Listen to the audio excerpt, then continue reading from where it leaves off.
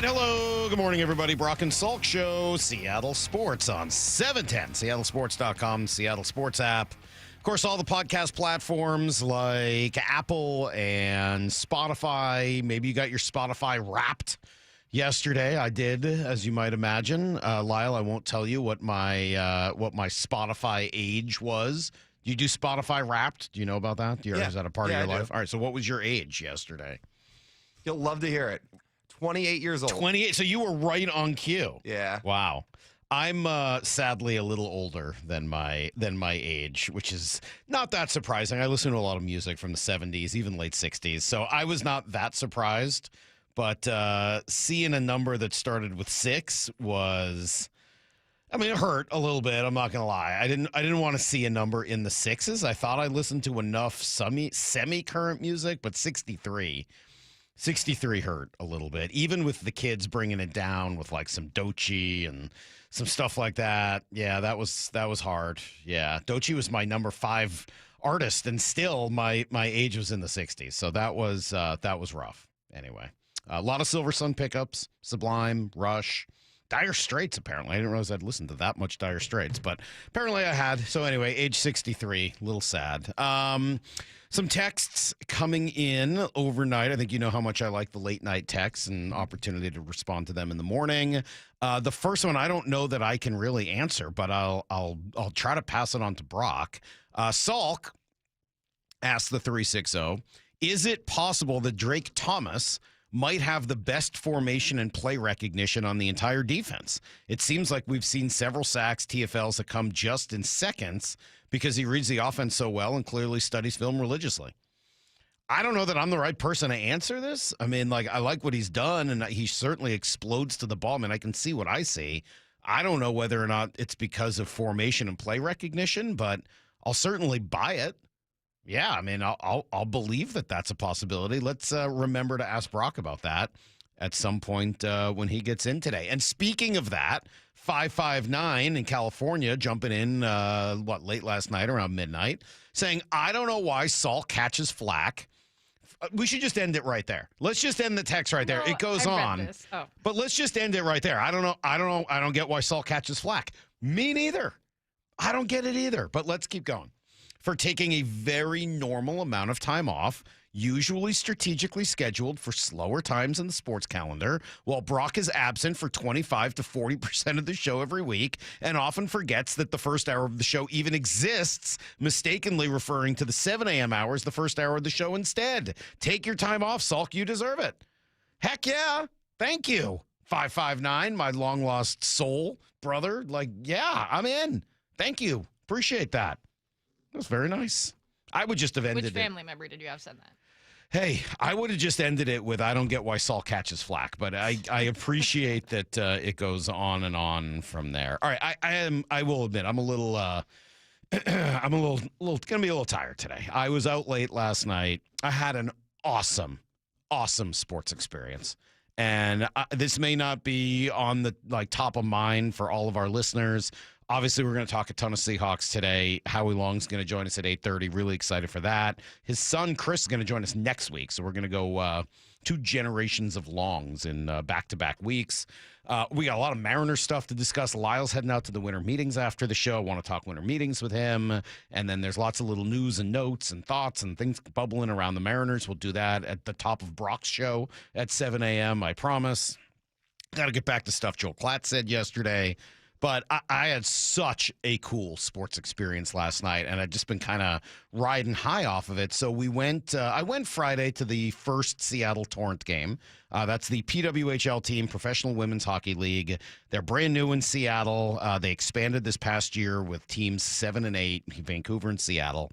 And I had gone last year to, they do a takeover tour. So Boston and Montreal came in and played, and it was great. And then, and obviously my daughter's super into hockey. Both of my kids really like hockey a lot. One plays, one does not. But both of them are really into it. My wife is into hockey. So it's always been kind of a big part of my family's life. It's my dad's favorite sport as well. Anyway.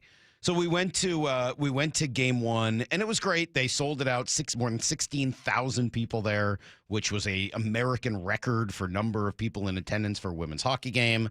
But it was, their debut, and there's people that are excited about it. It was over the Thanksgiving holiday. It was a Friday matinee, so you were expecting a huge, huge crowd, and they got it. I was very curious to see what that number would be last night. They don't have the upper bowl at Climate Pledge Open, so it's just the lower bowl. And I don't know, my number was 5,000 people.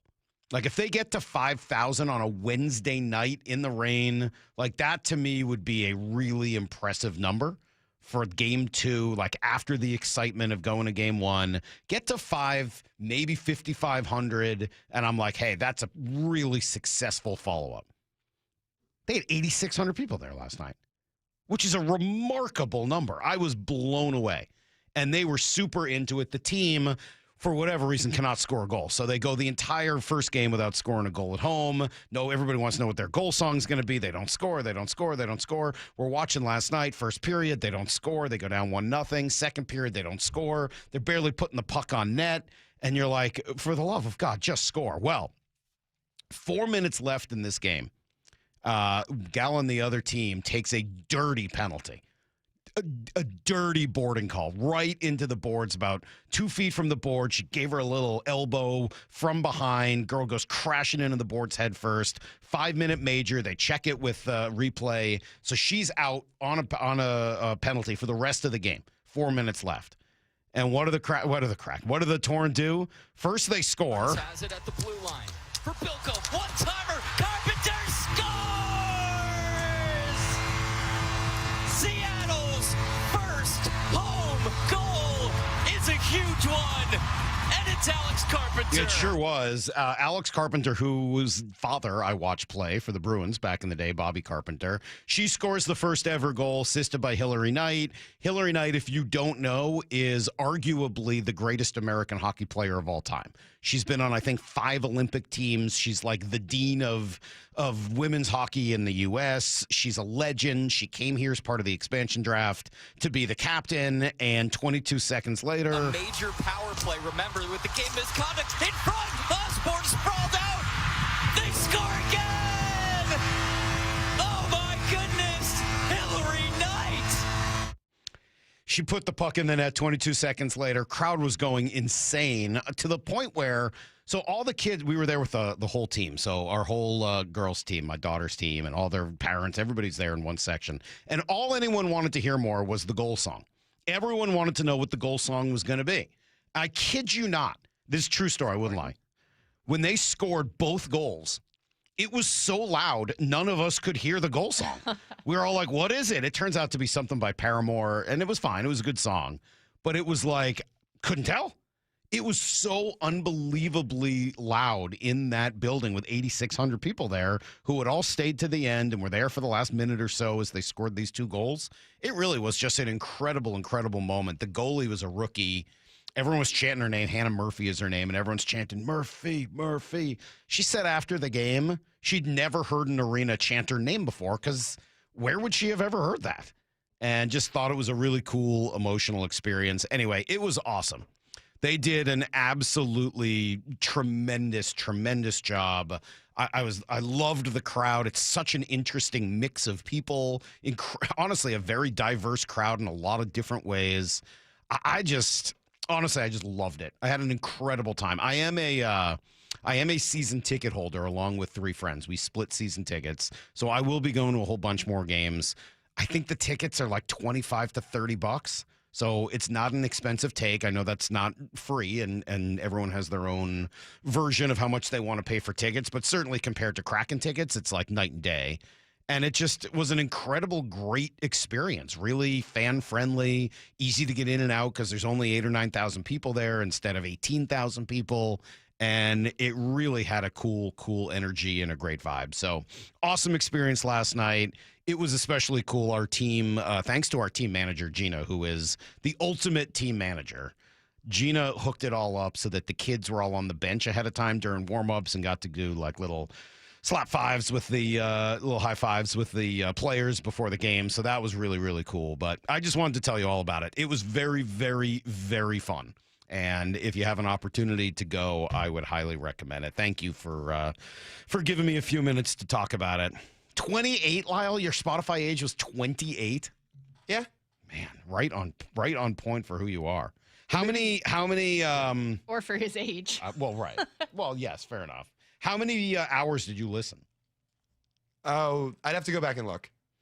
Okay. I don't know. I listened to almost 24,000 minutes. Is that a lot?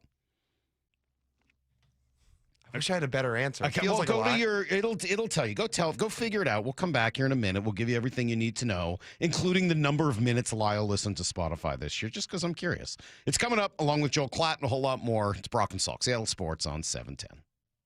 Hawks Live. Touchdown! Presented by the Dining District at the Bellevue Collection. Thursday nights from 7 to 9 p.m. Live from Bellevue Square Center Court. Come on by and join hosts Michael Bumpus and Paul Moyer and a different Seahawks player every week. This should be fun. Hawks Live. Thursday nights from 7 to 9 p.m. Exclusively on the home of the Seahawks. Seattle Sports on 710 and the Seattle Sports app. What is that sound? Ugh, that sounds like a plumbing sound. Luckily, there's a company that fixes all the plumbing sounds across Puget Sound. That's All Sound Plumbing. Puget Sound's plumbing experts. Have a sound? Visit allsoundplumbing.com. Getting more as a MyLowe's Pro Rewards member is easier than ever with the Lowe's app. Download it today and earn 500 points the first time you log in. Plus, your digital wallet helps you scan, save, earn, and access what you need to manage it all in one place. Download the Lowe's app and take advantage of your Pro benefits today. Lowe's, we help, you save. Valid 12/1/25 through 1/7/26. Offer valid for first login per organization only. Loyalty program subject to terms and conditions. Additional restrictions apply. Visit Lowe's.com/terms for more details. Subject to change. This is the story of the one. As the purchasing manager at a manufacturing plant, she knows the only thing more important than having the right safety gear is having it there when you need it. That's why she partners with Grainger for auto reordering, so her team members can count on her to have cut-resistant gloves on hand, and each shift can run safely and efficiently. Call 1-800-GRAINGER, click Grainger.com, or just stop by. Grainger, for the ones who get it done. Are your investment dollars working as hard as they should be? You've spent years building your future. Don't let outdated advice put it at risk. Hi, I'm Jeff Jr., founder of Trajan Wealth. We're a veteran-owned firm proud to bring a new standard of financial care to the Seattle area. Our nationally recognized advisors are fiduciaries, ethically bound to put your interests first. That's the highest standard of care in the industry. As a privately held company, we answer to you, our valued clients, not shareholders. For households with $500,000 or more, let us build you a customized plan. From Bellevue to Tacoma, get advice you can count on. It's time to take a fresh look at your financial plan. Call Trajan Wealth, 206-466-3300. That's 206-466-3300. Trajan Wealth. Plan smarter, dream bigger. Advisory services offered through Trajan Wealth, LLC, an SEC-registered investment advisor. The birth of the American supercar is now open at America's Car Museum. Curated by Steve Saline, it's a high-octane journey through muscle, speed, and rare supercars, plus racing simulators, great food, and family fun. Visit americascarmuseum.org. Hey, fans! Welcome back to Fansville's Cheers and Tears. Oh. Okay, so like everybody deals with losing, right? To a rival on a last-second field goal. Whatever, it's fine. I'm totally fine. But I cope with losing with an ice-cold Dr. Pepper. Those 23 flavors are like so delicious. They totally wash away the pain of your college football team taking a big fat L. College football, it's a pepper thing. Out here, days are getting a little cooler, and mornings are starting with a few more layers. It's the season for more time at the grill, more feed for your animals. Heaters burn late into the night, and the woods start calling your name. We appreciate hard-working hands, shared moments, and love for our land. That's why season after season, we're here for your life out here. Tractor Supply. Headed outdoors or on the water this weekend? Check in with Joey and Nellie on the Outdoor Line from 6 to 8 a.m. every Saturday on seattlesports.com. What's your holiday tradition? It's G. Scott here. For me, it's gathering with loved ones around a meal that brings joy. For many families, that tradition feels out of reach.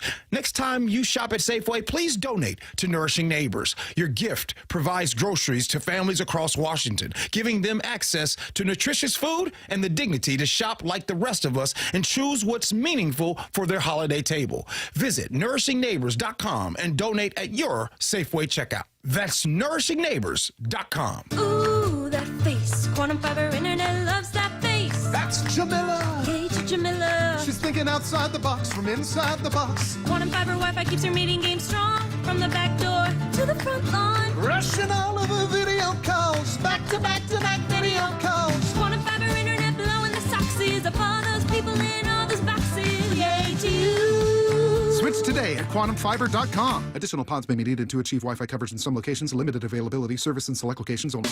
Get ready, because Murphy Auction is closing out the year with a massive Marysville equipment auction with the complete dispersal of AA rentals, 7 mini excavators, 17 skid steers, tractors, backhoes, telescopic forklifts, and over 100 gas-powered landscaping tools. Need something heavier? A John Deere 85G excavator, a Hitachi ZX290LC, a Cat CS563E roller, and 10 high-reach boom lifts, plus 3 big-time dump trucks hit the block, a 2018 Kenworth T880 Super Solo, a 2019 Peterbilt quad axle, and a 2005 Kenworth T800 quad axle, plus a fleet of 6 2017 to 2019 Peterbilt 567 tractors. The biggest auction of the year of heavy equipment, trucks, and more is underway now and closes at 10 a.m. Thursday, December 11th. Visit murphyauction.com for details. That's murphyauction.com. Need to know. 15 minutes past every hour with Brock and Salk. Here's what you need to know. Up first. All right, back to practice for the Seahawks, and that meant a return from the IR for 3 key players, Julian Love and Jaron Reed and Derek Young. Well, it's great. I know those guys have been working really hard. Jay Reed is really just more of a function of just letting it heal. I know Julian's been working his tail off, so I believe Derek Young's part of that crew as well. And it'd be great to have him out there. We'll see how it goes. I know you have a certain amount of time to activate him, and we'll either do it this week or we'll do it another week. Well, that's still really, really good news. They were all at least partial participants. I believe Jaron Reed was a full participant, which is great. First 2, obviously, starters, big contributors to a defense that is so deep, they really haven't even really missed them. But that'll just make that unit better. Young, a really good special teams player, makes the receiving core deeper as well. No Eric Saubert yet. He is getting closer, but not going to practice this week. So we'll see if any of the 3 can play in Atlanta or if they'll be back for Indy maybe the following week. Other than that, just a really healthy injury report. Not a single player missing practice entirely due to injury. Kenneth Walker did get added later due to a glute issue, so that's at least something worth watching. Getting ready, of course, for Atlanta. And that means Bijan Robinson. I think they've actually activated him more in the pass game than we saw last year, which is an added challenge. Sometimes it's designed for him. Sometimes it's just in the check down game, screen game. So he kind of comes alive in like every aspect of the game, which is something we have to account for. But he's a really talented player. I mean, he's got great hands, can track the ball. He's got great vision. He's got great acceleration. I mean, leads the league in, missed tackles, which that probably paints a pretty good picture for you. So he's a really, really good player. All right, congrats to Ernest Jones. Couple of interceptions, the pick 6, 12 tackles. Yeah, that's a Defensive Player of the Week award. Not a huge surprise. Joins DeMarcus Lawrence as the 2nd Seahawk to win the award this year. JSN has won it on the offensive side, and yeah, it meant something to Ernest. Of course. Definitely for me. I mean, I think just finally getting some recognition, finally, people are finally knowing who I am, and it just feels good. I've been playing this game for a long time, and I've been, in the back seat, so I'm ready to do what I got to do, keep playing, and get to that top. All right, he's called shotgun. He's moving up front. Congratulations to him. The team, by the way, did waive Jonathan Hankins yesterday, who I believe has been out all year. Here's the second thing you need to know. All right, hot stove kind of simmering ahead of the winter meetings. Not a lot of major news, but a few interesting names signing. Emilio Pagan, former Mariner reliever, returned to Cincinnati on a $20 million deal. Could have been a leverage arm option. I know Lyle was interested. for the Mariners.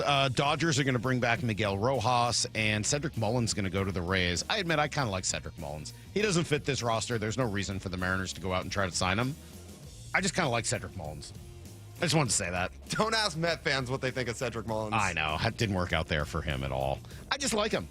He's not a fit. There's no reason for them to go after him. I mean, they already have a guy who does all of those things probably better at this point in Victor Robles, but I've just always been a Mullins fan. Yeah, I like him. M's still have plenty of options, plenty of work to do, of course. Nice piece by Adam Jude yesterday ahead of the meeting saying the Mariners and Polanco are not close to a deal. I'm not surprised by that at all. That certainly fits with what I've heard there. Brendan Donovan, I think, remains not just the most interesting option. I tell Marte is the most interesting option for me, but Donovan feels like a good mix of available and fit for the Mariners. John Morosi was on with Wyman and Bob yesterday. Donovan is a great fit. I do think the Cardinals will move him probably sooner rather than later.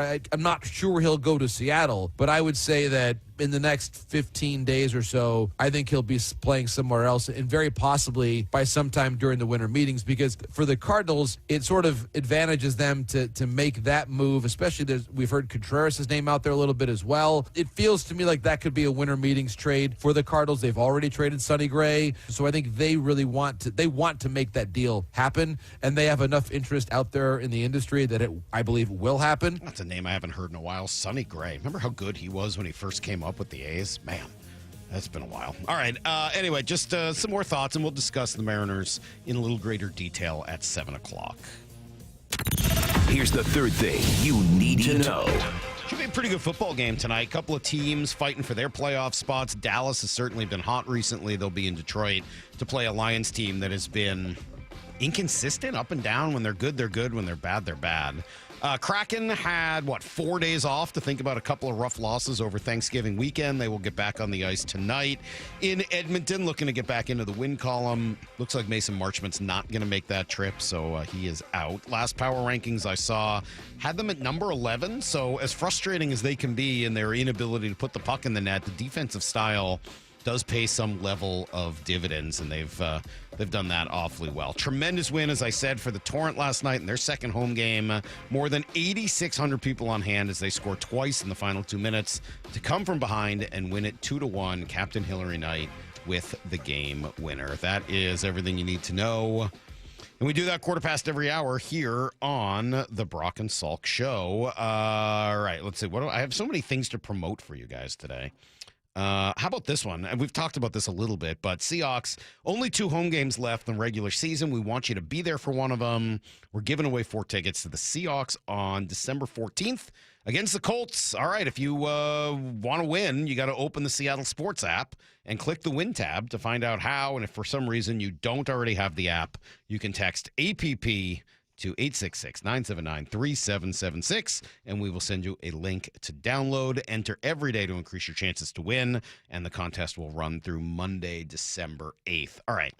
I want to make sure we get enough time here for Joel Klatt, because he was awesome. And a little plug, this interview is good. It's even better if you have a chance to watch it on YouTube, because he went into some great detail on some quarterback stuff in terms of where you hold the ball and Sam Darnold and fumbling. But he also spent some time on some really important big picture Seahawks Super Bowl related stuff. So stick around. You'll hear it all coming up next on Brock and Salk.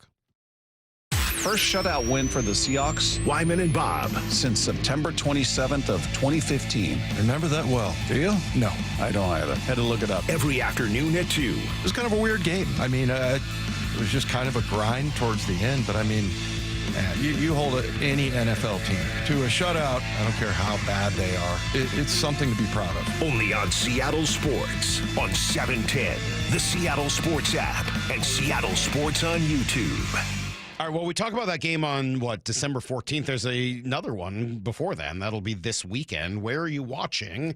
Let me recommend Snoqualmie Casino and Hotel. If you're feeling adventurous, go book a room because they're awesome. beautiful rooms, great view, and then everything's right there in front of you. But if you just want to head out and watch the game, the new sports bar is incredible. 60-plus TVs, indoor-outdoor deal with awesome food and all the fun that comes with watching a game at Snoqualmie Casino and Hotel. That's right. Book a room or just get a reservation. Go to snocasino.com. Seattle's closest is now Snoqualmie Casino and Hotel. Styles change, 12s grow, but Seahawks love, that's forever. From the young fans in their fresh new jerseys to the lifelong 12s in their throwback jackets. At the Pro Shop, we've got gear for 12s of every age and every walk of life. This is the Pro Shop. Shop official Seahawks gear in-store at Lumen Field and the Landing in Renton, or online at Seahawks.com/Pro Shop. FIFA World Cup 2026 is coming soon, but your opportunity to be there starts now through an exclusive offer with an eligible Bank of America Visa credit card. For a limited time, become a new customized Cash Rewards or unlimited Cash Rewards Visa credit card holder, and you will be eligible for a chance to purchase FIFA World Cup 2026 tickets. Learn more at BofA.com/cardFWC26. What would you like the power to do? Bank of America, proud to be the official bank of FIFA World Cup 2026. Bank of America N.A. in partnership with Visa. Terms apply. Rights reserved. If a Lenovo computer for your business is on your holiday list, don't shop around. Just go directly to the source, Lenovo.com. It's your last chance to get exclusive deals on the PCs you want for your business, like the ThinkPad X9 14 Aura Edition and Yoga 7i 2-in-1. So avoid all that shopping chaos and price comparing, and just go directly to the source, Lenovo.com, where PCs are up to 35% off. That's Lenovo.com. Lenovo.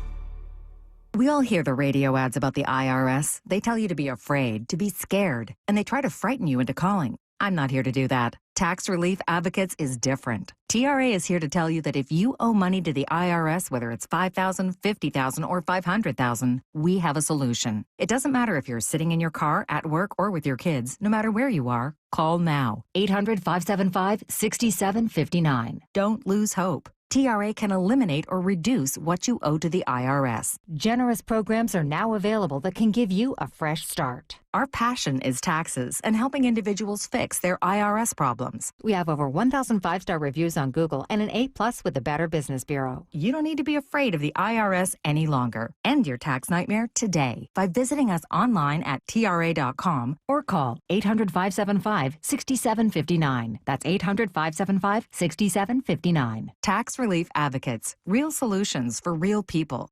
Good Dog Auto Glass. When your windshield breaks, the national brands say their fix is safe, but the quality is light. Instead, trust Good Dog Auto Glass for the best in quality auto glass. Don't let the insurance company bully you. When you call, we answer the phone. Visit us online and get more bang for your buck. Seattle Sports on YouTube. It's amazing. Have you subscribed? Brock and Salk. Baseball, man. Bump and Stacy. There is always fire. Wyman and Bob. Phenomenal. Stream the local sports leader live on YouTube. Seattle Sports. It's here, the Light the World giving machines at the Alderwood and South Hill malls. With a swipe of your credit card, donate a chicken, school supplies, meals, and more. Go to givingmachinewa.org. Deck the halls with $80,000 in Christmas cash. Join the holiday fun and unwrap your share every Sunday in December at Silver Reef. One jolly new winner drawn every half hour starting at 4 p.m. with one guaranteed $10,000 winner and 10 every week. Now that's a whole lot of money. Don't forget, your Reef Rewards card can save you up to 25 cents per gallon at Lummi Bay Market next to Silver Reef. Silver Reef Casino Resort, located off I-5 exit 260. The best time of the year is here, Toyota-thon. Toyota of Kirkland and Toyota of Renton are providing you with the largest savings and the widest selection of inventory on Toyota favorites like Tacomas and Tundras, the Gas RAV4, the Hybrid RAV4, and the Hybrid Camry. It's Toyota-thon at TOK and TOR. That's ToyotaofKirkland.com and ToyotaofRenton.com. Whether you're in the north or the south, they got you covered. Get a test drive, meet the wonderful staff, get a new car. It's Toyota-thon, people. Come on. O'Brien. When you're at home and next to your windows, do you notice cold air or a draft when the wind blows? How about moisture or leaking during a rainstorm? Dave Wyman here, and after 20 years in our home, our window seals started breaking. A failed window can do major damage to your home, and the older the window, the more likely it is to fail. That's why right now is an excellent time to have Harley Exteriors come by for a no-charge consultation. That's exactly what I had done over the summer, and not only were they extremely knowledgeable about all things windows, I found them to be polite, professional, and respectful. In other words, people you want to do business with. Harley Exteriors has a special offer for Seattle sports fans. Buy 3 windows, get 1 free. No payments or interest until 2027. And take an additional $200 off your project. Call 833-HARLEY or go to harleyexteriors.com. Schedule your free consultation today. They'll give you an honest assessment and quote. Go to harleyexteriors.com. Brock and Salk's Rewind is presented by Toyota of Kirkland and Toyota of Renton. From the Quantum Fiber Studio. This is Brock and Salk. Weekdays 6 to 10. On Seattle Sports and 97.3 FM HD2.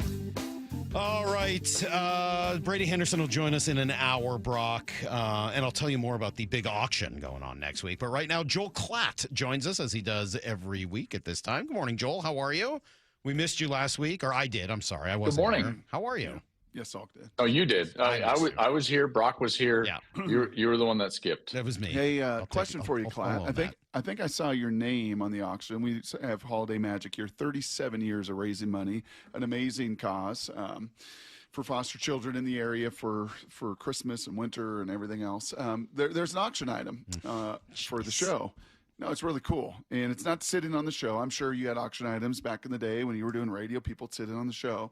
That's not the auction item for the show. The auction item is to play a round of golf with Mike Salk and talk golf and talk sports and play golf. How much would you pay for that?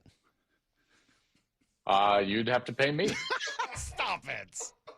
Stop it. That's not nice. That's a low blow. Tee that How up, dare you? I tee that sucker up. How much would I have to pay you? It's just... Oh, my gosh. I've golfed with Salk probably maybe, 2 dozen times, Joel. It actually I'm sure it would be fun. It would actually be a hoot. We'd have a good enjoyable. time. It's very enjoyable. He's I bet. very intense. I bet. He is very fun. He lets loose on a golf course. He actually is a lot of fun to play golf with, and he's a pretty violent golfer. And violent, yes. I try to bring as much violence to the game as possible. Let me rephrase for the charity. That's priceless. Right. So whoever's listening, I would pay thousands and thousands of dollars to play golf with Salk. Yeah, it's going to be at Newcastle, too, so you could just watch me lose ball after ball after ball after ball. I really struggle on that course. That course is not really set up for my game, which is a little more linksy, wide open, no trees style. That's linksy. Linksy. I'm more of a linksy. Salk's best round come at like Old McDonald at Bandon Dunes. That's exactly right. Just hit it wherever you want. Go find it. Come play the home course here in Seattle, and you will understand exactly what it is that works for me. All right, Joel, shutouts. I started yesterday with DJ here, and I'm going to start with you too, because they just don't happen very often in the NFL, at least without inclement weather. The Seahawks did get the benefit of a not ready for primetime quarterback. Max Brosmer was horrific, and I don't ever want to watch him play again. But it's still a shutout. How impressive is a shutout? I mean, I'm sorry, but it has to be an asterisk. So, like he literally just like. He rolls out. I mean, they're in field goal, or they're going to get a field goal, right? And he's just it was fourth down, Joel. He just like barfs the football up. It was fourth down. Who's the worst quarterback? That's a good point. No, that was fourth down. Who's the worst NFL quarterback you've ever watched? Because I've got a name that I always go to whenever we're talking about the very, very worst. For years, it was Brooks Bollinger, and then that got erased. Max Hall has been the gold standard for me as the worst quarterback. That guy had to take a crow hop to throw the ball to any of his receivers. I've never seen anything like it in the NFL. Worst quarterback I've ever seen. I know he went on to have some personal problems after he was dismissed from the league. But who is the worst NFL quarterback? Beating a guy while he's down. I know. Who's the worst you've ever seen? Hard. I don't want to say because I never took a snap. So if I couldn't get on the field and these guys actually did, what does that say about me? You know. That's a tough one. Well, Max Brosmer is going to be in this conversation. That was horrific. It really was bad. That was bad. And by the way, like opening series of the game, you're like, well, Seattle's winning the game. Like this is this is like a spring football game. It's like we should do like blue-green. This is the blue-green game for the Seahawks. Who gets to win? But it also speaks to the level of, and I don't want to dismiss it, because any win in the NFL is a solid win. And the games have been closer this year in this league than ever before. So you got to go out there and win. I was just talking with the guys in Denver about the Broncos winning that close game Sunday night against Washington. And, I think when your team is really good and you're looking at things like a number one seed or a division title and so on, I think that beggars can become choosers as fans. And, when you're a sub 500 team, you do anything to I don't care, whatever it looks like, whatever it takes to get a win. And then when you're a good team, you start to nitpick at the way that it happens or the opponent or so on and so forth. So I don't want to take anything away from Seattle. If you see a poor quarterback on the other side and a team that you should beat and dominate and do, then that's, I think, a feather in your cap. So Seattle for me is a team that I think is foundationally as solid as any out there. My only question for Seattle is, how does the quarterback play when the pressure starts to ratchet up? That's the entire question for me. I think that the defense is really solid. I really love what Mike McDonald, I've been a huge fan of him for a long time.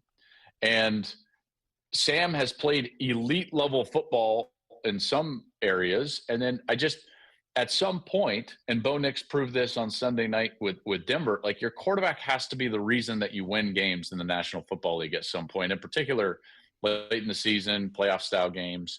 And I think that's still a question. I'm not saying that he can't. I just think that that's a question that remains to be answered. And I think you guys would probably agree with that.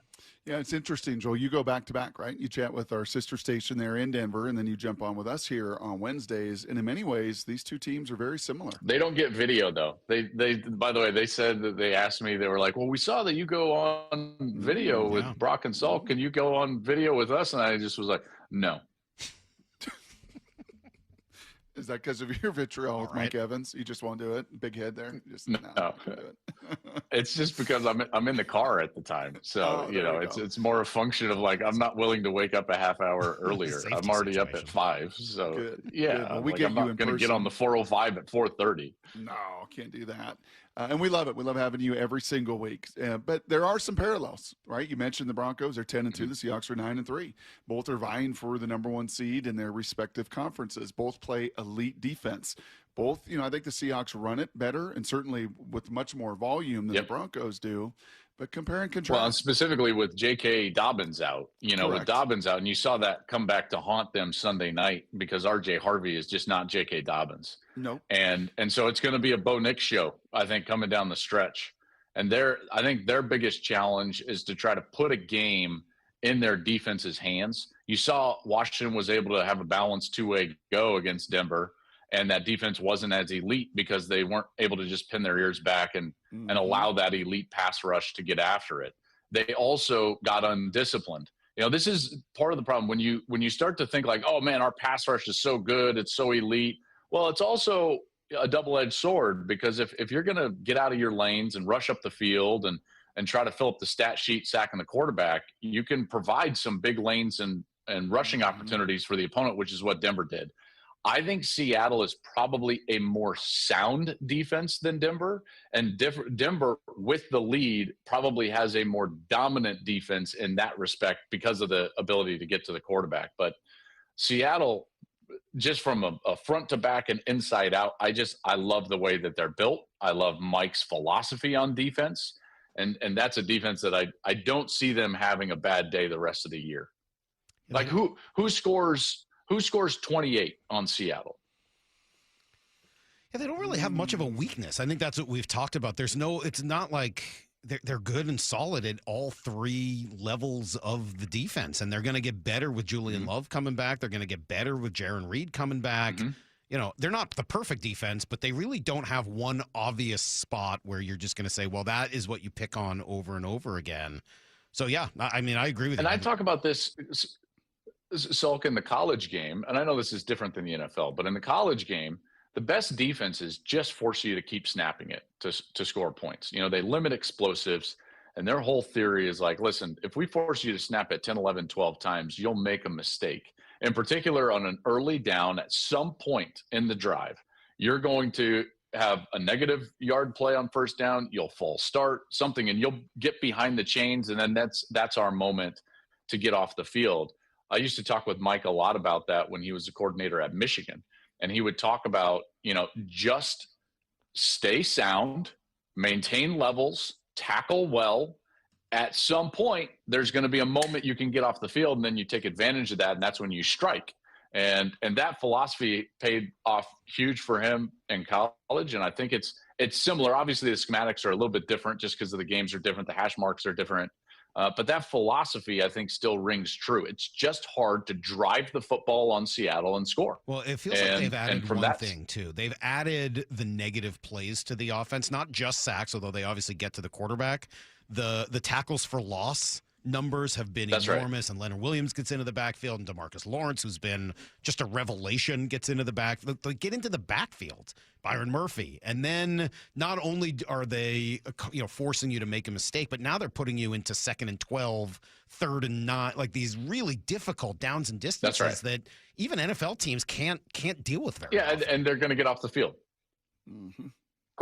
Of course. The quickest way to disrupt an offense is through penetration into the backfield, period. And they do that really well.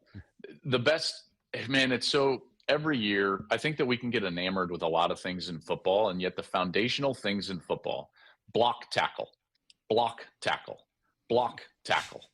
Those teams end up winning. And Seattle is one of those foundationally really solid teams.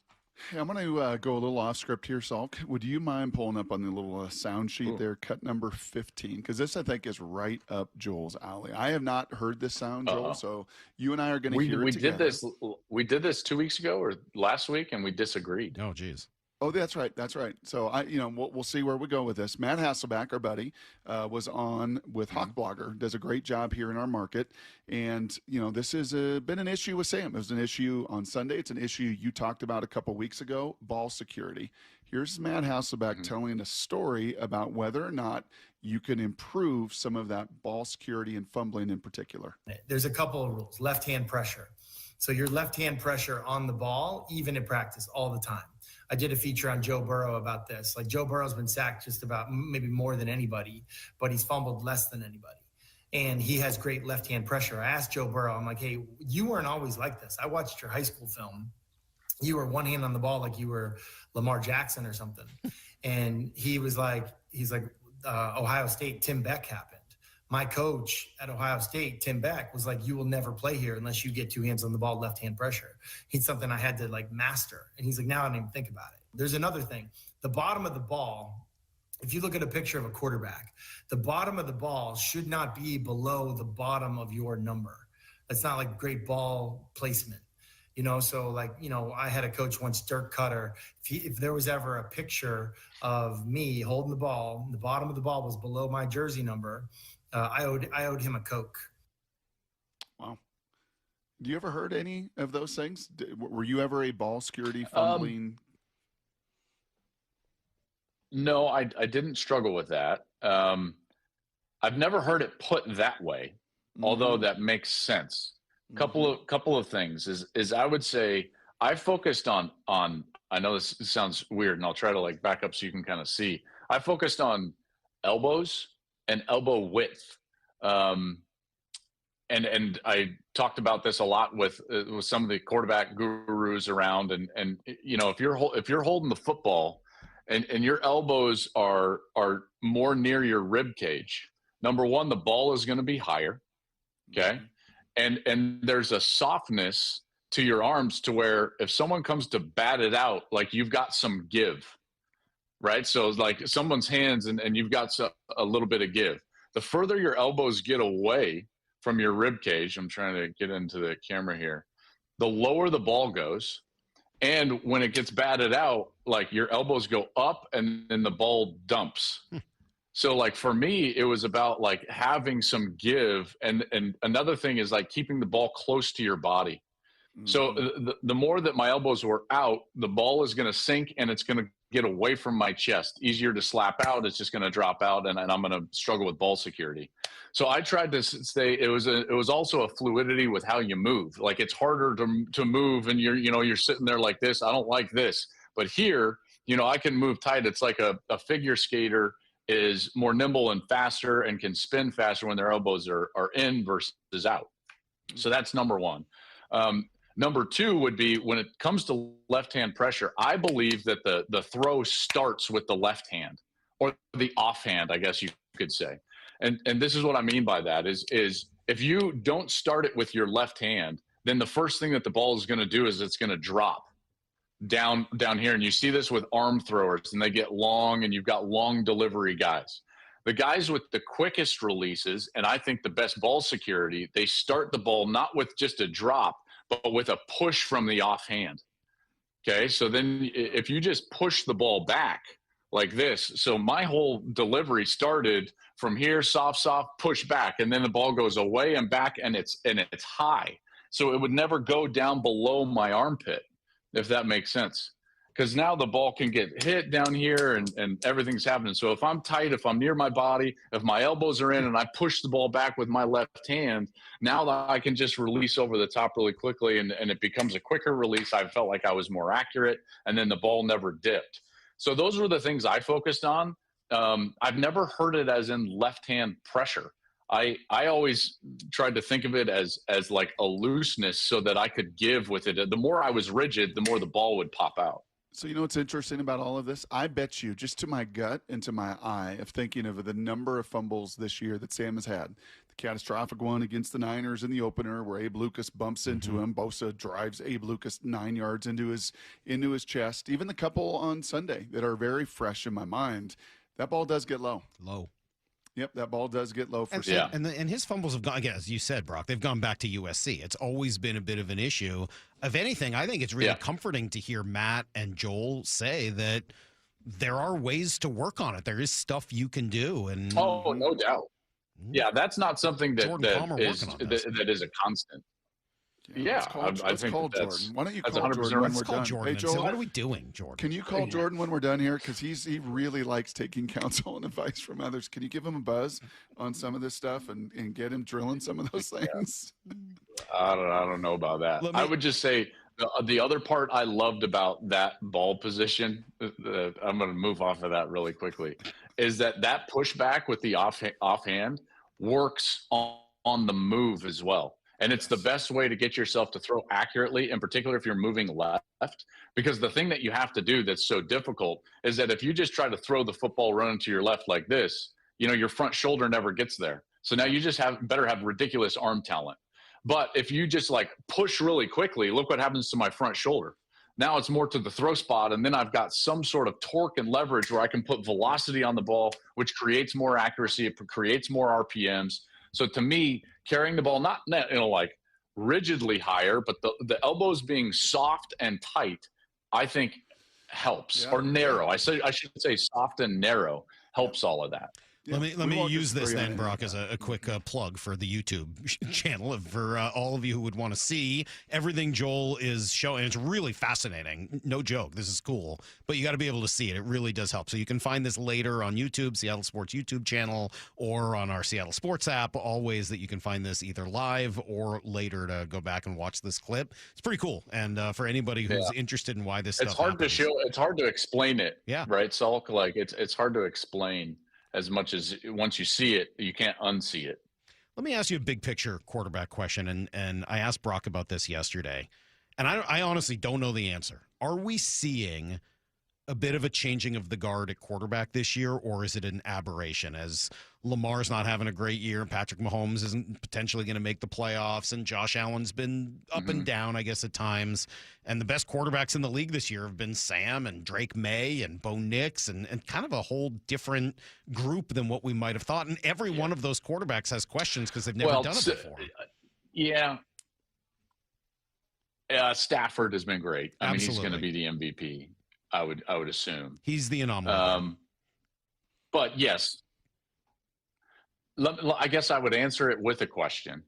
I think it's a fair point, But is that due to the money or is it due to the play?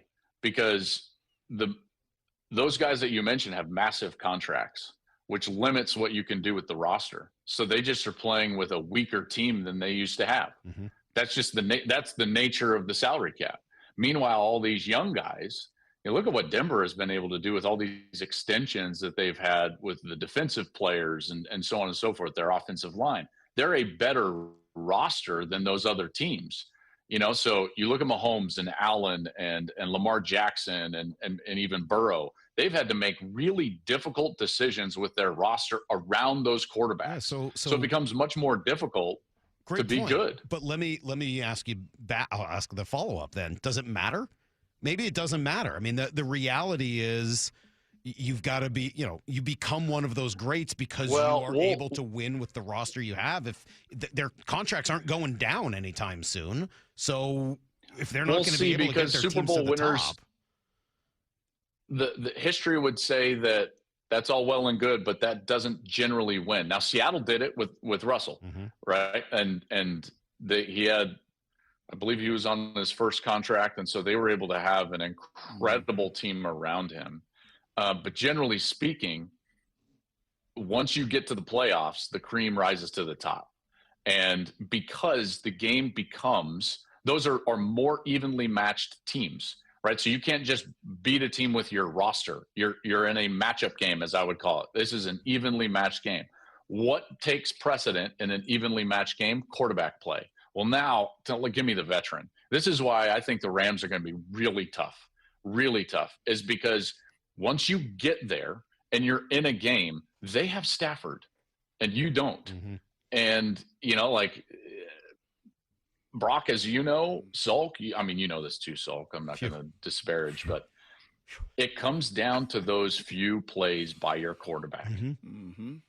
When we're talking about playoffs. So we'll see. I remain optimistic for teams like Seattle and Denver, but if they run into the wrong guy, if all of a sudden you're having to play Buffalo in the AFC and you're Denver, and Josh Allen gets the ball in a one-possession game in the fourth quarter, I'm taking Buffalo. If you are Seattle and you're playing the Rams and it's a one-possession game in the fourth quarter, who are you going to take? It's not a question. Everyone is going to take Stafford at that point. So can you win it? Yes. Is it rare? Yes. And you better be elite, like elite outside a quarterback to survive a quarterback that can't go out there and just carry a team in the big moments, which Seattle was with that defense when they beat Denver. You and I have given each other a lot of grief over the years, Joel. I don't know if there's anything that we see more similarly than that. I agree with every single word you just said. I think you're absolutely right. 100%. Totally agree. Joel, we got 60 seconds left. Next segment, Salk's going to press me on college athletics. You have 60 seconds to tell me do this in 60 seconds. Everything that is right and everything that is wrong in college athletics. This is just mean. He can't do that. Oh, gosh. You're going to make his wires cross. Well, college football has never been more popular. It's never been better. And structurally, we need to fix some things. The biggest thing that we need to fix is that there's nobody looking after the entirety of college football. We just have silos of people looking out for their territory. And once we can get someone in leadership at an entity like the CFP that knows what they're doing, then we can fix some things. The biggest singular thing that we need to fix is that the players need to be unionized and there needs to be a CBA. Then we can limit movement, we can change the calendar, and we can force everybody into a position like the NFL where we know when movement is going to happen, we know what contracts are what, and we can enforce tampering. Once that happens, I think that we'll be in a better place. All right, that was Joel Klatt, who had tons of great stuff yesterday, and I really do want to come back to not the very, very end of that on college football, though that was super interesting, but the stuff on the playoffs and the quarterbacks. We're going to dig into that a little bit deeper at 7:30 this morning. All right, Brock's in next, and you know what? I want to start base. Can we start talking baseball right off the top at 7?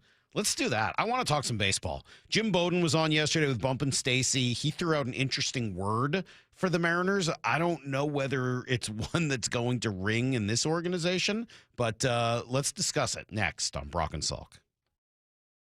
Bump and Stacy, weekdays 10 to 2. We knew Brian Flores was going to blitz the heck out of Sam Darnold, and he did exactly that. Are we concerned about the offensive line in the first half? Pass pro was struggling, man. I think this is going to be the recipe. If you want to rattle the Seahawks, you have to show pressure. It's simple math. You got 5 offensive linemen. You have 1 running back. So if you show a 6 or 7-man pressure to start, you force the offensive line to try to figure some things out. Only on Seattle Sports on 710 and the Seattle Sports app. Hi, I'm Justin Shirley. We offer 0 down, 0 interest, and 0 payments for 24 months on new roofs. Call 866-ROOF-ROOF now. State Roofing and Exteriors. Held to a higher standard since 1968. $5,000. That's the average amount of money people in the U.S. are now spending on gas in a year. $5,000. That's crazy. If you drive, you have to download Upside, the free app that gives you cash back every time you get gas. That's right. You can earn real cash back with Upside just by buying the gas you're already buying. You can literally start earning cash back today. I use Upside every time I fill up, and I've already made around $200-$300. You're putting gas in your car anyway. Why not get real cash back? If you like free money, download Upside. I'm saving the cash I earn from using Upside to help pay for a vacation later this year. Download the free Upside app now to earn cash back every time you buy gas. Use promo code POWER to get an extra 25 cents per gallon on your first tank. You can cash out anytime right to your bank, PayPal, or a gift card for Amazon and other brands. Just download the free Upside app and use promo code POWER for a 25 cents per gallon bonus on your first tank. That's code POWER for a 25 cents per gallon bonus.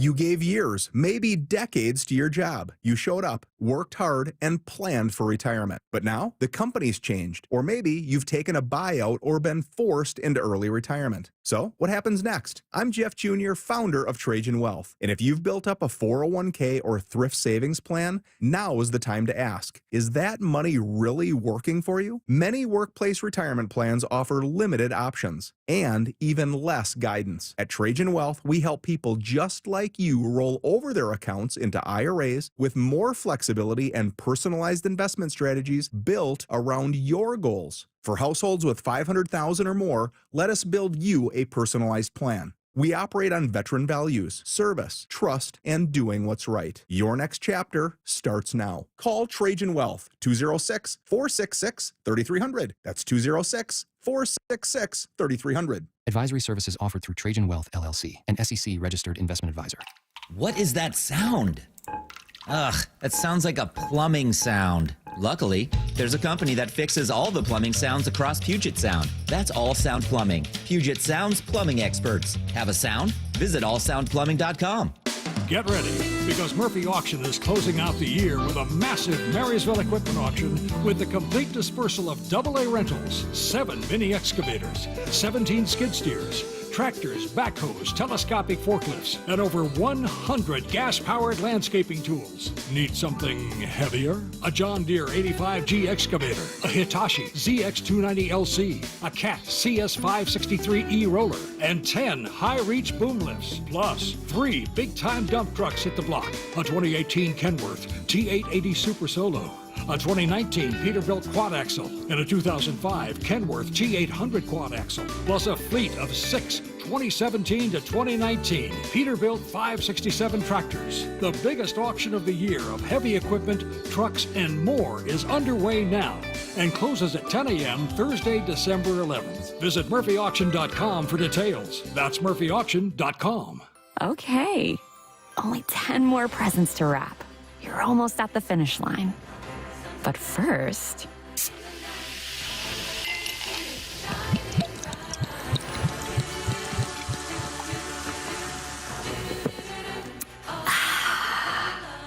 There, the last one.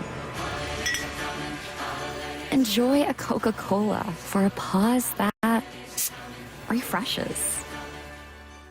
This college football season, show your school spirit every time you pay. Introducing college-branded Venmo debit cards. Rep your team on and off the field with custom school designs that let everyone know who you root for. Whether you're tailgating, grabbing snacks for the watch party, or celebrating a win, you can unlock 15% cash back at ESPN. 1 free year of Perplexity Pro and more. This college football season, score more with the Venmo debit card. Get yours now in the Venmo app. Learn more at venmo.com/collegecard. Max cashback varies. Terms apply. The Venmo MasterCard is issued by the Bancorp Bank, N.A.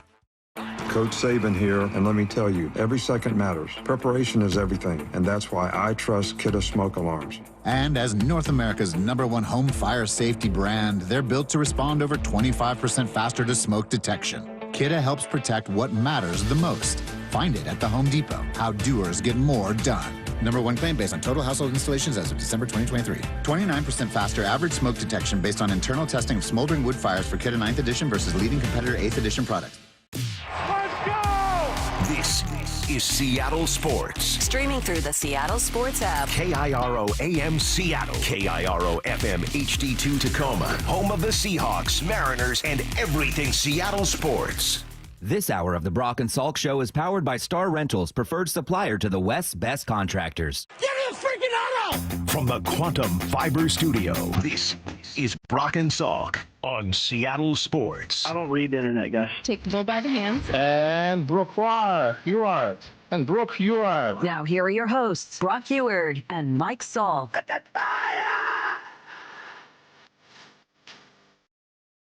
Good morning, Brock. Thank you for being here this morning. Good morning, I know Michael. you're having light issues. No, we got a lighting issue. All right. But I'm going to fix it. Okay, well, I'm a handy like that. So. You are, yeah. You're very shadowy this morning. I'll fix it. This light broke. I'll go get another one. Right, I'll fix it. It's not that bad. It doesn't look that bad. You No, look okay. I'll fix it, Mike. I'll fix it. You look a little bit like a conflicted character in a like movie where like half of the face is light and half of it's dark, and they're trying to show you that they're trying to decide between good and evil. So that's kind of how you look this morning. All right, like Harvey Dent. Sure. Yeah, I mean, that would obviously be an exaggerated example of that, but I mean, I think you see it often enough in movies over the years. Brock, let's start talking baseball this morning. We did a little bit yesterday. I want to start talking baseball. In the midst of a Seahawks playoff chase? Yeah. I'm in the midst of being the #1 seed, we're gonna open the show with baseball? Well, we opened the show an hour ago with PWHL hockey, but now we're going to continue talking baseball at 7 o'clock now that you're here. And I got some sound from yesterday. There's Jim Bowden sound. There's John Morosi sound. Let me start with Jim Bowden, of course, former GM, now with the Athletic, and on yesterday with Bump and Stacy. He used a word to describe the Mariners offseason that I thought was at least Mora was right. It's a good debate. I always like to be greedy, like when you're in this position and you're that close to the World Series. Like if I'm Jerry, I'm going after Alex Bregman or Bo Bichette. If my owner will write the check, that's absolutely what I'm doing because I want to get greedy here. But Suarez was good. I like the power, but I want a better defender at third. And I think either Bregman or Bichette will be a difference maker for the Mariners. So if I was there and the owner said, yes, go, that's what I would do. Greedy, huh? Yeah, you like the word greedy? Really. It doesn't sound like this organization. It doesn't sound like Jerry Dipoto. I'm not a big greed guy. Yeah, it doesn't sound like Jerry Dipoto and Justin Hollander to me. No. How about Mr. Stanton? How about the operation? It just doesn't feel like the way they've designed this thing. I mean, that you can get into. You want to go big? You want to go big?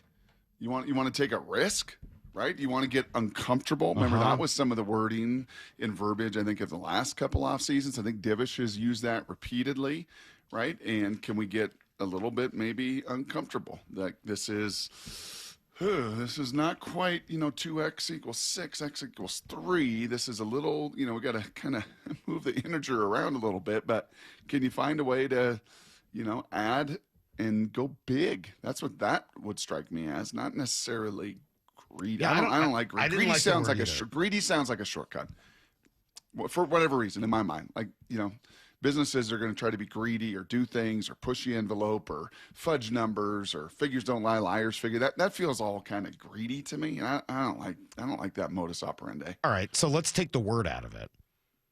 It's hard to argue about Alex Bregman or they're going Kyle Tucker, right? dude. Did you not see what I sent last night? They're going MLB rumors. They're going Kyle Tucker. Stop it. That is not a thing. Please tell me you didn't fall for that tweet. No. I think you did. No, I did not. It felt like you did. No. Brock sent us over some phony fake I had been sent garbage in my last life, night Salk. No. About Kyle Tucker visiting with the Mariners. And I'm with Lyle.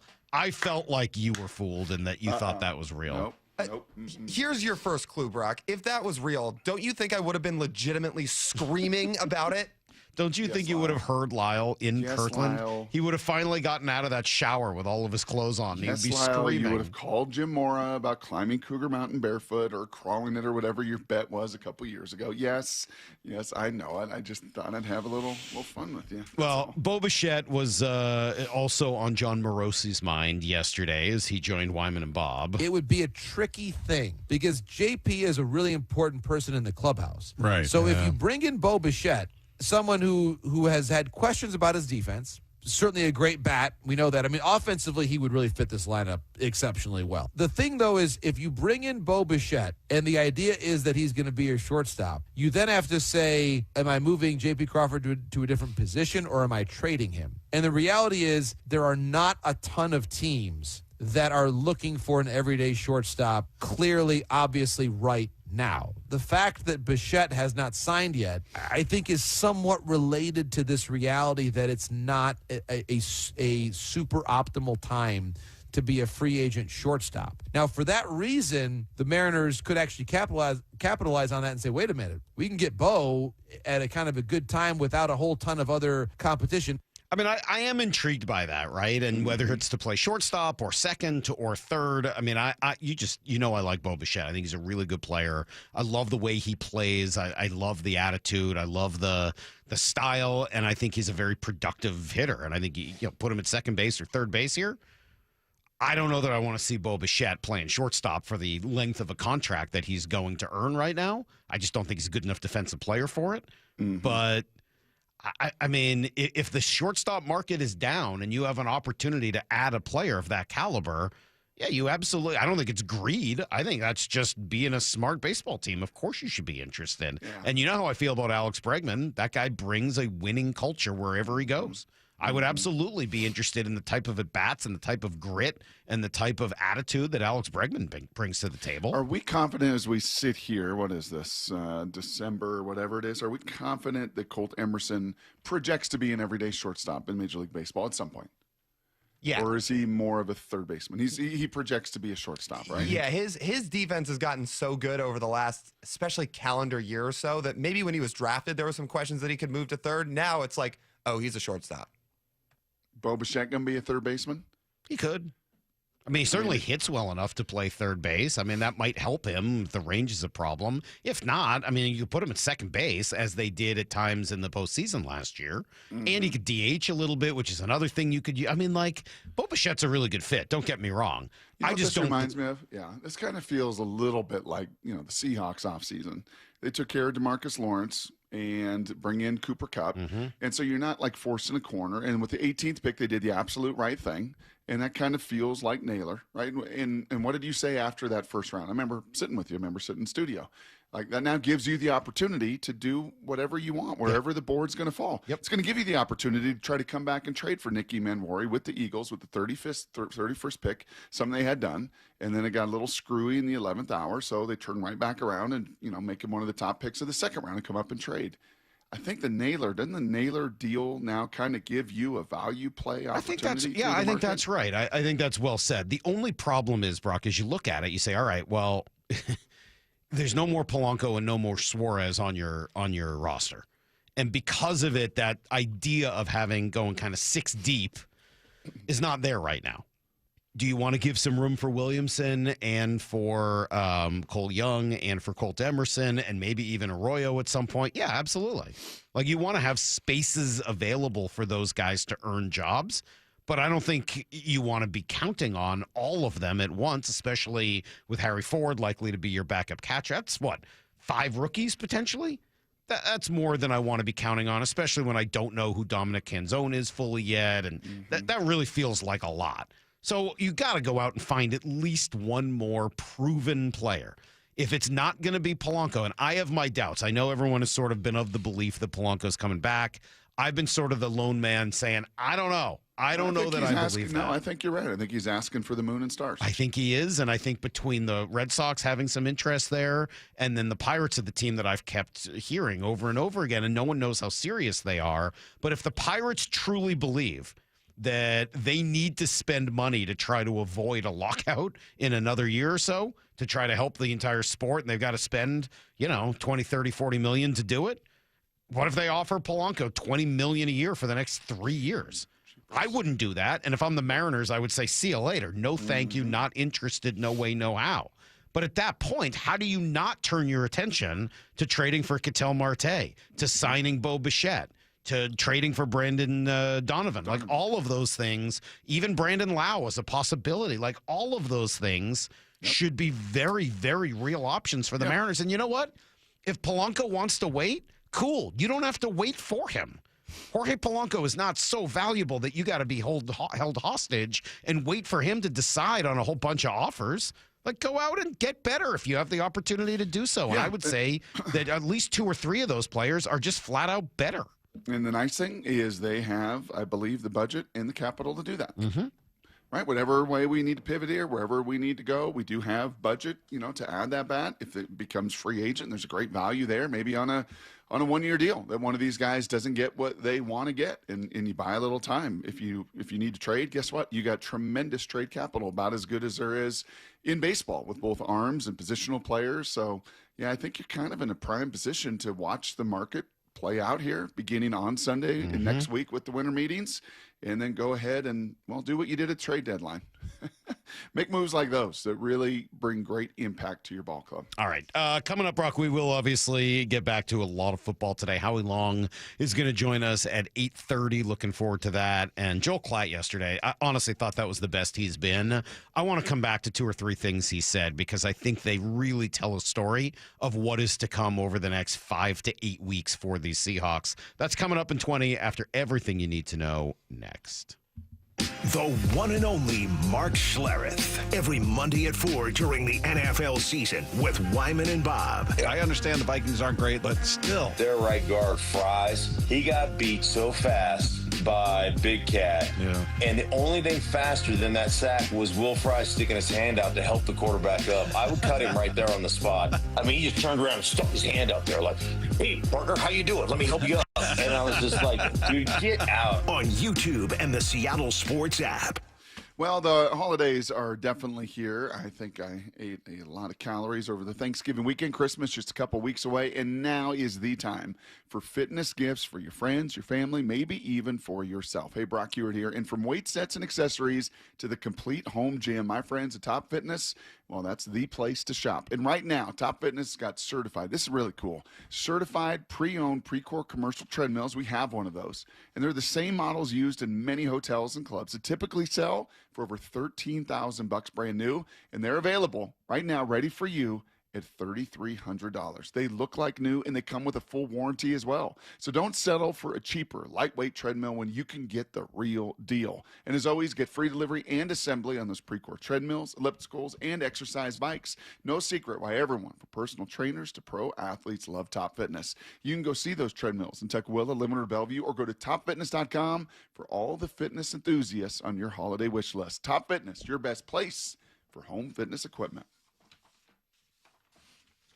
Progressive has great customer service, and it's easy to reach us because great and easy is the way to be. Like salads, great for you, and so easy you can put any group of veggies in a bowl and it's a salad.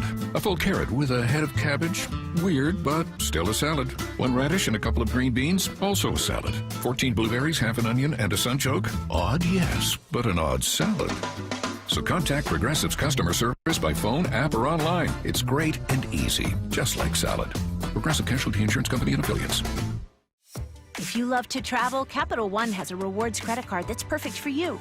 With the Capital One Venture X card, you earn unlimited double miles on everything you buy. Plus, you get premium benefits at a collection of luxury hotels when you book on Capital One Travel. And with Venture X, you get access to over 1,000 airport lounges worldwide. Open up a world of travel possibilities with the Capital One Venture X card. What's in your wallet? Terms apply. Lounge access is subject to change. See CapitalOne.com for details. From holiday hosting to unforgettable gifts, Omaha Steaks delivers the world's best steak experience. And now, during their Sizzle All the Way sale, you can get 50% off site-wide at omahasteaks.com. Plus, our listeners get an extra $35 off with promo code SKY at checkout. I was lucky enough to receive Omaha Steaks as a gift, and it was everything I had hoped for. Items were individually packaged so I could cook for the entire family. Or if I was the only one home, I would treat myself with a delicious steak, sides, and even dessert. I loved those nights by myself. Right now is the perfect time to save on delicious gifts and holiday hosting favorites. Every steak is perfectly aged to maximize tenderness and hand-cut by master butchers in America's heartland. It's holiday magic made easy. Save big on gourmet gifts and more holiday favorites with Omaha Steaks. Visit omahasteaks.com for 50% off site-wide during their Sizzle All the Way sale. And for an extra $35 off, use promo code SKY at checkout. Terms apply. See site for details. That's omahasteaks.com, code SKY. Dave Chappelle, live at Climate Pledge Arena December 9th, one night only. The comedy legend returns to Seattle. Tickets on sale now at Ticketmaster.com. Don't wait. Dave Chappelle, Climate Pledge Arena December 9th. Get your seats today. Step into Seahawks game day at the Pro Shop, where the roar of the 12s begins. And official Seahawks gear is always within reach. Touchdown, Seahawks! This is the Pro Shop. Visit the official store of the Seattle Seahawks, located at Lumen Field and the Landing in Renton. Want more Seahawks content? Join me, G. Scott, on The Reset. New episodes of the podcast every Monday and Thursday on YouTube or on the Seattle Sports app. Seattle's rainy season is here. Don't wait to replace your roof. Schedule your free estimate at 3treeroofing.com and get $500 off your roofing project. Our expert team creates a custom plan for your home, ensuring a smooth, worry-free installation even in the winter months. With material prices low and lead time short, now is the best time to act. Stop throwing money at costly repairs. Protect your home this winter with a new roof from your neighbors at 3Tree Roofing. Visit 3treeroofing.com today to secure your $500 discount. 3Tree Roofing, your Puget Sound roofing experts. The birth of the American supercar is now open at America's Car Museum. Curated by master innovator Steve Saleen, this world-class exhibition takes you on a wild ride through the evolution of American speed, from classic muscle to the rarest supercars. Plan for an unforgettable day of horsepower, history, racing simulators, and food. It's fast, it's fun, and a great gift for Dad, doing something you'll never forget. Visit americascarmuseum.org today. For over 50 years, Bucky's Complete Auto Repair has been the one locals trust for honest pricing, expert service, and guaranteed repairs. This dedication has earned them a Carfax Preferred designation.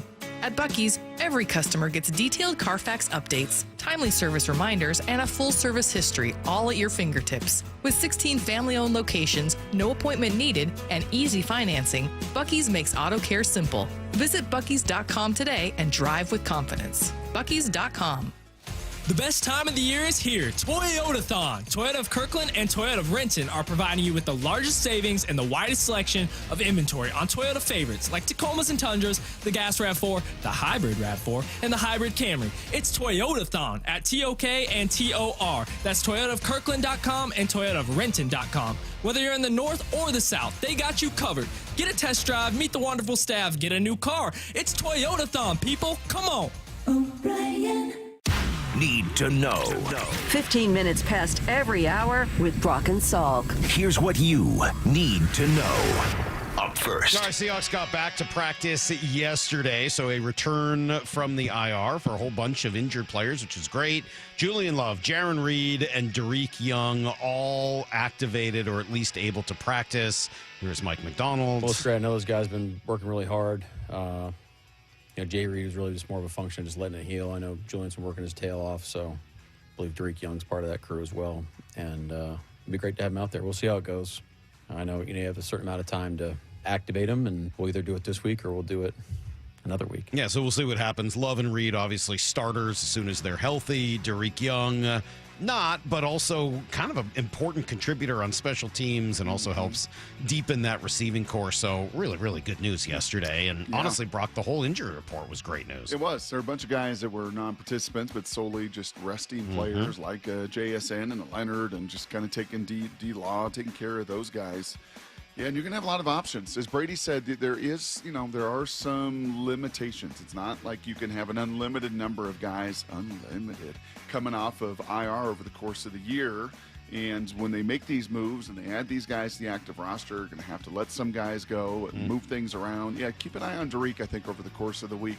That will be intriguing to see how they play the roster moves there. Well, a couple of awards to note. Ernest Jones, congratulations. Couple of interceptions, a pick six, 12 tackles, earns him Defensive Player of the Week award. That really should not be a surprise. He's the second Seahawk to win it this year. DeMarcus Lawrence was the first. JSN won it on the offensive side, but in very typical fashion for this team, when he was asked about it, he did sort of turn the attention to the guys in front of him. Like with a lot of the guys, but you have to worry about them. You got to put two hands on them, whether it be in the run game or in the pass game. You got to focus on that front four. They're ferocious, they're dangerous, and you leave those guys unbothered, they're going to wreak havoc. And then trickles down to me, well, when you got to worry about those guys, it's not enough people to always get to me. So it just makes my job easier, and I'm just able to go play off those guys. Yeah, pretty cool. And pretty genuine, right? He sure comes off that way. I mean, just like a real, and you can see how much the guys even those like comments. and respect Those comments are genuine. Like, that's great. Like, I win the award, the ball finds me. Yep. And it finds me because these dudes are all setting the picks, and I get to just roll to the hoop and dunk on people. Like, yeah, you know. The other Give award those guys announced their flowers up front as well. this morning, Brock, was the Walter Payton Man of the Year award nominees for each team. Any guesses on the Seahawks? I guess maybe that guy. That would be a good one, but it was Julian Love this year. Julian Love gets the nomination as Walter Payton Man of the Year. How about another one for Bobby Wagner with the Washington Commanders? Salk. Pretty cool. How about, you see the numbers for the Thanksgiving viewing of football? I know you were in and out of the house. You see the numbers? 48 million for the morning game. 52 million. That's for the Cowboys. That's a staggering number. Patently absurd. That's staggering.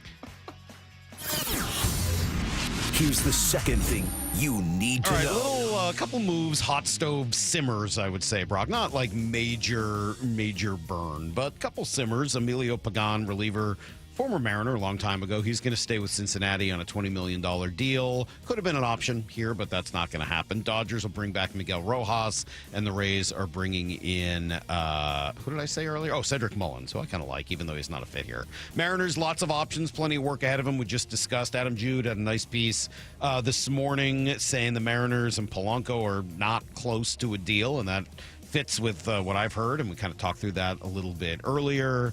John Morosi yesterday, I thought this was important, on Brendan Donovan, second baseman for the Cardinals, who's a pretty good fit and is very likely to be dealt. Donovan is a great fit. I do think the Cardinals will move him probably sooner rather than later. I'm not sure he'll go to Seattle, but I would say that in the next 15 days or so, I think he'll be playing somewhere else, and very possibly by sometime during the winter meetings, because for the Cardinals, it sort of advantages them to make that move, especially we've heard Contreras' name out there a little bit as well. It feels to me like that could be a winter meetings trade for the Cardinals. They've already traded Sonny Gray, so I think they really want to make that deal happen, and they have enough interest out there in the industry that I believe will happen. I mean, he's a really good fit for the Mariners. The ability to play second and third. He's a contact guy, but he does have some gap-to-gap power. He's a pretty good fit. Yeah, it feels kind of like a timing thing, right? Because how long then are you going to wait on Jorge Polanco? Because you make that move, then you're probably off of Polanco, correct?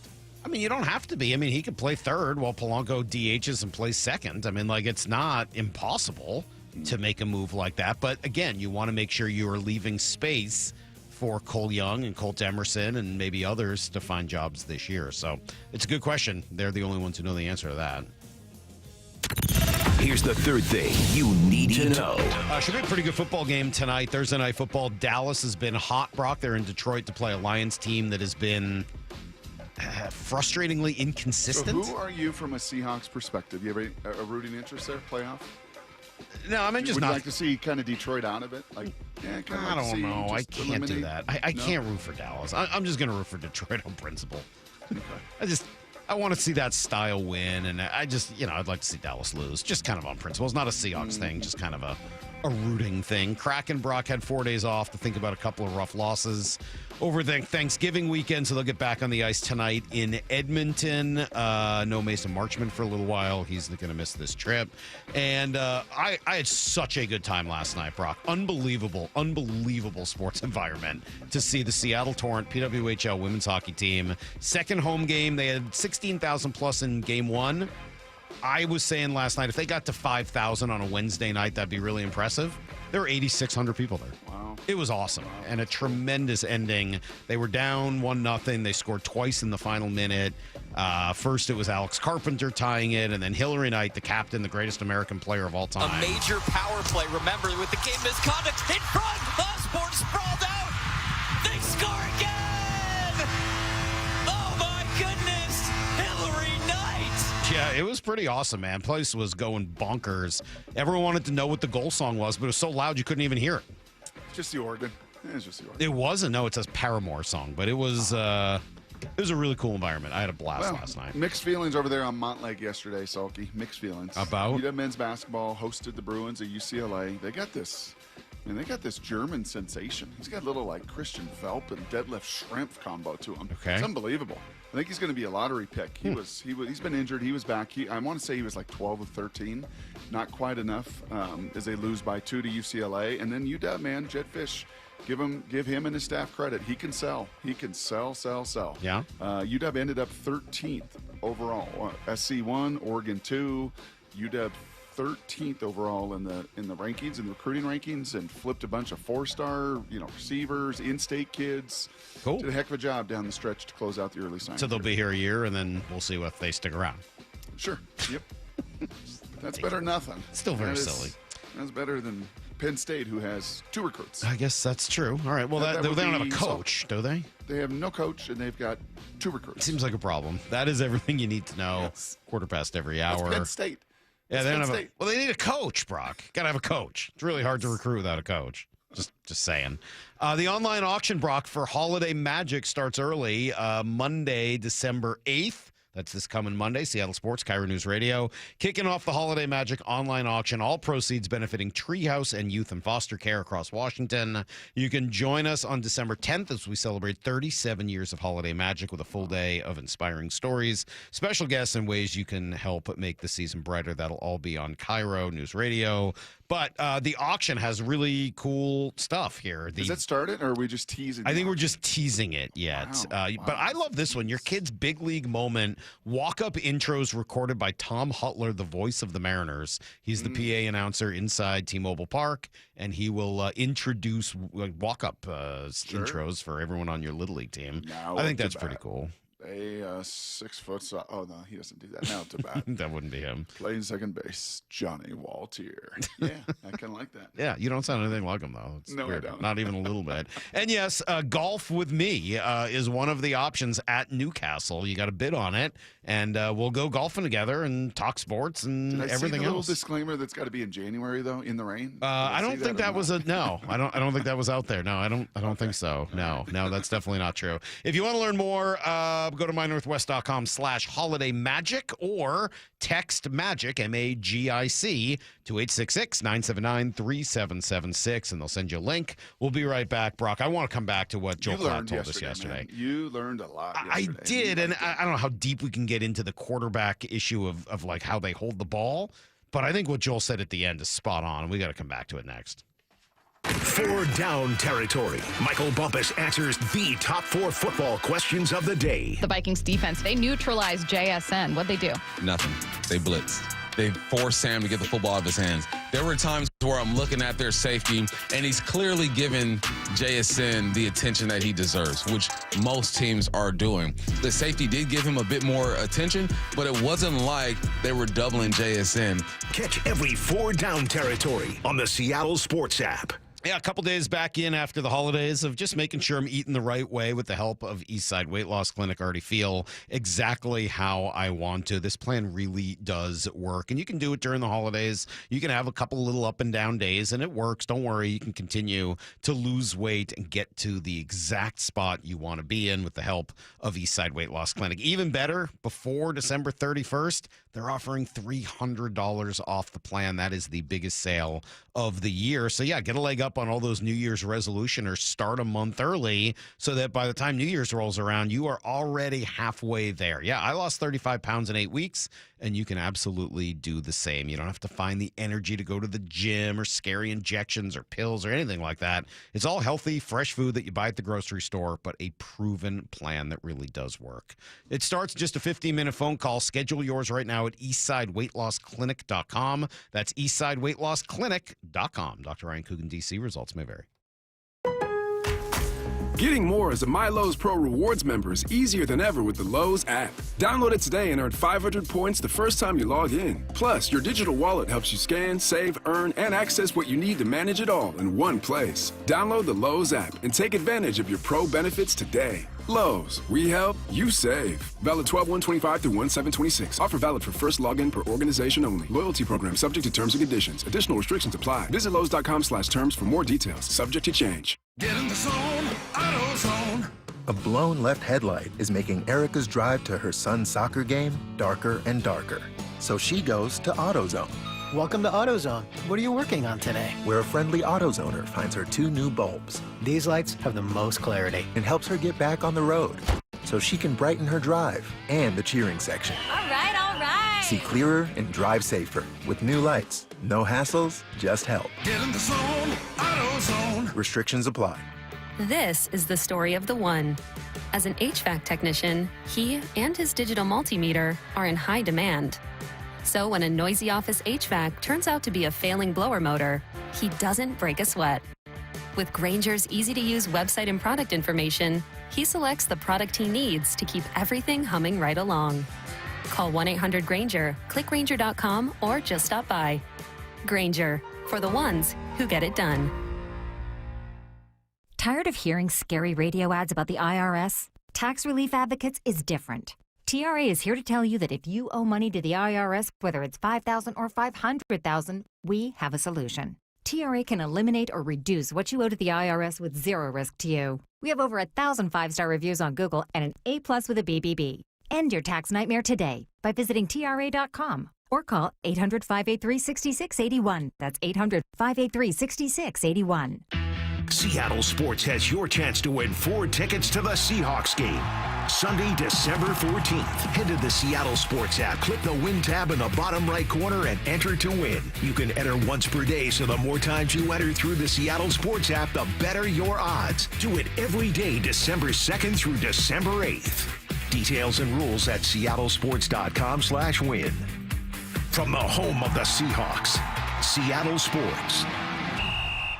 It's here, the Light the World giving machines at the Alderwood and South Hill malls. With a swipe of your credit card, donate a chicken, school supplies, meals, and more. Go to givingmachinewa.org.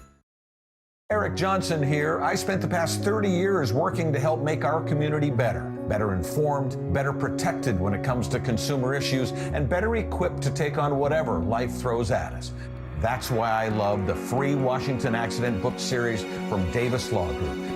These books keep us better informed about the law, better able to protect ourselves on and off the road, and better off when all is said and done after an accident. Chris Davis didn't have to write these books. He did it because he saw a need.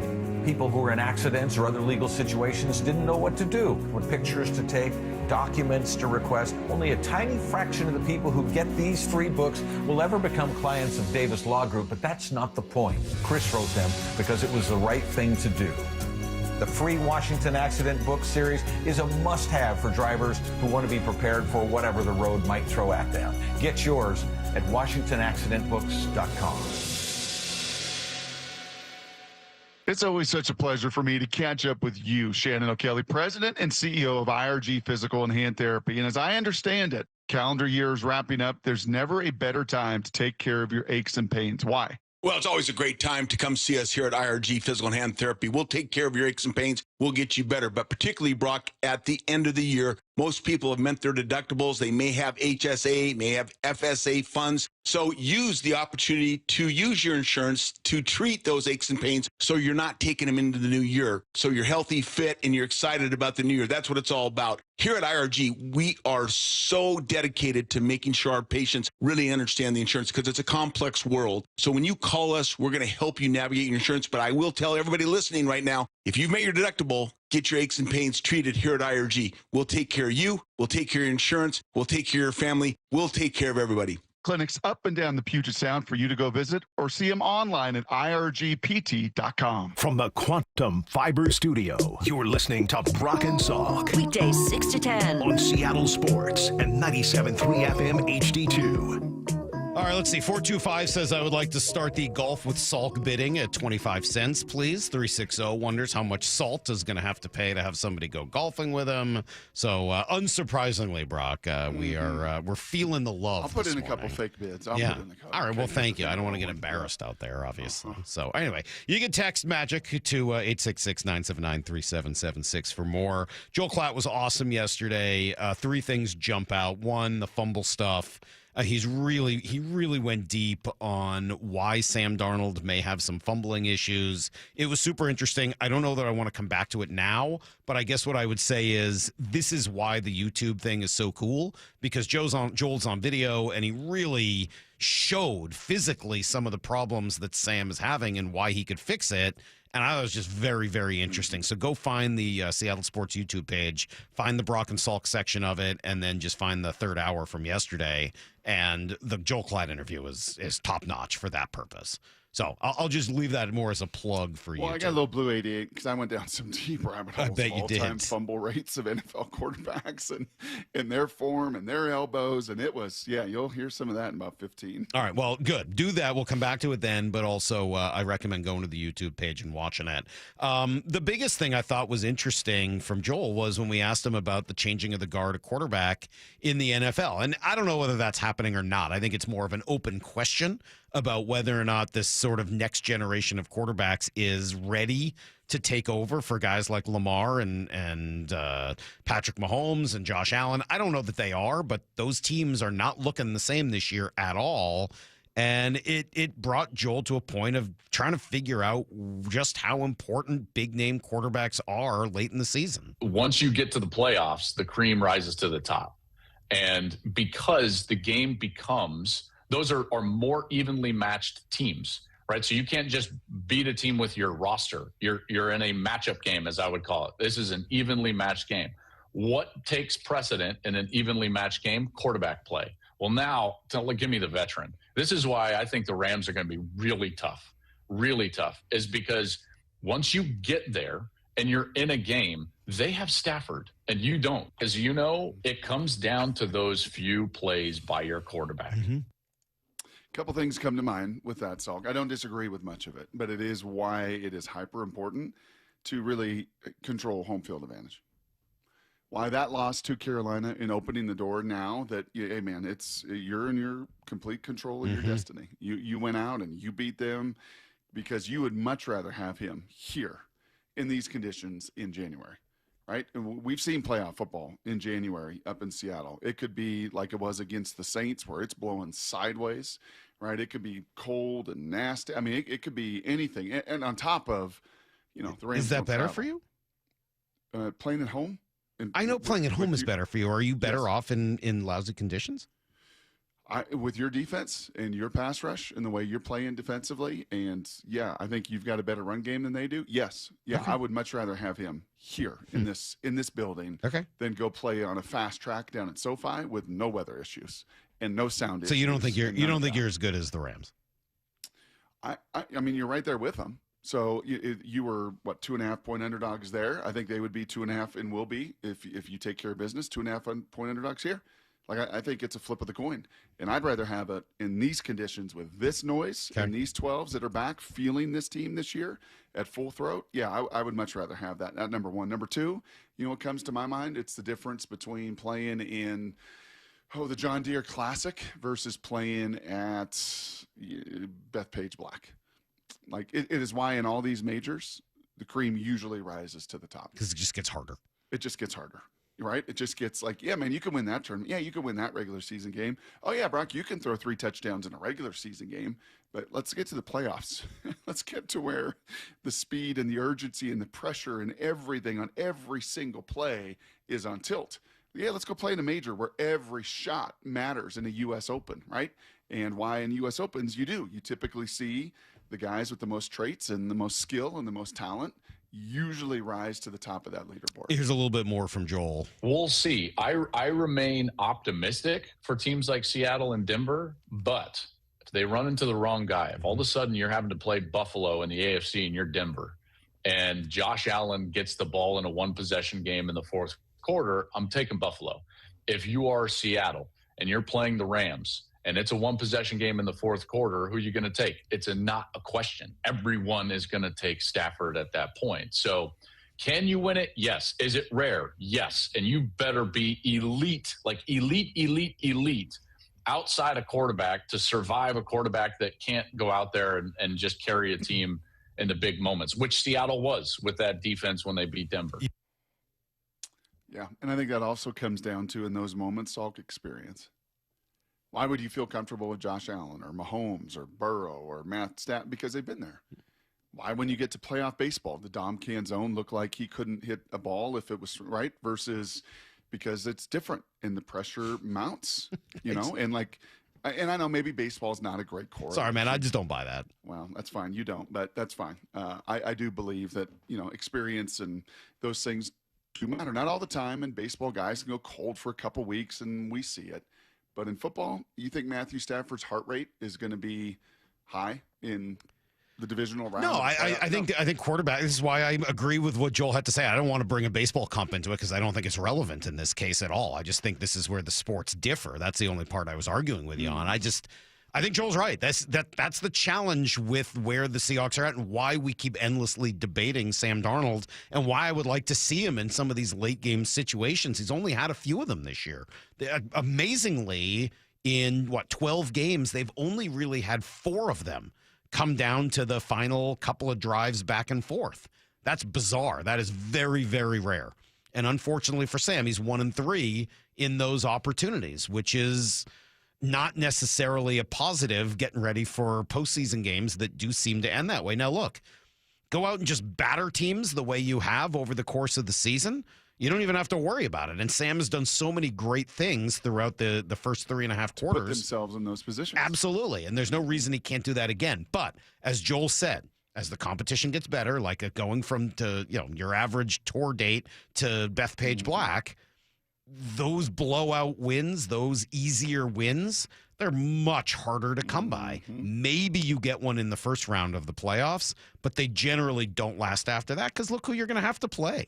And the other teams are good. LA is good. The Niners aren't just going to lay down and quit. They find a way, it seems, every single week. The Bears find a way every single week. The Eagles are the reigning they're just good teams out there. Sorry. And so if that's the case, it does come down to the quarterbacks in the final couple of minutes. It almost seems like the defenses are irrelevant at that point. It's just, can your quarterback get it done or not?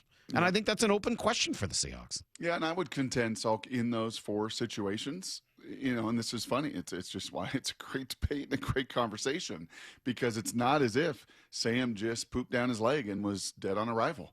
Drove you down against San Fran, made unbelievable throw to JSN, sets you up in the red zone, and, then right tackle gets beat, and you don't erase that mistake. You further that mistake. And then versus the Rams, you throw 4 picks, you're dead in the water. Nope. Go right down the field. Nope. Give yourself a chance with a 61-yard field goal. So even amidst those games, there's conversations. It's not black and white. It's not like, oh, he was awful. No, it's not he was awful. It's a net bottom line business. Bottom line, man. You're 1-3 in those moments. That is the reality of the situation. And I don't know, man. I don't know if I agree with you on wanting to see the Seahawks and Rams play in the rain in the postseason. Really? I don't know whether I think that. And a good text here saying, wait, so you want a quarterback with fumbling issues to play in the rain in the playoffs? No, I don't. I don't think I want that. I think I would rather say, not that I wouldn't rather have it here. I would. I'd rather have them play at home, obviously. I'd like to play to the strength of my team. I would like to see this team just go out and win and not have weather be a factor. I think they're good enough to do that. But ultimately, weather is a factor here in January. It can be. It doesn't have to be. And most of the time, it doesn't. I mean, probably more so than in Los Angeles. At least that's what you would assume. Yes. Well, in LA, it's a covered place, so yes, it's semi-covered because it's got a little bit of the nice breeze coming in. That's about as comfortable a circumstance. I don't want to go to Green Bay and play. I don't want to go to Chicago and play. Right. I've been to Chicago for playoff football, and you know what it's like? The most miserable experience you could ever. What is that called when you get exfoliating? You step outside in January in Chicago, and you're just exfoliated, and I'm like, this is no fun. So I'd much rather have the playoffs come right through here and ultimately be the 1 seed as well and get right to that divisional round and play right here in front of these 12s. Yeah, I'm with you on that, obviously. I mean, like, you want to get that home field advantage. That is the key. I don't know that I would prefer to see it with lousy weather. The one other piece of sound I wanted to play for you on this, Brock, was Nate Tice, who we played yesterday. And he was very high on all the reasons why the Seahawks are legitimate Super Bowl contenders, but he also dropped the same concern. The highs and lows of Sam Darnold. Sam Darnold's a guy that I maybe like more than most national media. I've always been kind of bullish on him. What he can kind of give us, he can take us away, especially when he starts spiraling. The protection. I think any offense that's a Shanahan-Kubiak offense, like the Seattle employs, and it's as traditional Shanahan-Kubiak as you can get with Clint Kubiak being offense coordinator, is if you don't get into a great game script or a neutral game script or a game script where you are having to come from behind, is do they have the straight drop back passing attack, meaning no screens, no play action, no under center. You just have to get in the gun and chuck it. Can they kind of sustain if they have to do that? Yep, it's a question. It's a question. He has sample for a couple drives there in LA where they did do that largely, right? The penultimate drive and then the final drive, where they did do that. They did that in San Fran on that final drive and went right down the field. But yeah, to your point, man, there's not a ton of data points. I'll tell you this too. What else is fascinating about this NFC playoff picture as you look at it? There's not a Burrow or an Allen or a Lamar in this NFC. There's a Fields, there's a Hurts, and he's won a Super Bowl, and he's been there and done that. Do you truly trust? And there's Jordan a Stafford. Love? Do you truly trust Jordan Love, No. Caleb Williams, No. Jared Goff? No, I put them in the same category as Sam Darnold, right? Yep. I mean, and maybe Mayfield if he gets there. He's not been to a Super Bowl or anything. I would say Dak, Mayfield, Goff, and Williams are all on the same plane as Darnold is. Stafford, I would put in a different level. Hurts has got to be. I mean, guy won a Super Bowl. Yep. I think that Purdy is an interesting one because he's been there. He's kind of done it. Hasn't won a Super Bowl, but. Purdy getting the ball at the end of a game, as much as I don't know what to think of him. He would be that point that the Klatt would be talking about, that the roster is so good and was so good with him that he just kind of had to facilitate. He didn't have to carry the whole But thing. it is a weird year with, Lamar and Mahomes and Allen and all of those, sort of the best of the best, not at the top of their divisions. It does open things up, and it does lead to a lot of questions about who's going to step up at the ends of these postseason games. This is Brock and Salk's Blue 88, powered by Xfinity. We're going to go red, right, tight, close, sprint left, G, U corner, halfback, flat, on one. Ready? Brock Ewart tackles 3 football questions as only he can. Blue 88. Now here's your hosts, Brock Heward and Mike Salk. Let me just clarify again for the 253. That last take by Salk that he'd rather play in L.A. than in Seattle needs to be thrown in the disposal. I didn't say disposal. I didn't say that. The disposal. I said I would rather play in better weather. I didn't say I'd rather play in L.A. I just said specifically I'd rather play at home. I just don't know that I need bad weather in order to even the playing field with the Rams. All right, question number 1 for you, Brock. Single most surprising, maybe unsung Seahawks so far this year. It's got to be Drake Thomas, dude. I was thinking about this last night. I was actually watching a little college basketball. One of Titus's old teammates plays at Eastern and was back in town playing. It was kind of fun to see him and see different families and everything else, and just competition. And man, there's so many talented college basketball players. Because this kid was the 2-time Gatorade Player of the Year, right? And he's fighting to just get on the court and play. Just talented, long, jump out of the gym, traitsy, athletic guys. And then there's Drake Thomas, who walking off the bus is not the first guy you're going to have off the bus. In fact, when he walks off the bus, I bet there would be some that would say, oh, is that one of the strength coaches? Oh, is that one of the athletic trainers? Because he's 6 foot something, 200 something, short arms, and then you put him on the football field, and he's an absolute psychopath. And then you listen to Ernest Jones yesterday talk about how much this guy, this undrafted, bounced around, this guy who's making all of these just game-changing, difference-making plays is actually motivating Ernest. This is pretty good. That's it right there. Like, his preparation is second to none. He's made me am I doing enough? He's made me think that several times. And it's just a big push when you got somebody in the locker room like that that's able to dissect film, dissect, plays happening before they even start, and him just being the smart guy he is, those things come natural to him. So it's super fun having Drake by because he's able to, make my job easier. I'm worried about a lot of things, so he calms me down, and, we're able to go play well together. Yeah, play elite when those two. And even when Tyrese Knight was in there and Ernest was out, that's a compliment to Drake. One of the biggest concerns I think scouts and personnel guys rightfully have, Salk, when you aren't the biggest or the fastest or the strongest, is can you sustain? Yeah, it's great. You can play a week.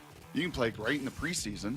You can play a great couple weeks. What Drake has now done in a body of work over these 12 weeks is just, to me, the most unsung and the most surprising aspect of this elite run defensively. All right, pretty cool. Question number 2. All right, Falcons are next up here for the Seahawks. And as you mentioned, Brock, their defense not bad, even though the record is not good.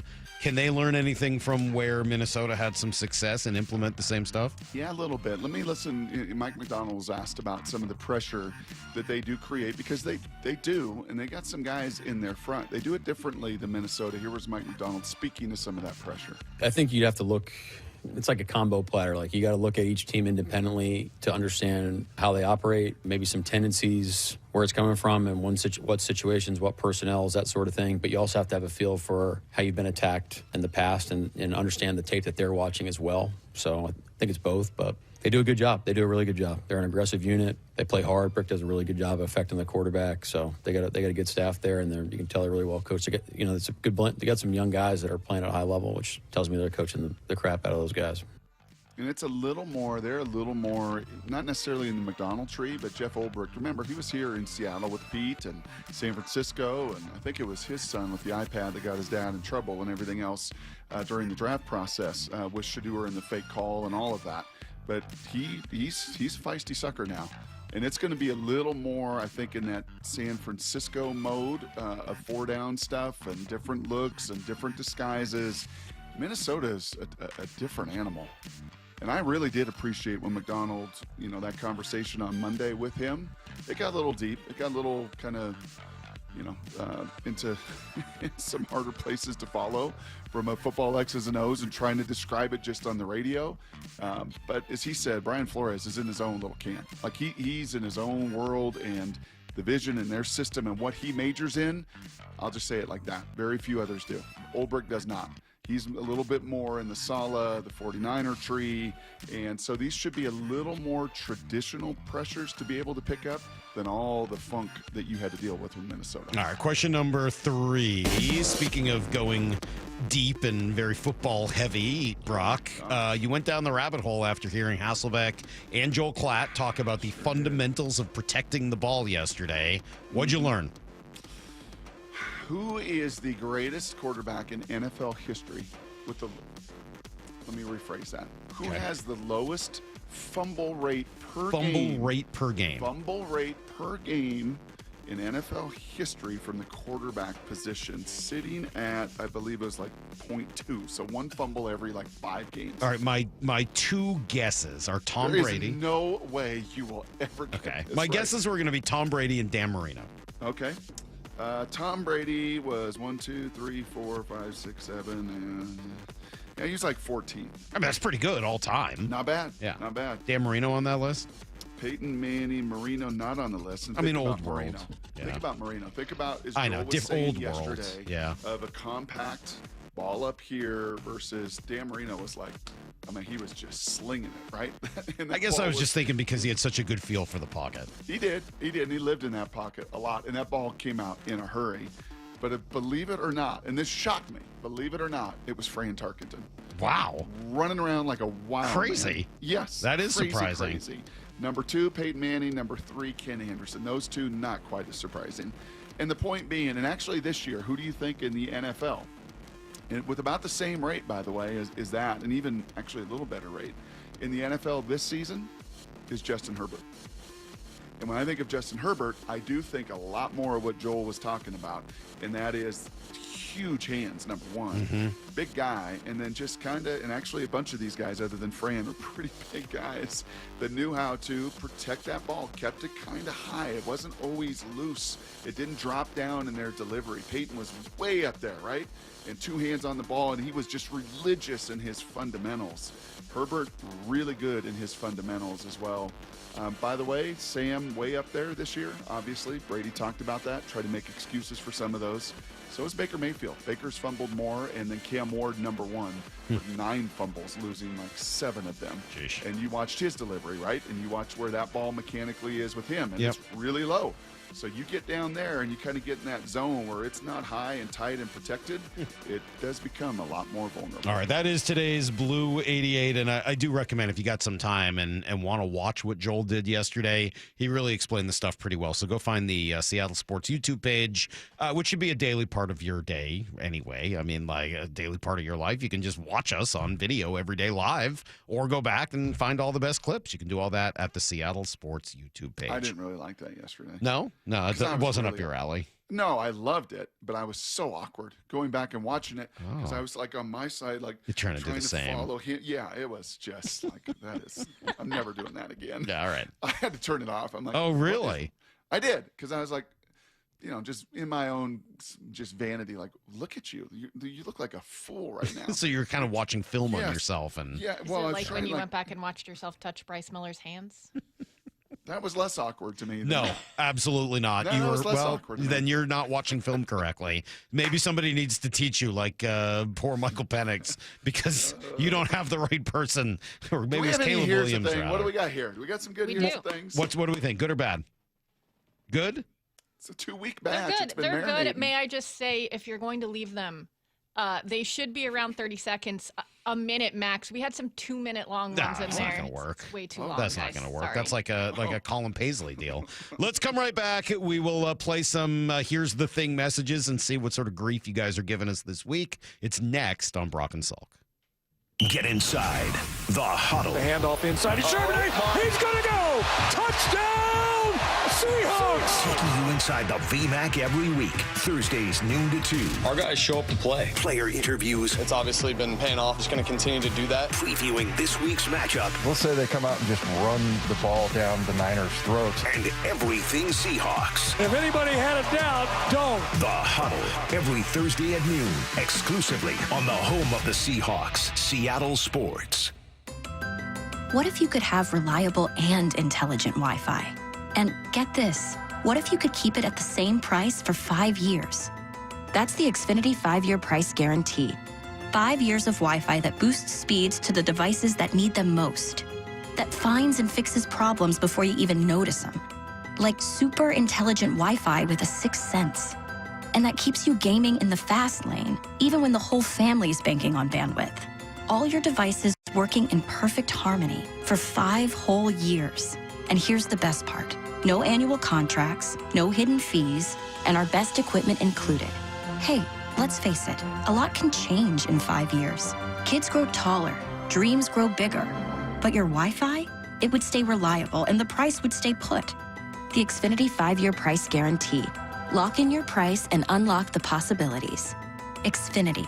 Imagine that. Select plans only. Restrictions apply. When it comes to the security of your business, doubts can creep in about who you're trusting to protect it. At Bail Arm, we got you. For nearly 80 years, we've been putting our customers' minds at ease with our advanced technology and personalized support. Feeling insecure about your current security service? Visit bailarm.com today. The birth of the American supercar is now open at America's Car Museum. Curated by Steve Saline, it's a high-octane journey through muscle, speed, and rare supercars, plus racing simulators, great food, and family fun. Visit americascarmuseum.org. If you love to travel, Capital One has a rewards credit card that's perfect for you. With the Capital One Venture X card, you earn unlimited double miles on everything you buy. Plus, you get premium benefits at a collection of luxury hotels when you book on Capital One Travel.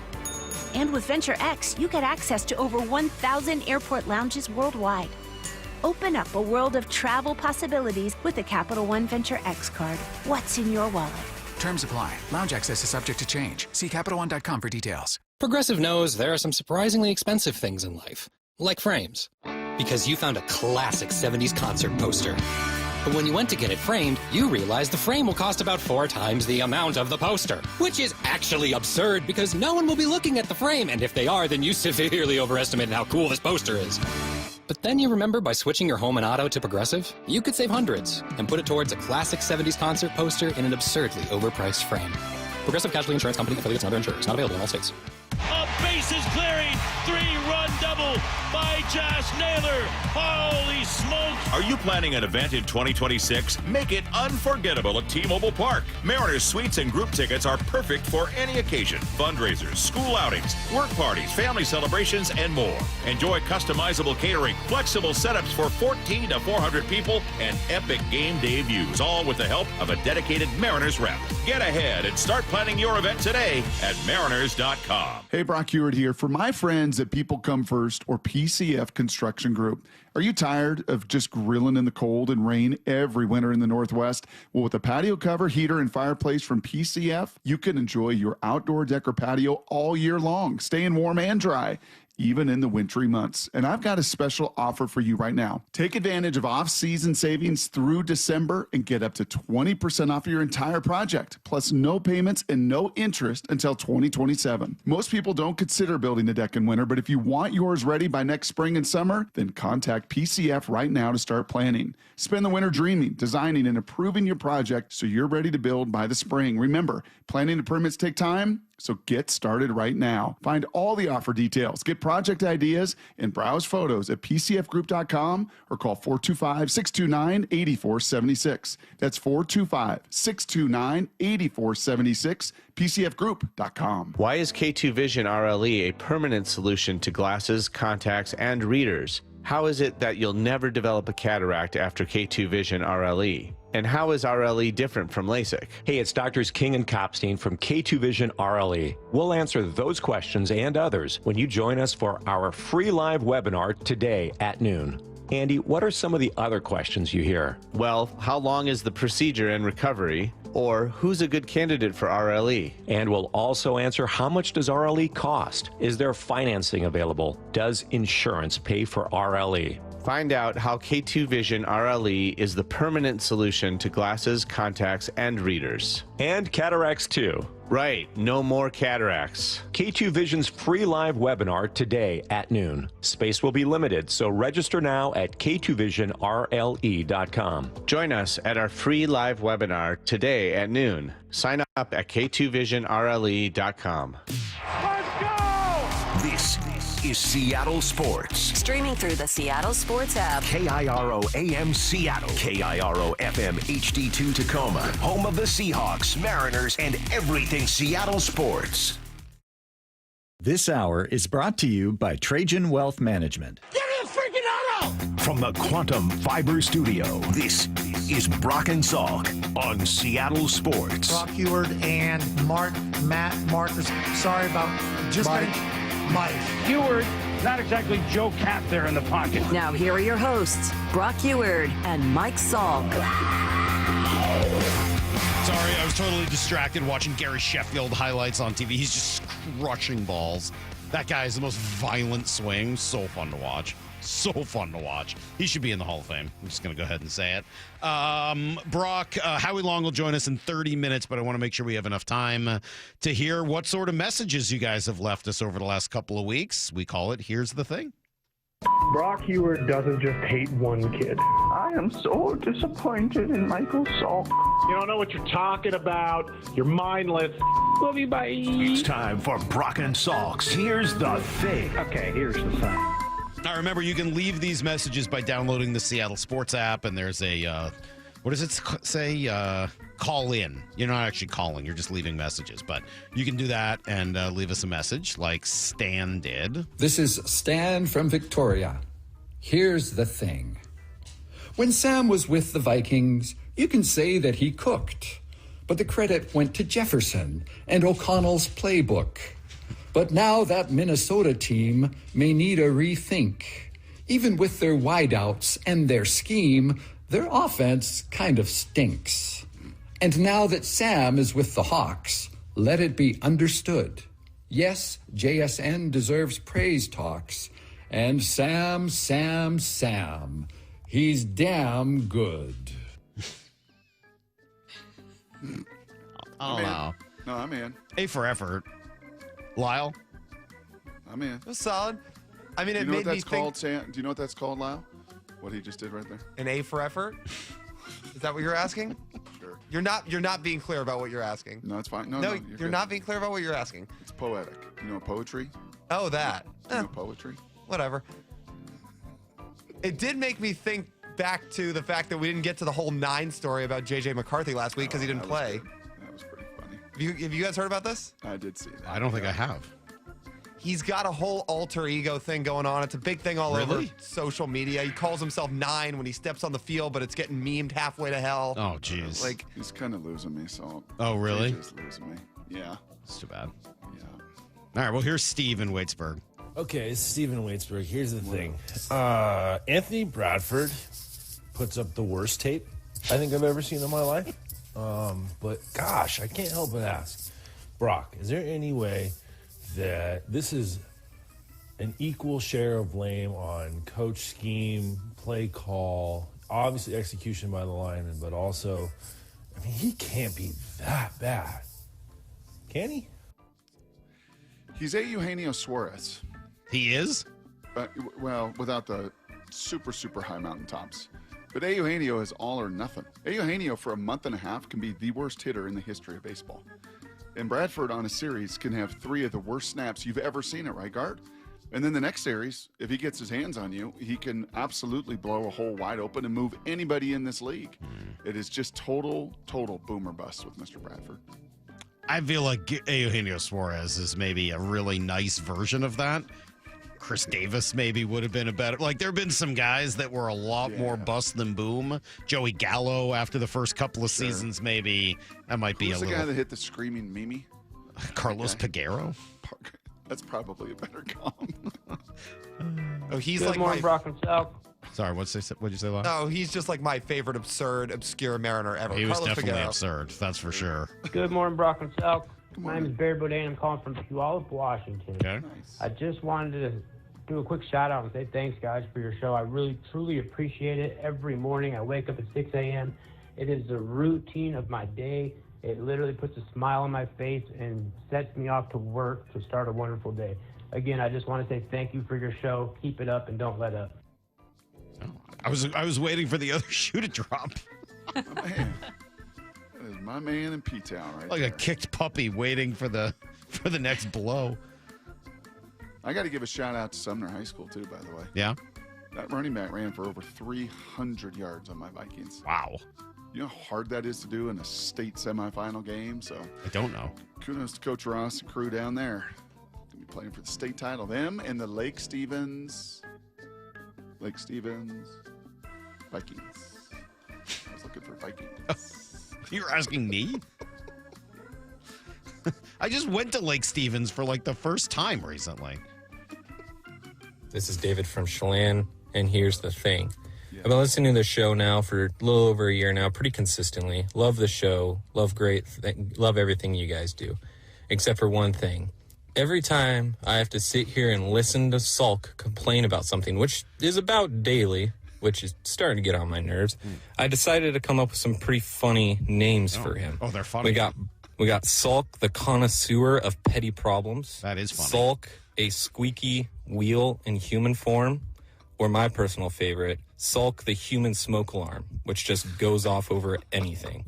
So use which ones you want, but I'm using the human smoke alarm. All right, well, none of those are nicknames, just so you know. But they're funny. They're epithets, maybe, but they're not nicknames. If you took 9th grade English, you would know the difference. Salk the human smoke alarm. Sure. That's pretty good. Get on a ladder, rip the battery out, push the button. Might complain about people who leave messages and don't know the definition of a nickname. Here's the thing. First off, I love your show. I think one of the reasons I find it so enjoyable is that my age places me between all four of you. And as such, I relate to the old guys and the young guns. Maura, I am group union with Lyle here. Enjoy it while it lasts. As a geriatric millennial myself, I had no clue what Salk was talking about when it came to the garbage pail kids. I did look it up afterwards. I guess you had to be there. Yeah. In the same breath, I think I might need readers, but I am resisting hard and want no part of the ones Brock was talking about, the unclip and clip, please. Yes. Like Lyle, I do learn a lot from online videos, so I totally get what he's talking about there. But unlike him, I don't use TikTok. In the great words of Jim Gaffigan, I watch TikTok on YouTube like a true adult. Anyway, what I'm trying to say is you four bring something to the table for me in your own way. Go Hawks. Let's win this division. Chris from Ridgefield. Not that Chris. Wow. A lot of very thankful. You think it's kind of the Thanksgiving spirit. Yeah. People just a little more thankful. Yeah. That's great. I would hope they'd be a little meaner, to be honest with you. The meanest we have is some guy doesn't know what a nickname is. Here's the thing. My name is Mike Salk, and I'm going to take a quick break from installing my garbage disposal to say a thing or two. Anyway, let's talk about the Seahawks. They have a physical defense, and I think they're a lock to make it to the divisional round of the playoffs, or maybe even the NFC Championship game, which I like to call the NFL semifinals. I love their first-round pick, Gray Zabal. The jury may still be out on Sam Darnold, but the jury is in on head coach Mike McDonald. Now, I try not to get too political on this show, since I know it's kind of controversial. Of course, I'm a liberal. Some people might even say I'm a socialist, because I want unions in college sports. My partner, Brock Heward, would probably prefer that I make more biblical references on the show. Some people think that's abnormal, but really, I'm just special. All right, enough of this. Back to the garbage disposal. That's really funny. That was good. Oh, Spencer, good job. That's funny. That might be a top 5. That was really good. That was really good. He actually had a little more in there. It was long. I cut a little section out. That was enough. 45 seconds, I think, was probably enough of that. That's funny, though. We're going to let Brent finish it up. This always makes me nervous. Here's the thing. I have heard the desperate cries of Michael pining for a quarterback of quality. Michael is sick of stumbling, fumbling Sam Darnold, and he wants a Super Bowl champion, an MVP, a 4-time NFL MVP. Oh, no. A 10-time Pro Bowler. Michael wants me, Aaron Rodgers. Just say it, Michael. Invite me in and accept my embrace. I will bring 1,000 years of glory to the Seahawks. I will fix Michael's golf game. I will make giant finger puppets with Maura. I will read bedtime stories to Lyle. I will have tub time with Brock. Wow. Aaron Rodgers will make your lives complete. Just say the words. Invite me into your lives. Say the words. It's pretty good. Those are two pretty good ones in a row. That's pretty good. Nice job, everybody. Again, you can download the Seattle Sports app, and you can leave us messages that way. Pretty good. Just say, here's the thing, so Maura knows they're for us, and she'll put them together for us next Thursday. Okay. Well, Brock, Howie Long is going to join us here in 20 minutes. That's kind of awesome. Same shoulder, same knee. Same shoulder, same knee.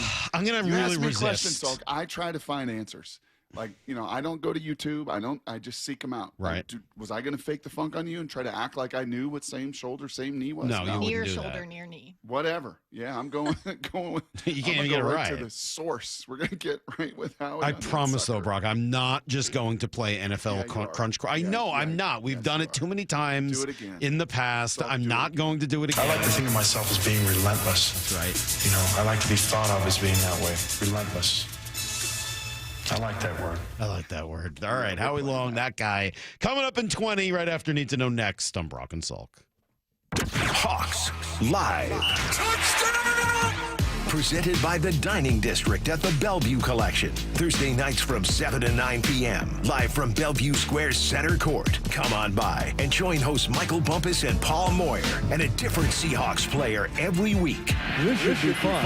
Hawks Live. Thursday nights from 7 to 9 p.m. Exclusively on the home of the Seahawks. Seattle Sports on 710 and the Seattle Sports app. You know, just the other day I was having lunch with a couple of our players, and they were asking, hey, did you ever have any injuries? One of the kids is having some ankle surgery. I said, yeah, I had a few: separated shoulders, dislocated ankles, torn rib cartilage, concussions, all that fun stuff. But you don't have to play football to know what I'm talking about. I know that many of you are hearing my voice on this Thursday morning, and you're waking up with painful joints from arthritis, and it affects you. Well, that is where my friend, Dr. Daniel Nelson, MD, from Eastside Pain and Regenerative Medicine right there in Kirkland, that's where he's ready for your call. 425-823-4000. 425-823-4000. He has heard from so many of you, worked with so many of you that suffer from chronic joint pain that really do and does affect your quality of life. Not anymore.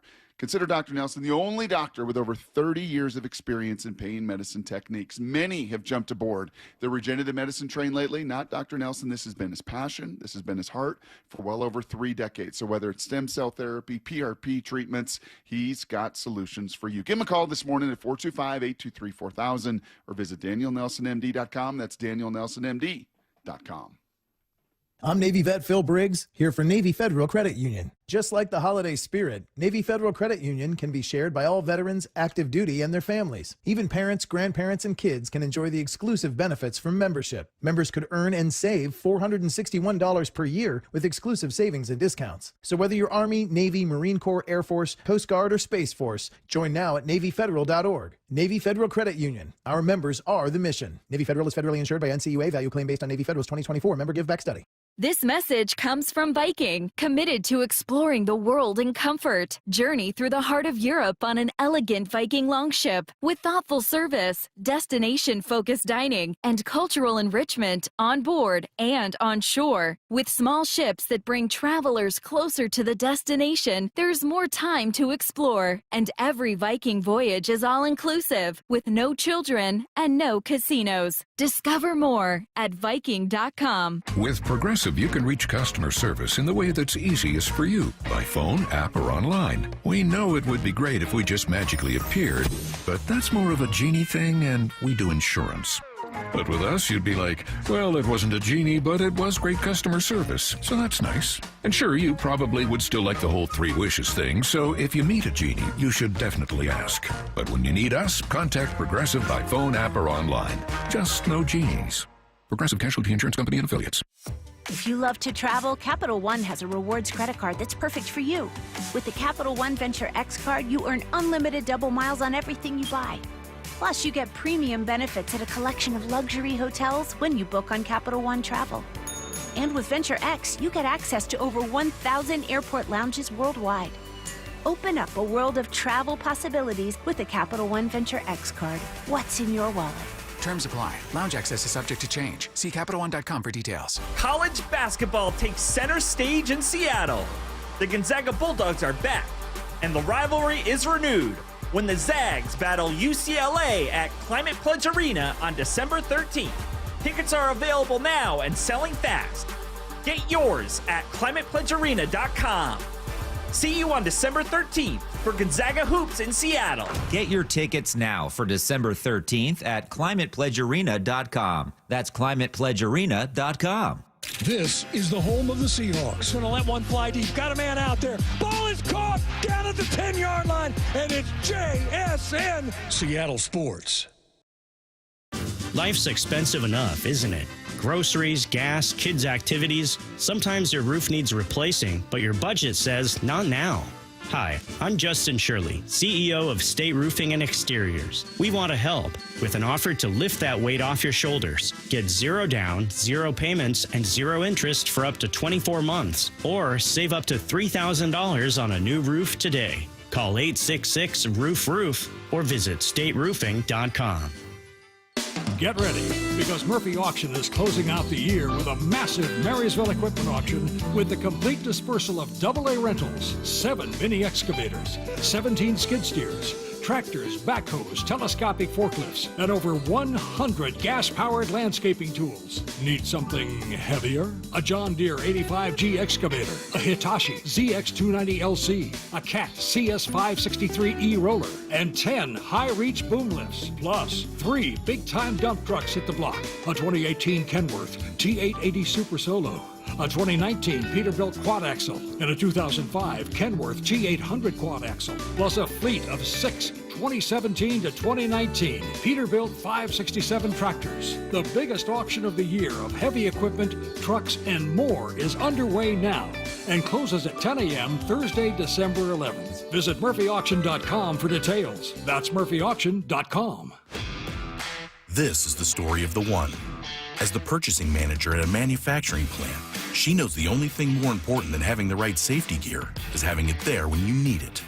That's why she partners with Grainger for auto reordering, so her team members can count on her to have cut-resistant gloves on hand, and each shift can run safely and efficiently.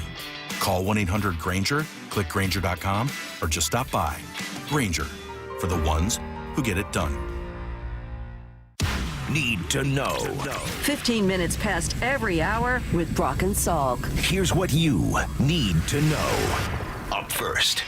All right, Brock, it was nice seeing some Seahawks returning from the IR, at least to practice yesterday. Doesn't mean they'll be activated yet, but Julian Love, Jaron Reed, Derek Young, all out there. First two, obviously major starter contributors. As for Love, Mike McDonald kind of went through the plan. We have a plan for him this week in terms of how we're going to practice him every day, but we feel great about where he's at. I know he's really excited, and we'll kind of go from there on how we want to go into the weekend with how he's going to go. So even like let's say everything went perfectly to plan. Anytime you're coming off a stretch where you're not playing, you got some sort of ramp back in. So that's how we're operating. All right, so hopefully he will be back sooner rather than later. Eric Saubert also getting closer, not going to practice this week, but maybe soon afterwards. Injury report generally very healthy as well, so looking pretty good heading into Atlanta. Again, a very winnable game before this big gauntlet starts. Nice to be the hammer and not the nail. And yeah, you've got just about everybody back. Can you imagine how much Julian Love is chomping at the bit to play? Watching what's gone on the last 9 weeks, he tried to get back and had a setback there after the bye, unfortunately. But he just fits watching this team front, so well, too. I mean, he's just such a good this front, fit. watching these linebackers fit. It's fit. Yeah. That's what you're talking about. Yep. And the puzzle's fitting together very well, and he would be a nice piece to add. Well, a little extra credit for him. He was named the Seahawks representative or nominee for the Walter Payton Man of the Year Award. Just a huge honor. Congratulations to Julian Love. Congrats to Ernest Jones as well. Couple of picks, the pick six, 12 tackles, and he is now the Defensive Player of the Week award winner. DeMarcus Lawrence won one. JSN has won it on the offensive side. And then I just like this, Brock, since we've been talking about the culture and what it means and the brotherhood and the love that they seem to have for each other. We talked about Brandon Peely, right, who went after the Vikings player who had really cheap-shotted Josh Jobe. He may get fined, but here's what his friend Leonard Williams said about it. I mean, honestly, I might help him pay it because, I mean, to have your teammates back like that's just what I just talked about with connection. I mean, I know it's not a clean play per se, but, you know, Josh getting hit on that play wasn't very clean either, and I think that's the beauty of this team is we're going to have each other's back in a lot of situations. We're going to fight for each other if we have to. You asked about culture, Brock. Isn't that a pretty good example? That's pretty good, Salky. Pretty good. Here's the second thing you need to know. Also been talking hot stove as we get ready for the winter meetings next week. Emilio Pagan, reliever, former Mariner, is actually off the market. He's going to stay in Cincinnati. Dodgers are going to bring back Miguel Rojas. Ron Washington is going to head to the Giants. Yes, the Giants, to be a infield coach, and Cedric Mullins is going to go to the Rays on a one-year deal.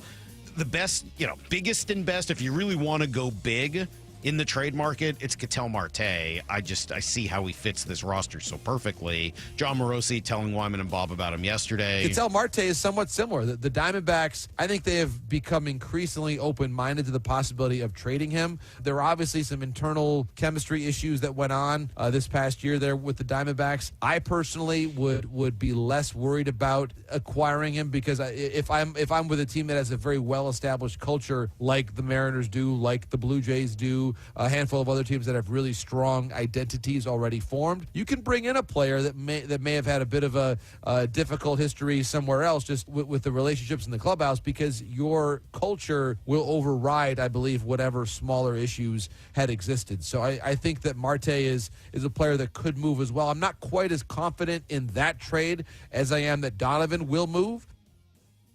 He's your one? Well, if you're going to go big. Your realistic one. Yeah, if you go big. If you're going to go big, yeah, it would be either him or Bichette would be the two guys that I think would really help. Obviously, you got to give up more for Ketel Marte. You probably have to pay more for Bichette. I like both guys. I really see how they fit this roster. From more of a realistic standpoint, it's probably Brendan Donovan. And then after that, I guess Brandon Lau would probably be next. But I like Duran. I mean, like, Howdy was hitting me up yesterday. He loves Duran. On Twitter. Saw you guys. Yeah. Cute little exchange. Yeah, he likes, and that would be a really cool move also. I think there's a bunch of good fits. Options. So you got options now that you've taken care of Naylor. That was the biggest foundational piece you had to get done. It does give you the option to pivot in a bunch of different ways. Just going to be interesting to see how you could get one of those guys without having to give up a starter, because I think that's the cost of both of them. Could be, and maybe that's why you bring in the guy from Japan, and maybe that's how you end up giving up a starter in order to do it. They got a lot of options. Brock's absolutely right. It's like you read my mind. That's exactly what I was going to say about Imai. Here's the third thing you need to know. Maybe I just stole it from you. I don't know. You'll never know. You'll never know if we're on the same page or if I just straight up ripped you off. Salk, I know you want to chat about the Torrent, which is great. Do you realize I had the numbers wrong last? I believe that. 57.2 million people watch Dallas and Kansas City. That's insane. Highest regular season NFL game in history. That's a lot of people.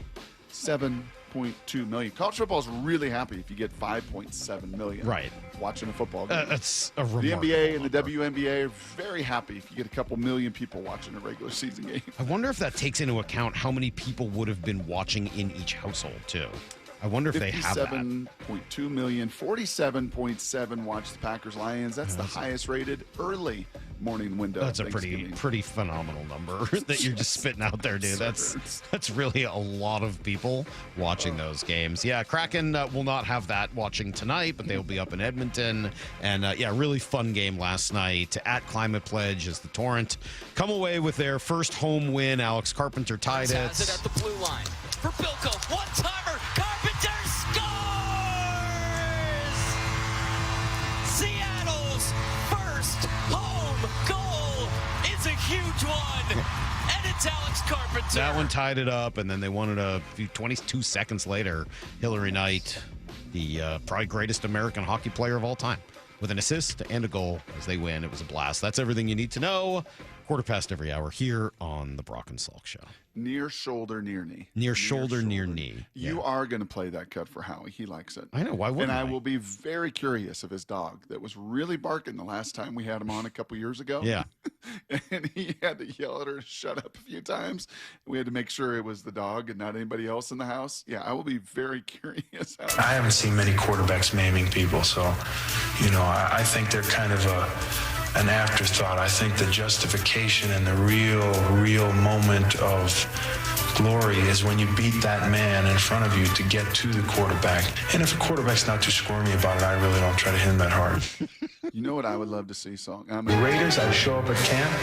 They didn't ask me to bench any weight. They didn't ask me to do any vertical jumps. They didn't ask me to do any broad jumps.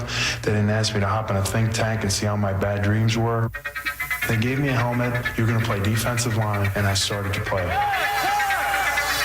The best. It's so good. So good. Everybody loves these throwbacks, and they're tremendous. You know what I'd love to see? I'd love to see Leonard Williams in the throwback uniform and wear the Howie Long hook. Oh, the hook. Face mask with Yeah. the hook. Yeah. How good would that That would look pretty good. The hook would be pretty good. I really just don't like violence, but, sometimes, they hit that switch, and it just, I get that kind of, they call it Howie time. My teammates call it Howie time, and I kind of get that faraway look where I see through people. Well, it's going to be Howie time next on this show. Howie Long will join us, talk some Seahawks, some football. We'll do it coming up on Brock and Salk.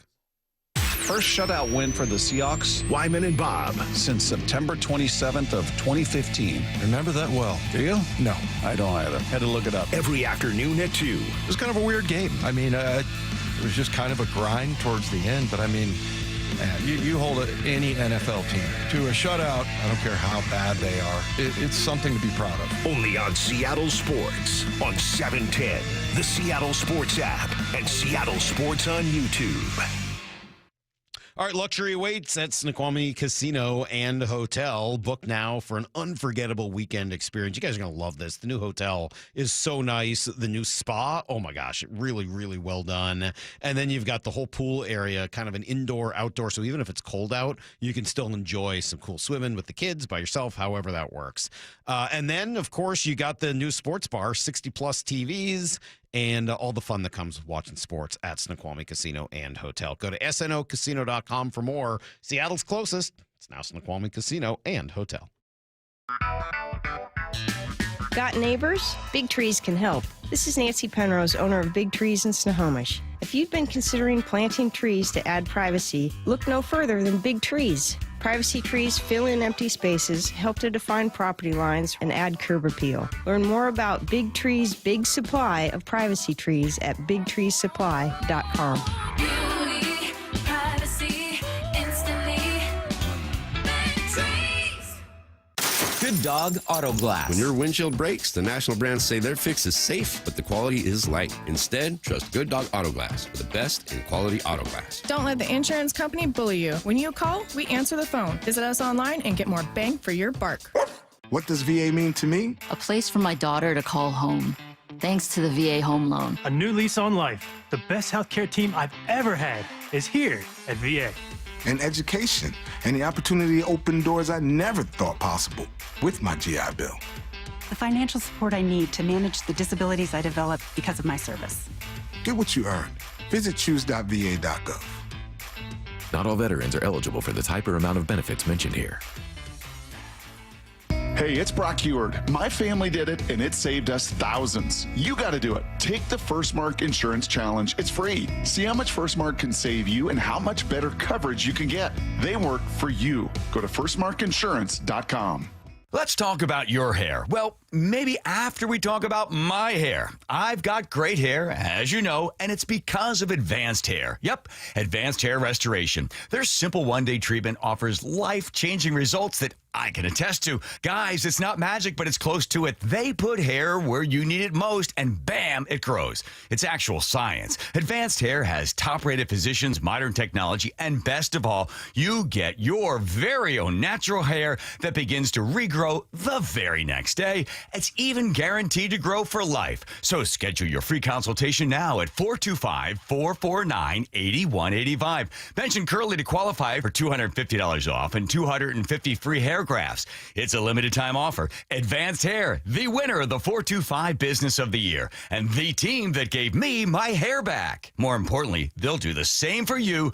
Guaranteed. 425-449-8185 or advancedhair.com. Bonneville International radio station contests are open to participants 18 years of age or older that are residents of Washington State unless otherwise specified. Employees or agents of the station, Bonneville International Corporation, other area radio stations, or any entity associated with the contests are not eligible to win unless the station otherwise specifies at its own discretion. Persons who have won in the last 60 days from a station contest or event may not be eligible. Full general contest rules are available on seattlesports.com or in person at the station during regular business hours. It's here, the Light the World giving machines at the Alderwood and South Hill malls. With a swipe of your credit card, donate a chicken, school supplies, meals, and more. Go to givingmachinewa.org.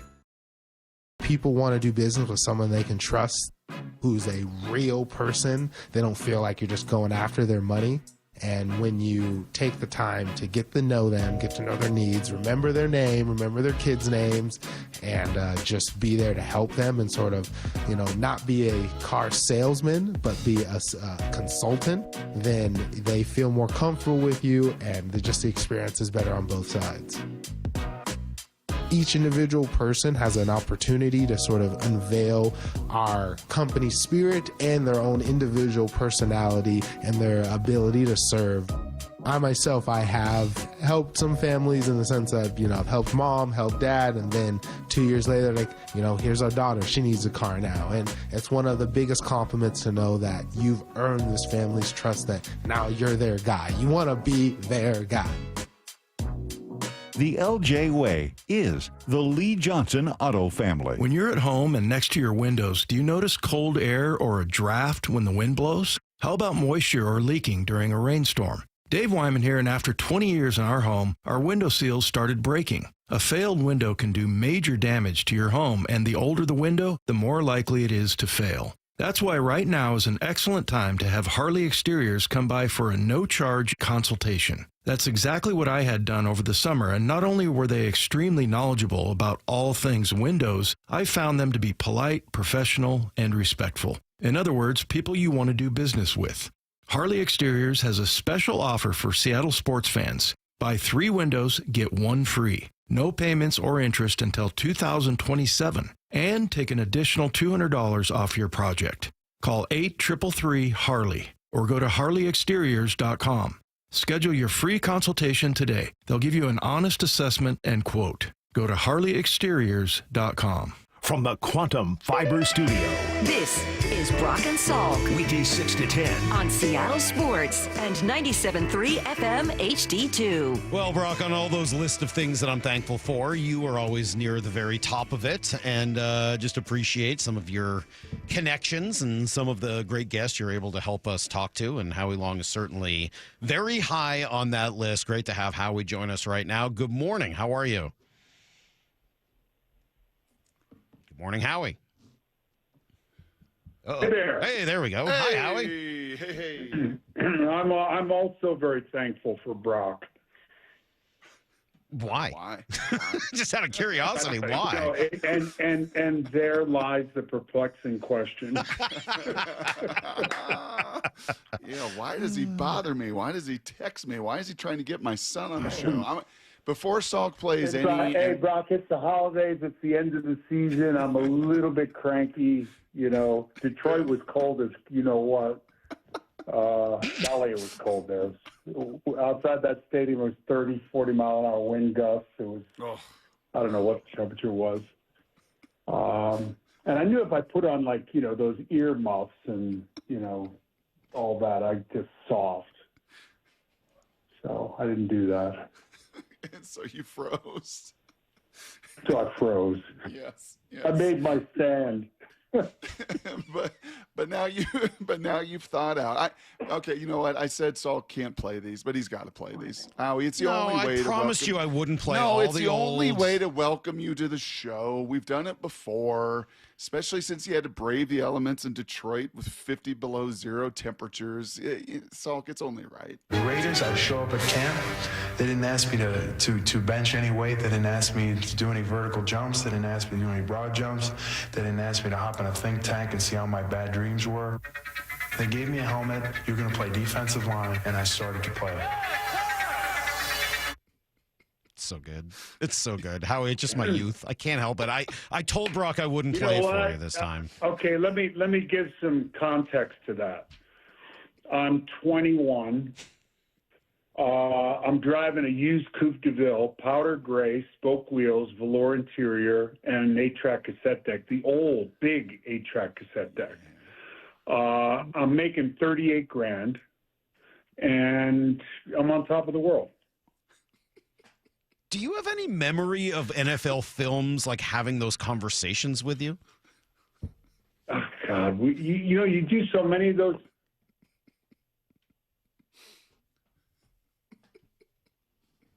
I think we've lost Howie. Oh, no. He's out. Oh, no. What have we done? Brock, I told you we shouldn't play him for you this time. I said that we shouldn't play those sounds for Howie, that it's old and we can't do that anymore. And then we did, and now we've lost him thanks to it all. And I forced you to. I know. I said I wasn't. No, you got me. The really good ones, I sound like a taxi driver from Boston. Right. Those are the ones where I was fresh off the drive-in on in the powder gray Coupe de Ville. Right, coming down McGrath O'Brien. That I bought for $8,500 from my agent in Tucson, Arizona, who was a used car salesman. No kidding, really. So how do we get true story? How do we get from there in the 80s to your son Chris, and Brock brought it up, being first on the Seahawks this year, and we're going to, I think, talk to him next week, but he was on it. Have you guys been in touch about it? Because he really was first in the country to say, hey, this team is legit and this defense is awesome. I said the same thing early. Part of it, we do talk. He's probably a guy that I trust more than anyone else in terms of evaluation. I think he'd be a great GM.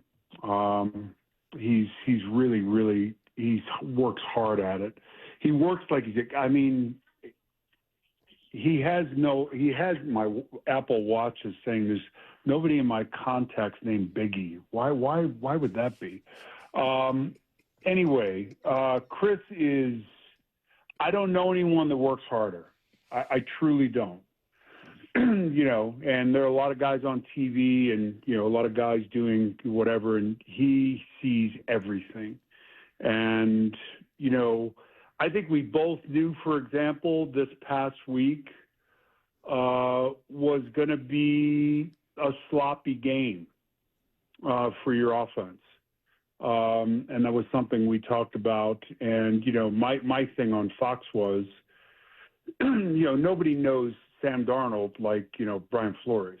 And your offensive line, the protection is generally good, but that's a byproduct of being in, run, play action pass, get the ball out, and, having the receivers you have. And Jigba is amazing. But we knew that probably wasn't going to happen, in particularly in the first half.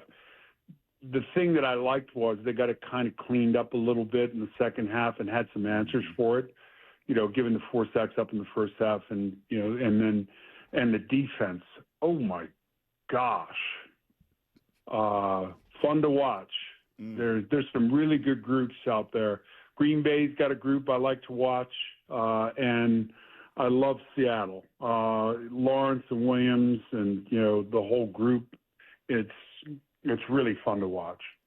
Your son said some pretty astute stuff. And Salk, we have a segment every day, Howie, where he asks 3 football questions, and we talk about different techniques and fundamentals. And your son, Chris, said, can you fire up this sound, Salk? He talked about this, I believe, on Monday, kind of reacting to the weekend and reacting to the Seahawks. And I didn't want to pretend to know defensive line play. So here was Chris talking about the Seahawks and maybe some of the things you specifically Byron Murphy. Yeah, and you encouraged him with in his career. The way he splits double teams, the near shoulder, near knee deal, you barely see anybody do anymore. Like when I growing up, my dad used to be like, oh, it's like peeling bananas. You go near shoulder, near knee. How many times you showed me how to do what this kid does out of bed. He's a technique player who's got flashy upside from an athleticism standpoint. Near shoulder, near knee. Byron Murphy. What does that mean? And I were brought up by the same guy. And played with the Bears with, Doug Atkins and that whole Rough Rider group. And Charlie Sumner was our defensive coordinator. He was also a Bear. And Michael and I say it all the time, without Earl Leggett, there's no Howie Long, there's no Michael Strahan. And he was my presenter at the Hall of Fame, which was not very popular with the Raiders at the time. But, I think Willie Lanier once told me the person that's that is the most responsible for your success. And I, like I said, with Earl Leggett, and I must have done near shoulder, near knee 1,000 times in practice. And, it's just the way you play a double team block. And, you've got to make sure you absorb both blockers. So, your backer Jones can flow and, make the play. And my question when I get back in the huddle is, did you clear? And you've got guys that are doing all that stuff. I mean, Lawrence and Williams. Williams is, I don't know whether it's because he's on his what is he on, his 3rd or 4th team? Mm-hmm. I'm not sure why people don't talk more about him. And the job that Lawrence is doing, I don't remember Lawrence being that disruptive and explosive in Dallas. And maybe it's the way he's being used in this defense. And And, Mike McDonald, I think, John Snyder and I had a long conversation a few weeks back, and I said, what was the thought process there? When you move on from, you both choose, I think, to a great extent, Pete and John Snyder decide to move. But it was, I think you played Baltimore in 2003, and neither one of them had an idea what in the hell he was doing or how they were coached that well on defense. Mm-hmm. And, I think one, it's always the person, then it's what kind of teacher are you? And then, the bonus is the culture and how good you are in the front of the room. And that's really, really the key. You think about how quickly this has been turned around, and, you sign Sam to a deal that's, in comparison to deals that are being signed at that position, is a good deal. And Jigba, who was a slot receiver last year, is outside. And, with the exception of last week when, you just knew it was going to be an ugly, ugly game with Brian Flores just, releasing the dogs. It was just constant. And the offensive line, there were guys that were, when I looked at it, there were guys that were blocking nobody, not by choice, but, through confusion. And that's what he creates, and he's really good at it. And, the swing passes to the tight end and, things like that in the second half kind of got the ball out, and the defense was amazing. But, Chris, when I said I never pushed football on them, but when they told me they wanted to play, and, Kyle's a bit of a freak show. So, there wasn't a lot to really do there. Kyle's kind of like, I don't watch film. I just line up and play. I blocked the guy in front of me. I said, Kyle, do you know what, when they go from base to under and they roll the safety up, the slot guy's coming, he said, what's under? This is at Oregon, when he was at Oregon, where he played 6 games. I'm like, Kyle, you don't know formations? He said, Pop, we're running a play every 17 seconds. I just look for somebody to block. that was, and I said, okay, Kyle, that works for you. Yep.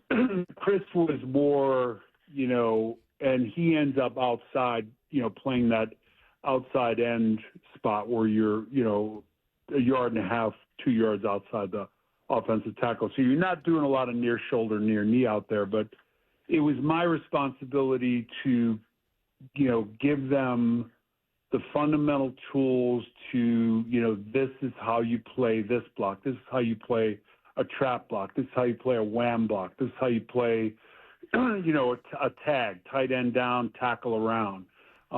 These are kind of the basics of football. And if you can do these things, then you can get the third down. And that's what you want to do. You want to get the third down and pin your ears back. So if I can just try to quickly understand, that's taken on a double team. When you talk about near shoulder, near knee, like which shoulder, which knee? Byron's, the guard center. If I'm in a 3 technique on the guard, okay, and it's a double team with, because calling me a defensive end would be like putting a ribbon on a pig. I was more of I was a 2-gap 5 technique guy and would drop inside on the guard or on the nose. Okay. And so you're open to a lot of blocking combinations in there. Yep. You've got wham blocks where that tight end. Did you see what? I don't know if you watched it at all, but did you see what Chicago was doing with the kind of the tight ends? Zoom motion across the formation and then retracing his steps and trapping the defensive tackle. You've got to either you've got to 2 things. You've got to squeeze that and drop that inside part of your body and take that block on and don't give width, or you've got to spill it, which means at the last second you dip and rip underneath that puller or the wham guy. On the double team, you're dropping that outside knee and you're posting your left arm. I'm at left defensive tackle.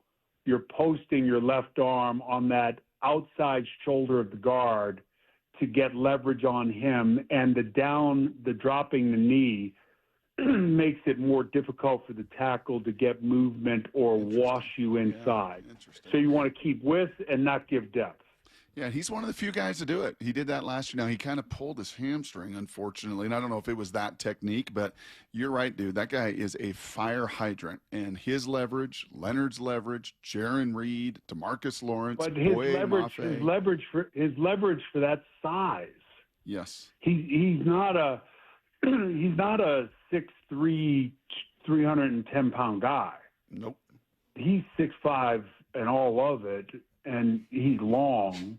Yes. And he's just perfect build for that. He really is. I love watching that group play. Yeah, I'm not surprised, and I'm not surprised that you like Mike McDonald either. He seems like somebody that would kind of resonate with you. Is there something about the scheme, something about the defense and the way he coaches it that you've picked up on over the last couple of years that you like? Well, I think it's the offensive version of that would be, and that was one of the questions I asked John Snyder. I said, was a big part of your decision bringing him in that you've got the two wonder kids, they're not kids, but Sean McVay and San Francisco, you're dealing with that. Yeah.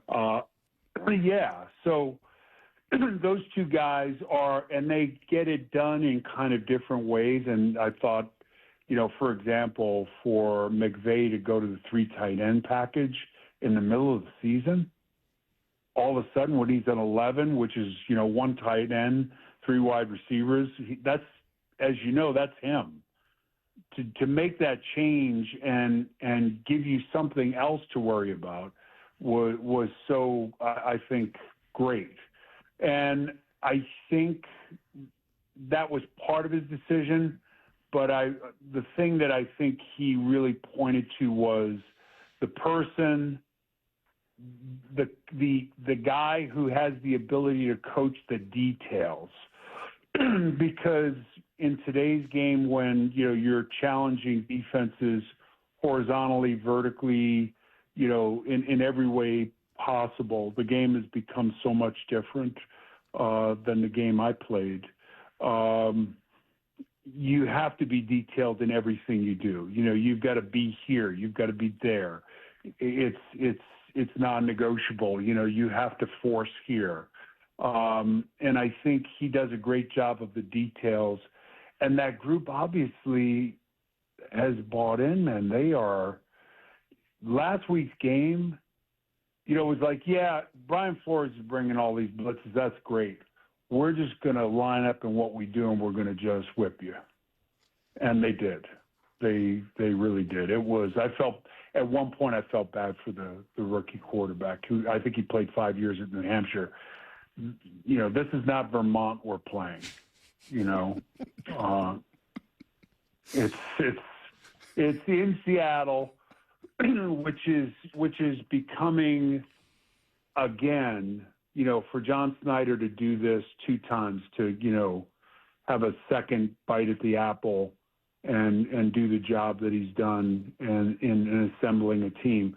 The offensive line needs to be better. I mean, they I think do a good job of shielding that with their commitment to the run game.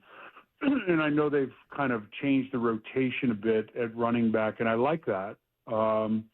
And I think, if you're averaging 3.7 a carry, that's not going to get anyone's attention, but you being committed to it.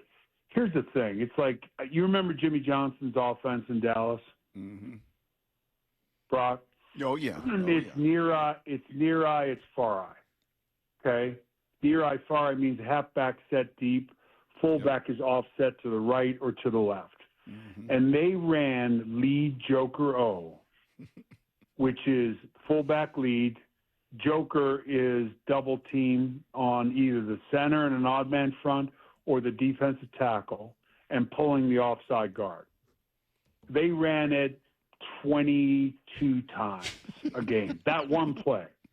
And here's the thought process there, and I think it's the same thought process that I think Seattle has.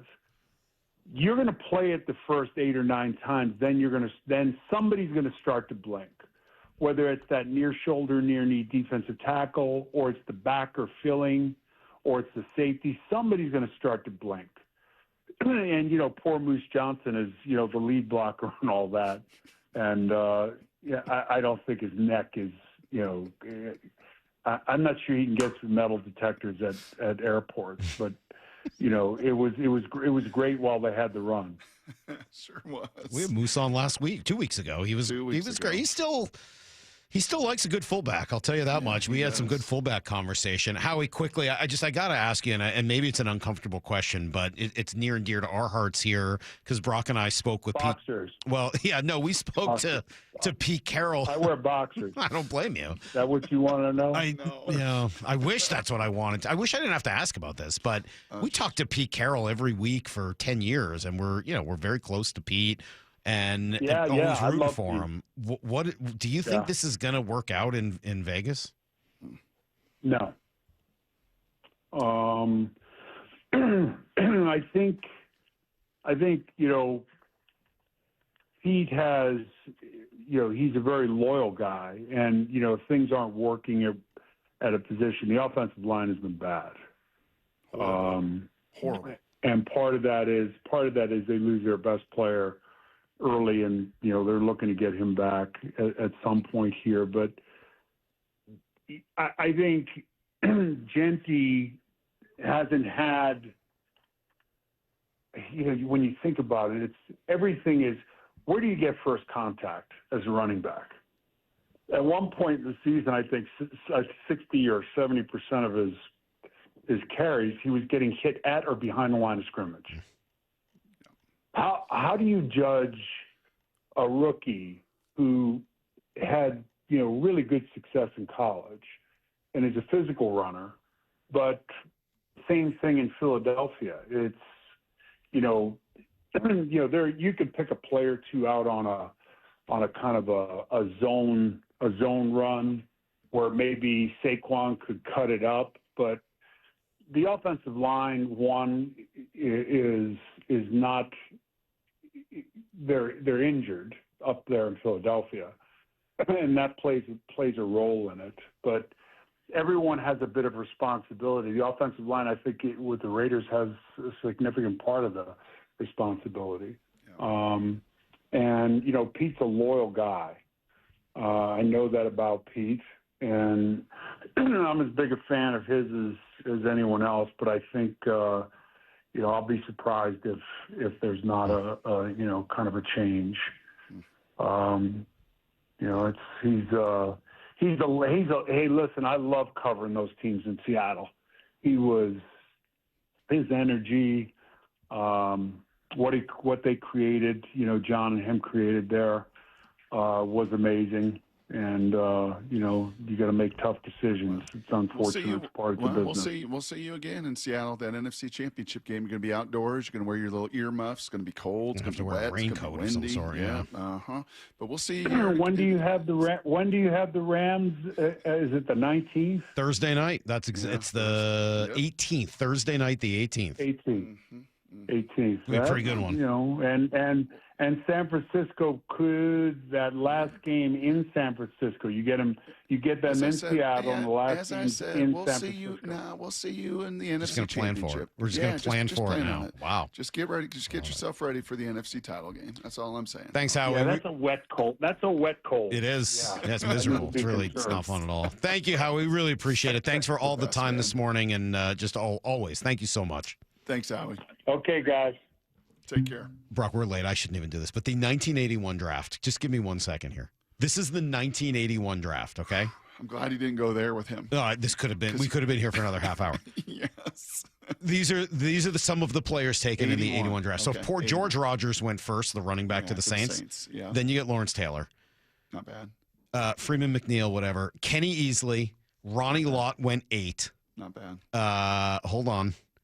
In the second round, Chris Collinsworth, Mike Singletary, Howie Long, Ricky Jackson, Russ Grimm in the 3rd, and then later in the 5th round, you have Dexter Manley.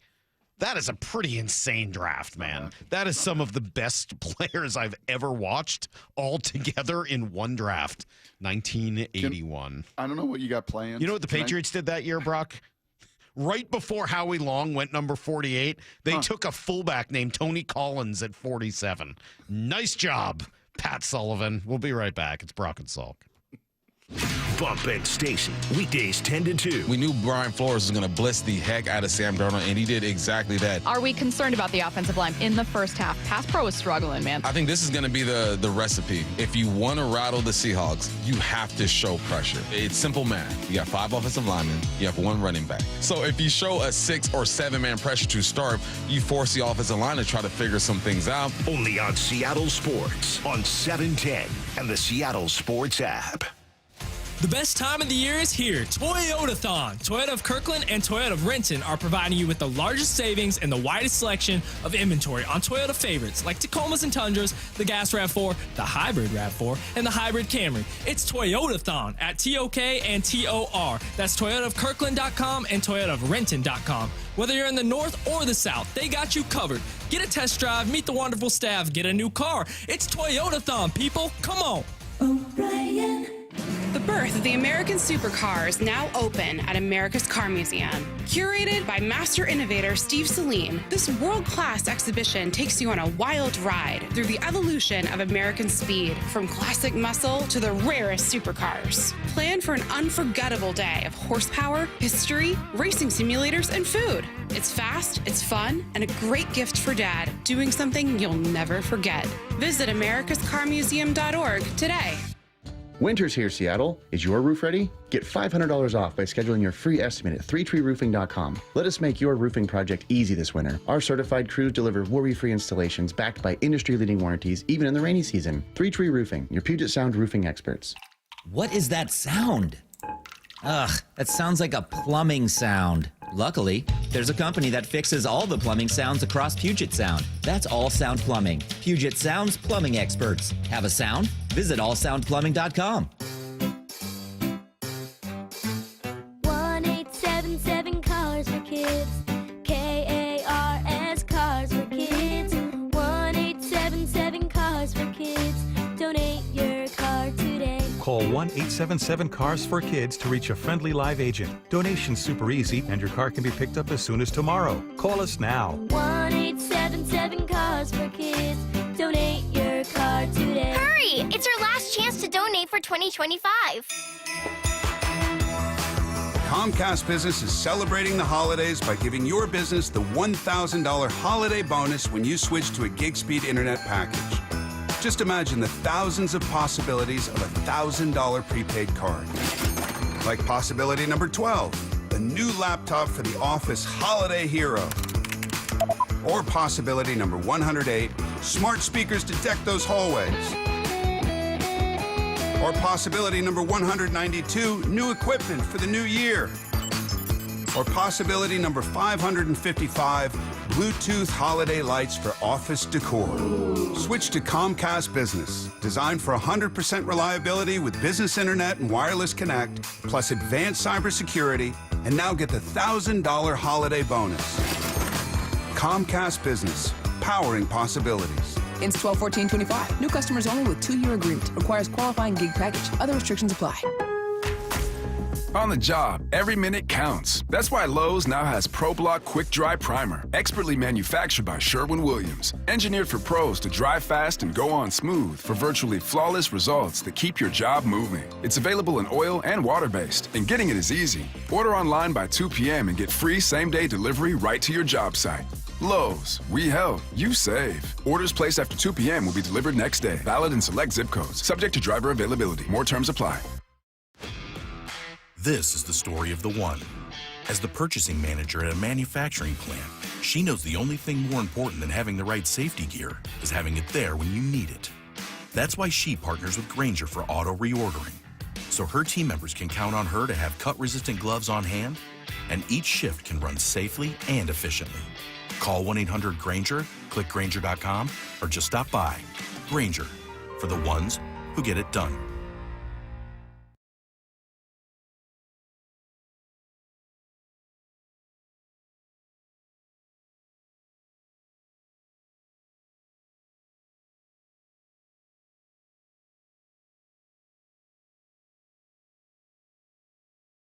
Holiday shopping got you stressed? The Mariners have you covered. Grab a season ticket membership for the super fan in your life, and they could lock in the best seats and benefits like guaranteed postseason access. Or mix and match with single game tickets for everyone on your list, from opening day on March 26th to must-see matchups against the Yankees, Phillies, and more. This holiday season, make Mariners.com your one-stop shopping destination. Oh, he makes the catch!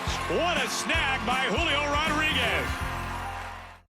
Let's go! This is Seattle Sports. Streaming through the Seattle Sports app. KIRO AM Seattle. KIRO FM HD2 Tacoma. Home of the Seahawks, Mariners, and everything Seattle sports. Give me a freaking auto! From the Quantum Fiber Studio, this is Brock and Salk on Seattle Sports. Brock Ewert is my hero. Jay Buhner just punched me in the kidney. We're going to see you on the interview. Doesn't really work that way, Sherm. This is a show that has my name on it. It kind of does, though. Now here are your hosts, Brock Ewert and Mike Salk. Oh, so fun. Howie Long, so cool, Brock. I really enjoyed that. I love getting a chance to talk to him, and I kind of do love the ADD element of where his mind goes. And Howie is, legendary player for those like Lyle that probably don't remember him or even know that he was a player. Legendary, relentless defensive lineman with the Raiders. Just an incredible, incredible player who's been, the voice of halftime, pregame at Fox forever. He and Terry have been doing that forever and ever and ever. And when they first came on, they were really edgy and new and brought a totally different energy to the whole idea of pre and post game and halftime. And I just want to say, what he's doing now, I don't want to say this up with him, he has really been kind to his partner. Because Terry Bradshaw, it's time. It's sort of hard to listen to at this point. But Terry's been doing it for so long, and I think the way Howie handles it is so Grace. professional. A lot of grace. That's right. A lot of grace. And just kindness, just real, genuine kindness, love, and affinity for the guy that he's been paired with for 30 years. One little behind-the-scenes fun little story, and then one little nugget he did share that I thought was pretty good amidst a lot of different storytelling and fun things is when I started to do media, this is way back when I was also doing real estate with my late, great boss, Frank Stegan, that I've referenced, and especially referenced early, Salk, in our career doing radio and all the wisdom that he would impart on me. And Frank would say, if you're going to do this, you know who you should really dress like? Howie Long. That guy's look is always so good. Yeah. Whoever his stylist is or whatever, he always, he kind of did as a player too, man. He looked good in his uniform and he dominated people. And yeah, he is still just such a gracious, nice guy. To pop on with us was just awesome. But the wisdom was November 5th, 2023. Do you remember November 5th?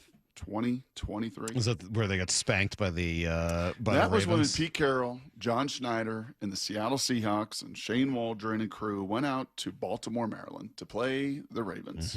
And one Mike McDonald was the offense or defense coordinator for those Ravens. And on that day, looking back at November 5th of 2023, a day that ultimately John Schneider told Howie and those guys at Fox shaped them, because on that day they had no answers. Pete Carroll, I remember sitting with him, after that game on a Monday, and that was one of those games where he was just like, I don't know how they do. We got to study what they do. I don't know how they do what they do. But on that day, if you remember, Salk, the Seahawks had 6 first downs. As bad as Mr. Brosmer was on Sunday, the Vikings did not have 6 first downs. I think they still had 17 when it was all said and done. Seattle had 6 first downs. They went 1 of 12 on third down. They ran 47 plays that day for 150 yards. They were thoroughly humiliated, thoroughly embarrassed. And to Howie's point there, John Schneider still remembers that 2 years later when they talked as a real data point of, we did not know what they were doing and how in the heck they were doing it, and needed to try to find a way to get that demon, that wizard, that magician defensively, who had great personnel, no question, but to do that kind of damage on a proud program, and it wasn't like Gino and that crew was not functioning and not operating. This wasn't Max Brosmer, for crying out loud.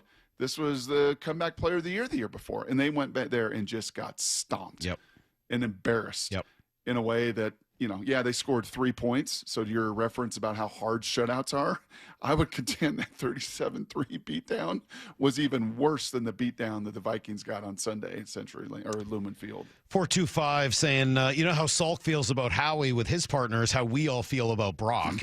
That's really an unnecessary shot. I don't feel like that's. I was trying to say something nice. I don't really feel like I deserve that here on a rainy Thursday. You feel like you got to treat me at times. You got to hold my hand. I don't think that's what they were saying. You got to lead me to water. No, I think they were saying that the other way around. that you show a lot of grace with me. You're not abysmal at all. Don't worry about the garbage disposal. Do you feel like you now understand? That's so funny. Do you feel like you now understand near shoulder, near knee? A little bit better. It is one of those I think it's hard to not do in person, but when he was talking about that technique and how, think of being like on balance, right? Like I'm going to take this double team on and I'm going to have like this balance. And no, like Byron Murphy is able to leverage and goes down to a knee at times. And you see this when he's taking on a double team and just splits it. And like, you're not moving me off of that spot. I did also appreciate, as much fun as I have with D linemen being walruses and having to learn 4 plays, you do hear from Mr. Howie how much technique is involved in all of these blocks, in all of these schemes, and how the difference makers understand those schemes. I bet if you talk ball with Leonard Williams and you talk ball with Jaron and all of that, it wouldn't just be like, oh, yeah, we do a TE stunt. Yeah, we line up no. I'm looking at the knuckles of that right guard. I'm studying the foot placement on film. I'm reading this key on this double team, like all of the little details and nuance that go into elite defensive play. I would imagine that Leonard's going to be a great media or coach guy if he would like to be one day. Just a guess. Just has a little bit of kind of like the guy who's going to be on Sunday. Did you see this in the breaking news? Oh, Russ. Yeah, I did see that. Kind of like Mr. Unlimited. He's going to be in the studio Sunday. CBS. Week. Yep, kind of like Russ. We'll transition to that. Like same way or not? Well, what did you say he was going to transition to? Politics, right? I think he's better fit for politics. I don't think he's going to be good at this at all, but we'll wait and see. I mean, stranger things, I guess, have happened. I bet you Leonard Williams goes and spearfishes. And I know, he doesn't seem like he'd want to do it. For about 5 or 6 years. And then when he has kids and they start playing ball, I bet you're exactly right. I think he'd be really good at the whole media thing. He'll impart a lot of wisdom. Yeah, I think he's got a lot to say, really understands the game, he's got a lot of personality to go with it. I don't know if I would say of everybody on this team, he's one I would point to, but I would definitely think he would be a very intriguing media personality one day if he wanted to do it. All right, we're going to take a quick break, Brock. We'll come back here. We'll give you guys everything you need to know. Maura needs fantasy questions as we will do the fantasy forecast. It sounds like it's playoff time, Maura. Is it playoff time in fantasy? Starting in my league. I think, Lyle, yours too. Playoffs? Yep, it's playoff time in fantasy leagues all around the country. So ask Maura some questions, 866-979-3776, and she will answer those coming up at 9:45. It's Brock and Salk. Give you everything you need to know next. The one and only Mark Schlereth. Every Monday at 4 during the NFL season with Wyman and Bob. I understand the Vikings aren't great, but still. Their right guard, Fries, he got beat so fast by Big Cat. Yeah. And the only thing faster than that sack was Will Fries sticking his hand out to help the quarterback up. I would cut him right there on the spot. I mean, he just turned around and stuck his hand up there like, hey, partner, how you doing? Let me help you up. And I was just like, dude, get out. On YouTube and the Seattle Sports app. Hey, get in. What? Who are you? I'm future you. Constipation with belly pain still coming back? Yeah. Mia, our doctor figured it out. She said it's irritable bowel syndrome with constipation, or IBS-C, and Linzess could help you get ahead of it. Linzess linaclotide is a prescription medicine that treats IBS-C in adults. It's not a laxative. It's a once-daily pill that helps you get ahead of your symptoms. It's proven to help you have more frequent and complete bowel movements and helps relieve overall abdominal symptoms, belly pain, discomfort, and bloating. These symptoms were studied in combination, not individually. Do not give Linzess to children less than 2. It may harm them. Do not take Linzess if you have a bowel blockage. Get immediate help if you develop unusual or severe stomach pain, especially with bloody or black stools. The most common side effect is diarrhea, sometimes severe. If it's severe, stop Stop taking Linzess and call your doctor right away. Other side effects include gas, stomach area pain, and swelling. Talk to your doctor and say yes to Linzess. Learn more at linzess.com or call 1-800-LINZESS. Do you owe $10,000 or more in credit card debt or personal loans? With credit card debt at all-time highs, Debt Relief Advocates is urgently notifying consumers of debt relief now being made available, designed to aid consumers with out-of-control credit card debt. Those who qualify and enroll for this relief program will only have to pay back a fraction of what they owe. This is not bankruptcy or a debt consolidation loan. This is a relief program that credit card companies would rather you not know about, as it ends your debt nightmare and saves you lots of money. Consumers owing at least $10,000 in credit card debt or personal loans can now take advantage of this debt relief as the cost of living skyrockets. Debt Relief Advocates has established a relief hotline for you to call to learn what debt reduction you may qualify for, so don't wait. For this free information, call the Relief Hotline at 800-606-8737. 800-606-8737. 800-606-8737. What's up, everybody? It's Michael Bumpus. Seattle U's men's basketball team is hosting some big games at Climate Pledge. Come see teams like Washington State, and Gonzaga. First game is December 7th against UTEP. Grab your tickets at goseattleu.com/tickets. Red Hawks rising. Imagine all that could happen in 5 years. Jobs may change, kids will grow, new memes will come out, but also, what if you had reliable, intelligent Wi-Fi and the price didn't change for 5 years? Well, thanks to the Xfinity 5-year price guarantee, you actually don't have to worry about that part of your future. You're guaranteed 5 years of Wi-Fi that boosts speeds to your devices that need them the most, that finds and fixes any issues before you even notice them. It's like a super intelligent Wi-Fi that keeps you protected from threats online. Plus, well, you get incredible gaming speeds on multiple devices with no one battling for bandwidth. And for the next 5 years, all your devices will be working in perfect harmony. And you get our best equipment with no annual contracts, no fees, and no strings. So even though kids will grow up and you still won't understand 6, 7, your internet will stay sharp, reliable, and most importantly, the price will stay put. All with the Xfinity 5-year price guarantee. Lock in your price and unlock the possibilities. Xfinity, imagine that. Restrictions apply. Select plans only. Now is a great time to replace your windows and doors during the buy one, get one 50% off sale at Lake Washington Windows and Doors. And with 12-month zero-interest financing, it's easy to get started. Visit lakewashingtonwindows.com. The home of the Seahawks, Seattle Sports. Touchdown! Seahawks! Ken Walker III! Get everything Seahawks at seattlesports.com. At Washington Energy Services, we take the time to get to know you and your home. We have the passion and commitment to see each project through and to treat our work as more than just a job. For over 65 years, we've offered award-winning home services, from heating and cooling, plumbing and electrical, to windows and doors. Complete home improvement handled from start to comfort. For peace of mind when you need it most, count on Washington Energy Services, bringing good energy to your home. As a quarterback, you cannot run a winning play with a messy playbook. And most companies' data, well, it's a mess. AI is changing the game, but if your data is scattered, you're stuck on the sidelines. Brock Heward here, and this is where my friends at Marquee Data come in. They get your data in shape, clean, connected, ready to perform, so you can finally put AI to work for your business. Whether sales, finance, or operations, every smart move starts with the right data. So head to mydataqb.com to draw up your game-winning data play today. That's Marquee Data or mydataqb.com. Comcast Business is celebrating the holidays by giving your business the $1,000 holiday bonus when you switch to a gig speed internet package. Just imagine the thousands of possibilities of a $1,000 prepaid card. Like possibility number 12, the new laptop for the office holiday hero. Or possibility number 108, smart speakers to deck those hallways. Or possibility number 192, new equipment for the new year. Or possibility number 555, Bluetooth holiday lights for office decor.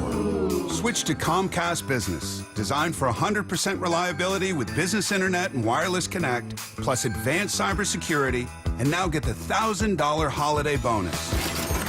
Comcast Business, powering possibilities. Ends 12/14/25. New customers only with 2-year agreement. Requires qualifying gig package. Other restrictions apply. need to know. 15 minutes past every hour with Brock and Salk. Here's what you need to know. She found her match, Salt. It finally happened. The Sound Hound finally found her match. She can't cut Howie. She can't do it. He's impossible to make 30-second to 45-second clips of. Well, it veers sometimes in a different direction before he's done with what he was saying. Moore's going to resign. If Moore resigns today and she's not on the show tomorrow, just know it's nothing we did. It's just Howie. No, Howie was too much for her. Who's worse than Howie? There's definitely been some. I'll have to think about it. I wish you got Moore's face right now is priceless. Anyway, Mike McDonald, nice, easy 20 to 30-second clips. That's about as long as he wants to talk about anybody. Here's 19 seconds on the three guys returning from IR yesterday to practice. Well, it's great. I know those guys have been working really hard. Jay Reed is really just more of a function of just letting it heal. I know Julian's been working his tail off, so I believe Derek Young's part of that crew as well. And it'd be great to have him out there. We'll see how it goes. I know you have a certain amount of time to activate him, and we'll either do it this week or we'll do it another week. Yeah, really cool to get those guys back. And I don't know, for whatever reason, Brock, Julian Love playing this week still seems like a surprise to me. I feel like that's going to be at least one more week, and they're going to want him for Indy and especially for LA the week after that. Jaron Reed, I mean, this was just kind of a let him heal and then send him out there. So I think we may see Jaron Reed this week. Mm-hmm. I will say, too, thinking to Howie Long in his era and even my era that followed that, this pivot that the league made to IR it's so much better. Because back in the day, you go on IR like I did, like you're done for the year. It's so dumb. I always hated that. 5 weeks, yeah, you're just done. So kind of a savvy move. There are not an unlimited amount of IR moves you can make, as Brady Henderson was informing us yesterday. I didn't know that, by the way. Did you? I didn't know that either, but that's smart, too, because then you would see people totally try to manipulate that and loophole that as well. So you have X number, and they've had a few of them of guys come off of it already, and he said it was have to 8 make some decisions. 8, and then you get 2 more for the playoffs, or 10. That's what I thought I heard more, from Brady. Yeah. Congratulations in store for a couple of guys. First of all, Julian Love named the Seahawks representative and nominee for the Walter Payton Man of the Year Award. The NFL always says it's their most prestigious honor, and that is really, really cool. It sounds like he's an incredibly deserving guy. Ernest Jones wins the Defensive Player of the Week award for the NFC. A couple of picks, obviously the pick 6, 12 tackles, and yeah, I think that had some special meaning to him. Well, of course. Definitely for me, I mean, I think just finally getting some recognition, finally, people are finally knowing who I am, and I mean, it just feels good. I've been playing this game for a long time, and I've been, in the back seat, so I'm ready to do what I got to do, keep playing, and get to that top. You know what Ernest got a little vibe of? Speaking of media people and people who get on the media, there's a little Mike Robb vibe there. Fullback, linebacker, hit people, collisions. I could see that. Savvy. There's a little Mike Robb. Yeah, I think I could see that. Relate to a lot of different people in the locker room in different ways. Yeah. No, I think that's a really interesting comp there. Injury report in general, by the way, super healthy. And also want to mention Jonathan Hankins, who's really been out all year, was released by the team yesterday. Here's the second thing you need to know. Been going through some of the hot stove, I don't know, there's not like a ton going on yet, but a couple of small moves yesterday. Emilio Pagan, who was a pretty good reliever, could have been a potential leverage reliever here next year. How much money did he get, you said? $20 million for 2 years? Yeah, to stay in Cincinnati. 10 per year to stay in Cincinnati. Devin Williams got like 15 per? Yeah. Okay. Yeah. Gives you a little sense of what the leverage reliever market is. Yeah, what the upper echelon leverage guys are making. Yeah. Oh, those aren't even the upper echelon guys yet. Because Eddie and Robert Suarez haven't signed. I mean, those guys are good, but I think you're going to see a couple of relievers on this market get $20 million a year. Wow. It seems like a lot. And you know what they say, so the winter meetings don't really start till Lyle and TJ plant their feet in Florida. Well, I've got more to say on that. We'll get that coming up here in just a couple of minutes. Let's see. As for the Mariners, we've talked about a couple of very good fits for them.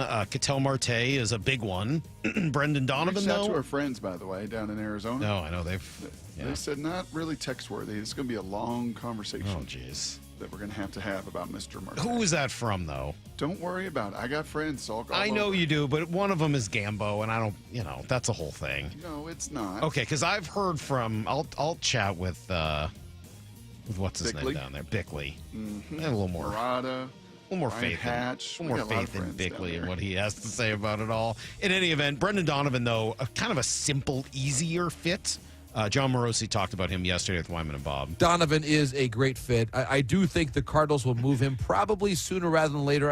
I'm not sure he'll go to Seattle, but I would say that in the next 15 days or so, I think he'll be playing somewhere else, and very possibly by sometime during the winter meetings, because for the Cardinals, it sort of advantages them to make that move, especially we've heard Contreras' name out there a little bit as well. It feels to me like that could be a winter meetings trade for the Cardinals. They've already traded Sonny Gray, so I think they really want to make that deal happen, and they have enough interest out there in the industry that I believe will happen. I think there's a really interesting conversation about Brendan Donovan, who's been a fit for them for a while. They talked about him last year. Maybe they'll do it this year. We'll find out.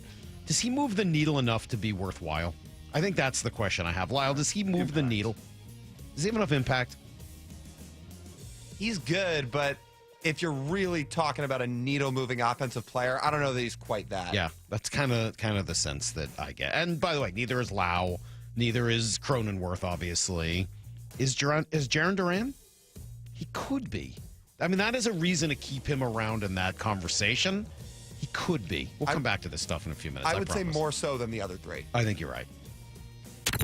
Here's the third thing you need to know. I'm psyched for Thursday Night Football tonight, Brock. Detroit and Dallas. That's a pretty good game. Dallas has been sneaky good, huh? Yeah.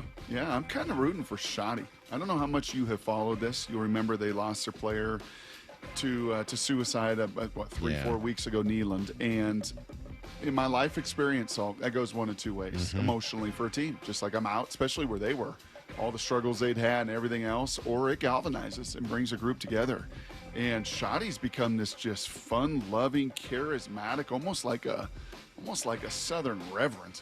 If you watch their post-game stuff, and the guys they're buying in. Yeah. And they made some great trades. You can mock him all you want, Jerry and crew. I didn't mock that trade. I was, if you remember, as always, I say, hey, just because you trade the best player in a deal doesn't make it a bad deal. That's right. Give it time. And freed up some space, and they make some other moves. Didn't they bring back Kenny Clark, or what's that guy's name? Yeah, Kenny Clark, the nose tackle. Who's pretty good. Trade for Quinnen Williams with the Jets. I don't know, man. Those are. I thought they were fairly savvy, so we'll see where that goes. That is everything you need to know. 15:15 every hour here in the Brock and Salk Show. 509 pointing out, maybe just cut out Howie's coughing and clearing of his throat, and the clip sizes will all be about the right 30 to 45 seconds. The sound hound is so nice. She is so nice. She really is. What species is she again? What's that? Saluki? Saluki. More. We were looking for the Salukis in the Best in Show the other day. Yeah. I saw the one in West Seattle again. Oh, really? There's one that hangs out there. Yeah. Your friend, the Saluki. Not named Mora, is it? That would be something. The two of them sniff at each other like. Next time you see that Saluki, just say, "Oh, what's your dog's name?" Yeah, Soundhound getting in there. What if the dog's name is Mora? That would really be staggering. All right, coming up in 20 minutes, Mora, the Soundhound, will put on her fantasy football hat and answer a bunch of your questions for the Fantasy Forecast, 866-979-3776, a number if you want to try to sneak one in for the postseason. And I think we got to talk about what Lyle's doing in about a half hour. It's next on Brock and Salk. Bump and Stacy, weekdays 10 to 2. We knew Brian Flores was going to blitz the heck out of Sam Darnold, and he did exactly that. Are we concerned about the offensive line in the first half? Pass pro was struggling, man. I think this is going to be the recipe. If you want to rattle the Seahawks, you have to show pressure. It's simple math. You got 5 offensive linemen. You have 1 running back. So if you show a 6 or 7 man pressure to start, you force the offensive line to try to figure some things out. Only on Seattle Sports on 710 and the Seattle Sports app. Hey, Mike Salk here. Let's talk about something uncomfortable. Let's talk about finances. And it's not something that all of us are experts in. I know that I'm not. I would like to retire one day, maybe early, and I'd like to enjoy myself once I get to retirement. There are a lot of places in the world that I'd like to see. Well, I need help with that. I'm not a financial person. As I just said, the stock market goes up, it goes down, the interest rates, taxes, all that stuff. So that's why you call Trajan Wealth. 206-466-3300. That's 206-466-3300. And they can get your money working for you. Maybe you just need a second opinion. You got an old 401k. You're not sure what to do with it. You've got your money invested, but you don't know if it's done the right way. Again, let Trajan Wealth help you out, just like they did for me. 206-466-3300. That's phone number 206-466-3300, or go to TrajanWealth.com. Advisory services offered through Trajan Wealth LLC, an SEC registered investment advisor. Paid advertisement. For over 50 years, Bucky's Complete Auto Repair has been the one locals trust for fast, friendly service with guaranteed repairs. With 16 family-owned locations and a Carfax preferred badge, Bucky's makes it easy with same-day service and available financing. Visit Bucky's.com. The best time of the year is here, Toyotathon. Toyota of Kirkland and Toyota of Renton are providing you with the largest savings and the widest selection of inventory on Toyota favorites like Tacomas and Tundras, the Gas RAV4, the Hybrid RAV4, and the Hybrid Camry. It's Toyotathon at TOK and TOR. That's ToyotaofKirkland.com and ToyotaofRenton.com. Whether you're in the north or the south, they got you covered. Get a test drive, meet the wonderful staff, get a new car. It's Toyotathon, people. Come on. O'Brien. Hey, Brock Heward here. For my friends at People Come First or PCF Construction Group, are you tired of just grilling in the cold and rain every winter in the Northwest? Well, with a patio cover, heater, and fireplace from PCF, you can enjoy your outdoor deck or patio all year long, staying warm and dry, even in the wintry months. And I've got a special offer for you right now. Take advantage of off-season savings through December and get up to 20% off your entire project, plus no payments and no interest until 2027. Most people don't consider building a deck in winter, but if you want yours ready by next spring and summer, then contact PCF right now to start planning. Spend the winter dreaming, designing, and approving your project so you're ready to build by the spring. Remember, planning and permits take time, so get started right now. Find all the offer details, get project ideas, and browse photos at PCFgroup.com or call 425-629-8476. That's 425-629-8476, PCFgroup.com. Stacy here. Sell your car to Wayscar Ford, and when they resell it, they share half their profit with you. That's right. Sell your car to Wayscar Ford, Isuzu, and Auburn. They'll pay you today for your car, and once they resell it, they'll share half their profit with you. WayscarFord.com. Seattle Sports has your chance to win 4 tickets to the Seahawks game. Sunday, December 14th. Head to the Seattle Sports app, click the Win tab in the bottom right corner, and enter to win. You can enter once per day, so the more times you enter through the Seattle Sports app, the better your odds. Do it every day, December 2nd through December 8th. Details and rules at seattlesports.com/win. From the home of the Seahawks, Seattle Sports. It's here, the Light the World giving machines at the Alderwood and South Hill malls. With a swipe of your credit card, donate a chicken, school supplies, meals, and more. Go to givingmachinewa.org. Does your yard need shade, privacy, or a little brightening up? Look no further than Big Trees. I'm Nancy Penrose, owner of Big Trees in Snohomish. At our 30-acre location, there are thousands of trees to choose from and knowledgeable staff, including a board-certified master arborist, to help you find exactly what you're looking for. Visit the nursery and learn more about Big Trees at bigtreesupply.com. Beauty, privacy, instantly. Big Trees. Good Dog Auto Glass. When the stakes are high, you want the best on your team. When your windshield breaks, don't settle for your insurance company's fix that's just safe enough. Trust Good Dog Auto Glass, where the quality isn't light. We do all the things the little guys don't, and we do all the things the big guy does. We answer the phone when you call, we work for you, and we will walk you through the insurance process. Visit GoodDogAutoGlass.com, Puget Sound's most trusted auto glass company, and get more bang for your bark. Yay to Bruce, the streaming king. With quantum fiber internet, he's gonna binge. He wants more, he's got to have more. More bedtime true crime. More podcasts in the shower. Quantum fiber Wi-Fi has the power.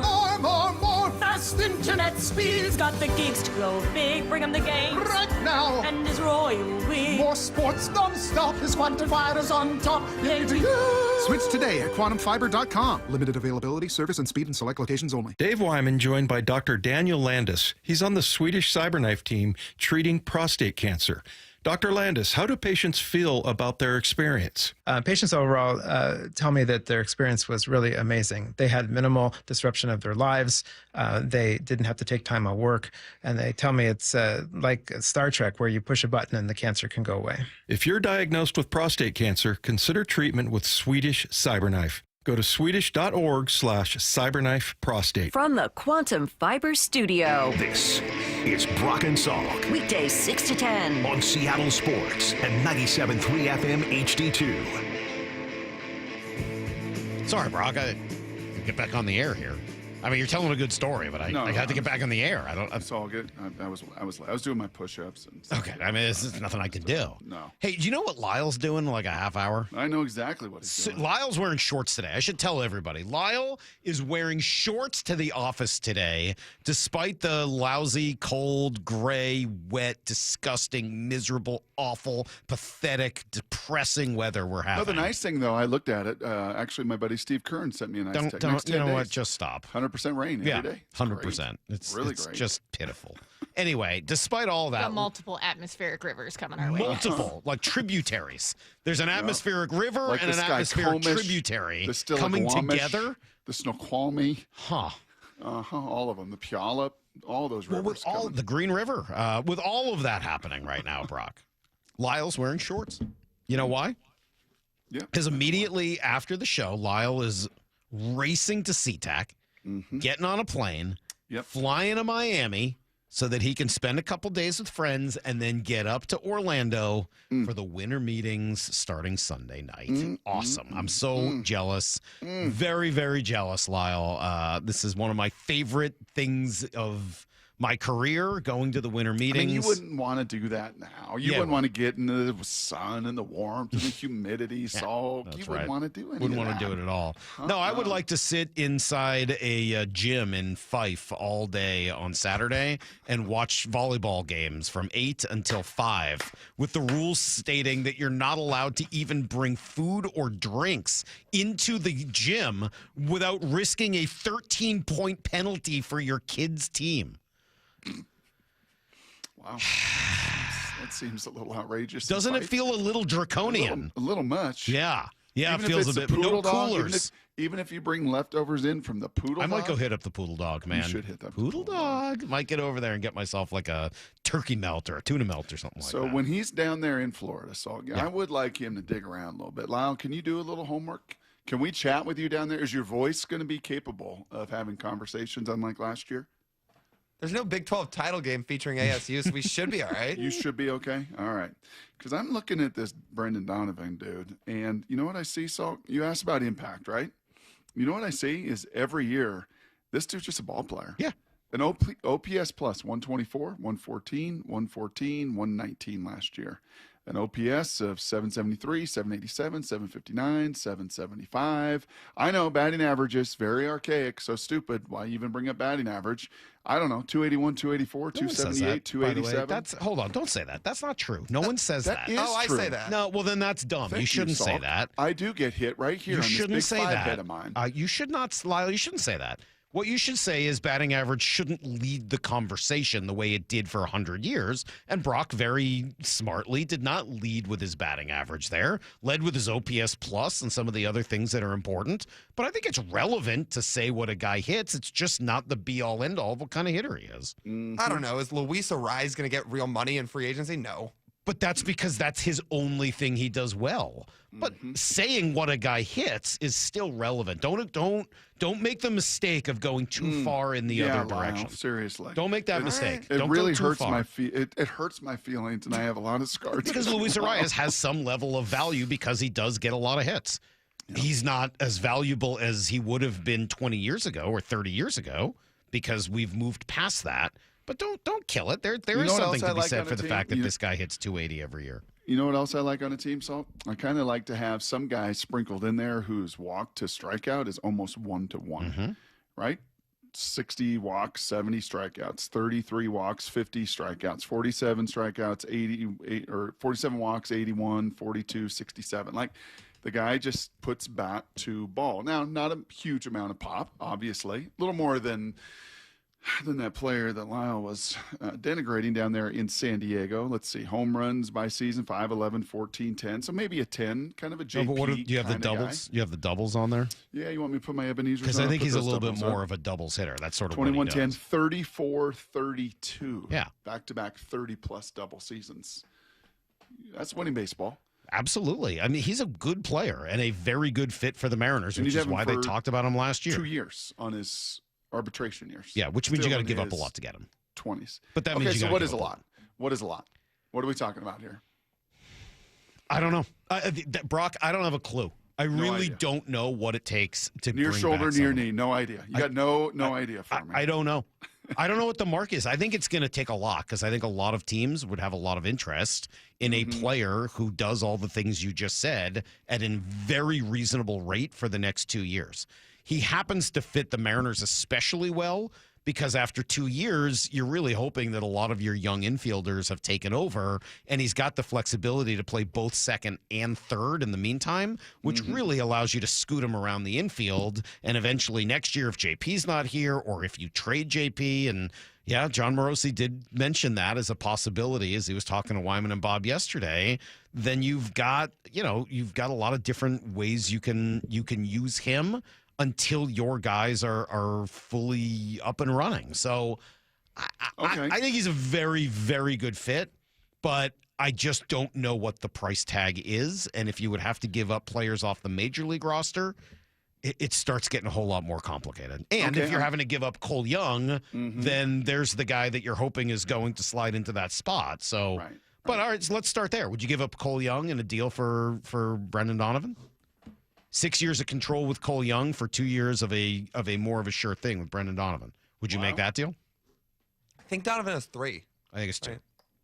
99% sure it's 2 years left. I swear I looked at this on SpotRack the other day. But anyway, I mean, it feels like that's the type of thing the Cardinals would ask for. Played in 126 games, 95, 153, 118. 4 years playing 492 games. Yeah, so it's 2 years. Well, I think he might be a Super 2 guy. This is free agent 2028. So I was looking at 26 SpotRack. and 27. Are you looking at SpotRack? I'm looking at Baseball Reference. They might be off. All right. Oh, okay. Because I swore it was 2 the other day too, and then I think I double checked. I mean, they say for service time 4. So are you? Let's just say it's 2 for the sake of this conversation. You making the deal? I mean, that is probably what the Cardinals would ask for, right? A young, controllable infielder in exchange for Donovan.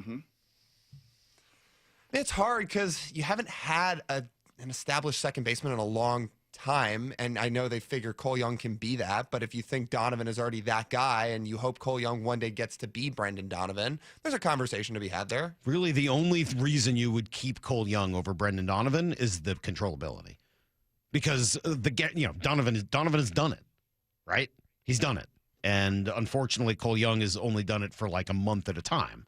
Well, controllability also plays a role in cost. Those two things are tied together. So you have Cole very cheap for the next 3 years. So if you would like to extend Logan Gilbert, if you would like to spend budget on your own guys that I think that you would like to pay as well, I would think that plays a role. Even if Donovan's numbers aren't extraordinary, it's still budget worthy. I think the answer is yes. I would do that. You would? Yeah, and my guess is the Cardinals would ask for more than that. Like, I think that, like, when we talk about guys like this, my guess is the Cardinals would say yes and. Appreciate that. Yeah, we'll take a flyer on a guy who's 4 years younger in terms of service time, but we're also going to want a pitcher. Doesn't have to be one of your major leaguers, but... Yep, give us one of your arms. Yeah, we're going to want an arm to go with that. We're going to want Logan Evans. You trade Logan Evans and Cole Young for Brendan Donovan? It starts getting hard, right? I still think for me the answer is yes. But that's why, Brock, you start thinking about impact. Do you want to do that?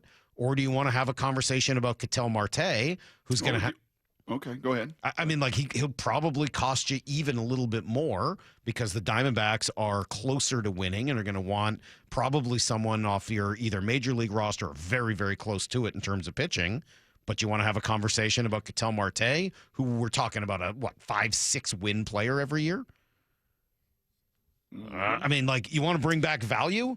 That's real, legitimate value. Well, and then the other side, I just got an email, and I'm looking at some odds here. The other side of that is without giving up your people, right? Which you've heard a little from Justin and the folks around there that it was important for them to sign back guys. And that started with Naylor.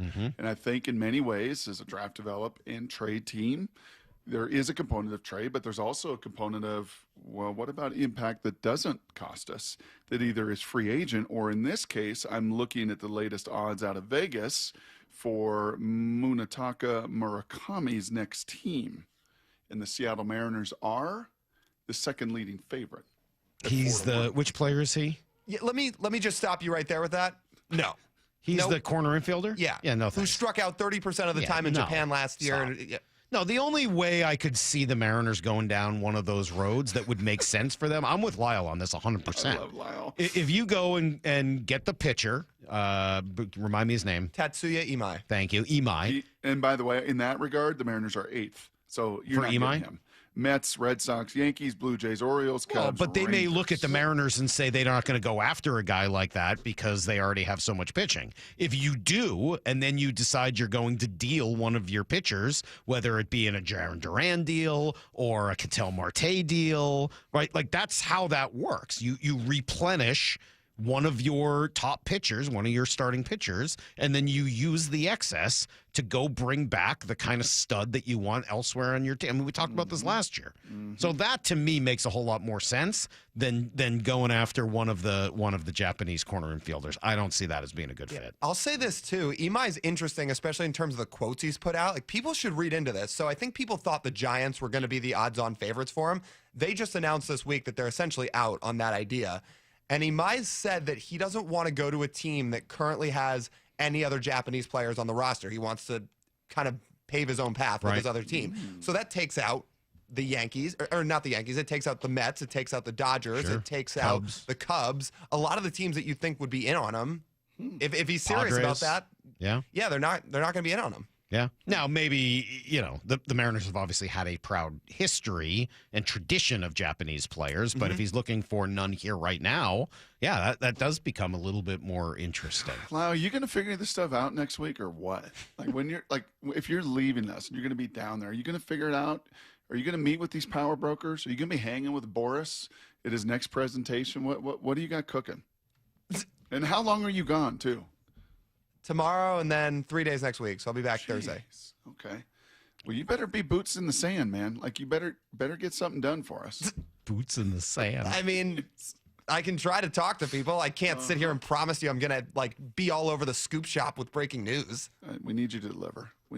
What's the number one thing you hope the Mariners take Kyle Tucker out of it? I was about to say you walked right into that. I know. That's ridiculous. Tell me the number one thing other than Kyle Tucker you would like to see happen for the Mariners while you were in Orlando.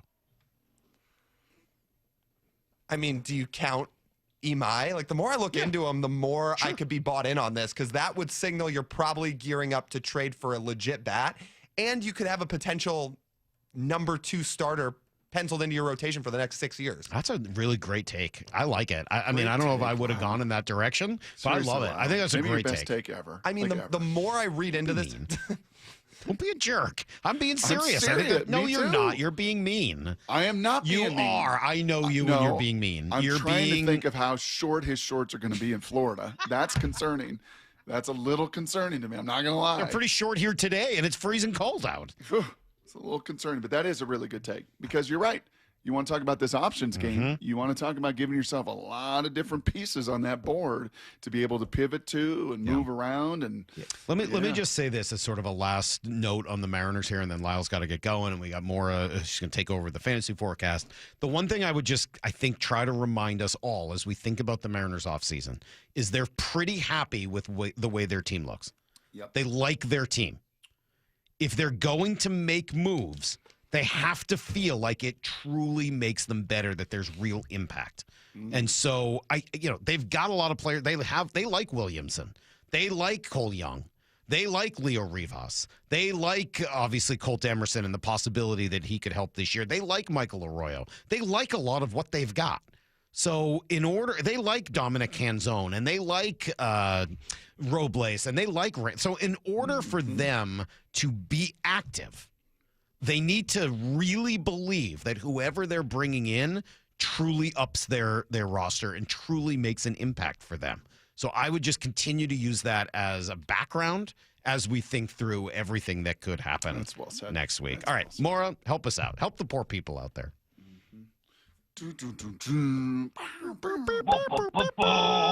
Fantasy football forecast with Maura Dooley.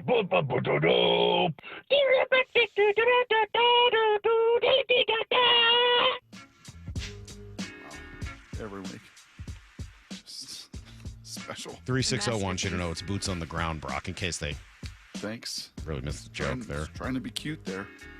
I got it. I thought it was good. A lot of texts coming in telling you to stop being condescending, Brock. How you feel about that?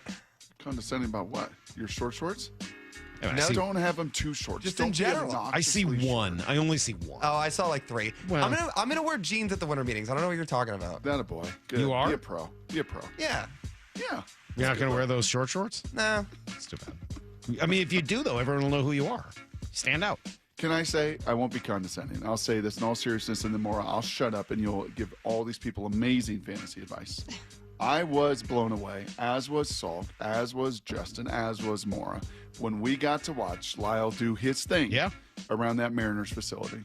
You are a connector. You have great relationships. Those guys trust you. Like you do and I'm not even being condescending. It was fun to watch how passionate you are about this game of baseball and, you know, the connections you're making. It's pretty cool. 100%. So keep them going. Thanks, Brock. Okay. Sorry. I'm excited for you, Lyle. Brock is throwing me off here. Sorry. Are we ready? Yeah, it's playoff time, Maura. Bring it, Help these Soundhound. people Bring out. All right. Bring it, Saluki. Poor people need help. So this is the final week of buys and also the beginning of the playoffs for a lot of leagues. So I figured I'd start with if you're looking for a defense to stream, because there's some pretty good ones on a bye this week, the 49ers, Patriots, and Panthers. I actually would recommend Miami. The Dolphins defense is only 19% rostered in ESPN leagues, and they've been pretty good lately. They have 10 sacks, 4 forced fumbles, and 3 interceptions in their last 4 games, and they've held 3 of those 4 opponents to 17 points or fewer. They face the Jets this week, who've given up 10 sacks, 2 fumbles, and 2 picks in their last 4 games, and they have failed to score more than 14 points in 2 of those 4 games. So I think that would be a good option if you're in a bind starting the playoffs and your defense is on a bye right now. Who's the number one defense in fantasy? The Seahawks are up there. I like that you think I just know these things offhand. I think the Seahawks are up there. I think the Seahawks and the Broncos? Salk. She didn't have all this on hand. Like, come on. I don't know. She got questions to answer. All right. Let her do her job. Where do you draft? You know, don't. You know what? Don't even answer my questions. There's no need. Just leave me alone. While Maura's looking it up, I can answer. Where do you draft a defense? Like dead last round. Okay. Doesn't matter. You basically stream them every week, depending on who they're playing. Some people that are in love with a certain one will take them early, but yeah, it's something that you take your defense and your kicker pretty much last. Okay. Yeah, defense isn't important. Makes sense. Well, generally they're not going to score you as many points. No, as I like get a it. quarterback. Yeah. It shouldn't. It's just defense. It's only half the game. All right, we have Joe Burrow or Matt Stafford from the 425. I'm leaning towards Stafford, or he says he's leaning towards Stafford, but intrigued with the Cincinnati Buffalo matchup because he thinks it could turn, or he or she thinks it could turn into a shootout. I just can't get there. The Bills are giving up the second fewest fantasy points to quarterbacks at an average of just 12 fantasy points per game. They've only allowed 12 touchdowns to quarterbacks all season. They haven't allowed a quarterback to go over 200 yards since week 8, and that was Mahomes. He had over 200 yards, but he had a pick and no touchdowns. So Burrow looked great coming back, but I just don't think I could roll with him over Matt Stafford, who's playing the Cardinals. In a game where I think they're going to be looking to bounce back pretty fiercely after getting embarrassed by the Panthers last week. Okay. All right, this one, we've got a Seahawk in here. 360 says Michael Wilson, the Cardinals receiver, or Ken Walker. I would say it looks like Marvin Harrison Jr. could be out with a heel injury. In that case, I think you have to roll with Michael Wilson. He had 10 and 15 catches for over 100 yards in each of the 2 games that Harrison missed previously. I think he had 18 targets in one of those games. Wow. But I will say that if Harrison does play, I think I would roll with Ken Walker because the Falcons are not great against the run. They're giving up the 7th most fantasy points. Well, plus Ken Walker had the little, what did he have, a glute? Did he come down with a glute? Yeah, I think he had that last week and played. So. And then he healed, so he's fine. Well, but they put him back on the. But he's been playing through it, so I'm not too concerned. We'll see. So he's been playing through the glute injury. Have you seen Ken Walker's glutes? Oh my God! Stop it. I got so many things I could say. You guys got really suckered into that one. But no, his Just so you know, you both got totally suckered right into that. Great glutes. His target share's been pretty solid lately. It just stinks that Charbonnet gets some of those touchdowns at the goal line for fantasy your purposes. Glutes, Saul. All right, I'm done. You guys. Thanks. No, keep her going. Come on, we need more. Don't ask about my glutes. Moore's busy. Sorry. Why doesn't? Can I ask you a legitimate fantasy question, Maura? Sure. Why doesn't Ken get more touches in the red zone? That's a fantasy question? I feel like that's a Seahawks question. Yeah, I mean it's okay. Let me reframe it as a fantasy question. Yeah, does he Maura, get enough? why doesn't? Could you help me out with this, please? Why doesn't Ken Walker get more other touches? touches in your fantasy football mind to compensate for the lack of touches in the red zone? Well, yeah, based on how many startable running backs there are, like yes, Walker gets enough touches to still make it work, and he breaks enough runs of a good amount. I thought he had a house But it call. would be very helpful if he got some of those goal line touches as well. And Charbonnet's then when you start pretty darn good Charbonnet, it's a down there, gamble though. because you have to hope that he gets you those goal line touchdowns, or else he's not really worth it. I just like Charbonnet. I just like him. I don't know what to tell you. I just like him better. Kind of like the 1-2 punch. Yeah, no, I like it too. I just like Charbonnet better. All right, come on, Maura. Give us one more question from the people. We had one on Jalen Hurts or Jacoby Brissett this week. And Jacoby Brissett actually does put up a lot of yardage, but they're going up against the Rams defense, like I said, coming off of that embarrassment game by the Panthers. Jalen Hurts has been a little bit down lately, but they're facing the Chargers on Monday night. I would still roll with Jalen Hurts. And the Eagles are also coming off of a loss to the Bears. I think they're going to be looking to bounce back in that one. If they have any kind of, I think we believe that they're still a threat. They need to show it. And I think they will. The Chargers have been pretty up and down. You going to miss Lyle tomorrow? Who's in for Lyle? I don't know. Nobody tells me these things. Please be Charles. I hope so. I hope it's Charles. I've got a lot of questions about what's going on with Charles these days. Maura, do we know? I do not know. Who's running the board? No. I might ask for Charles. I might mandate it. Have you guys seen Ken Walker? Maybe he'll be in tomorrow. Oh, Maura, don't be upset. I'm sorry. That was just one of the most awkward segments I've ever done. Thank you guys for that. Oh, that was great. You persevered. Sheesh. Taking Michael Wilson. I'm taking Stafford. Yeah. I didn't see it that way. All right. Well, it's bye, my Lyle. fault. If it was awkward, it was my fault. Nobody else's. Bye, Lyle. Have fun. See you, Lyle. Thanks, guys. We'll Enjoy. Hopefully, we will talk to you. We'll work out some timing to see if we can catch up with you from Orlando in the winter meetings. We'll be back tomorrow at 6 a.m. Until then, the hay. Oh, it is in the barn. See you, everybody. Get to the chopper!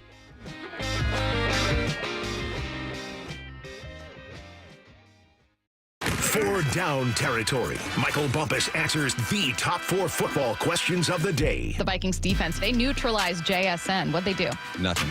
They blitzed. They forced Sam to get the football out of his hands. There were times where I'm looking at their safety, and he's clearly giving JSN the attention that he deserves, which most teams are doing. The safety did give him a bit more attention, but it wasn't like they were doubling JSN. Catch every 4 down territory on the Seattle Sports app. Get ready, because Murphy Auction is closing out the year with a massive Marysville equipment auction with the complete dispersal of AA rentals, 7 mini excavators, 17 skid steers, tractors, backhoes, telescopic forklifts, and over 100 gas-powered landscaping tools. Need something heavier? A John Deere 85G excavator, a Hitachi ZX290LC, a Cat CS563E roller, and 10 high-reach boom lifts, plus 3 big-time dump trucks hit the block, a 2018 Kenworth T880 Super Solo, a 2019 Peterbilt quad axle, and a 2005 Kenworth T800 quad axle, plus a fleet of 6 2017 to 2019 Peterbilt 567 tractors. The biggest auction of the year of heavy equipment, trucks, and more is underway now and closes at 10 a.m. Thursday, December 11th. Visit murphyauction.com for details. That's murphyauction.com. Dave Chappelle, live at Climate Pledge Arena December 9th, one night only. The comedy legend returns to Seattle. Tickets on sale now at Ticketmaster.com. Don't wait, Dave Chappelle, Climate Pledge Arena December 9th. Get your seats today. When businesses thrive, communities score. That's why Bank of America is the official bank of FIFA World Cup here in Seattle. And our more than 95 local business specialists are ready to help your business win. What would you like the power to do? Learn more at bankofamerica.com/local business. Bank of America, official bank of FIFA World Cup 2026. Bank of America Corporation, all rights reserved. The birth of the American supercar is now open at America's Car Museum. Curated by master innovator Steve Saleen, this world-class exhibition takes you on a wild ride through the evolution of American speed, from classic muscle to the rarest supercars. Plan for an unforgettable day of horsepower, history, racing simulators, and food. It's fast, it's fun, and a great gift for Dad, doing something you'll never forget. Visit americascarmuseum.org today. Hey, fans! Welcome back to Fansville's Cheers and Tears. Oh. Okay, so like everybody deals with losing, right? To a rival on a last-second field goal. Whatever, it's fine. I'm totally fine. But I cope with losing with an ice-cold Dr. Pepper.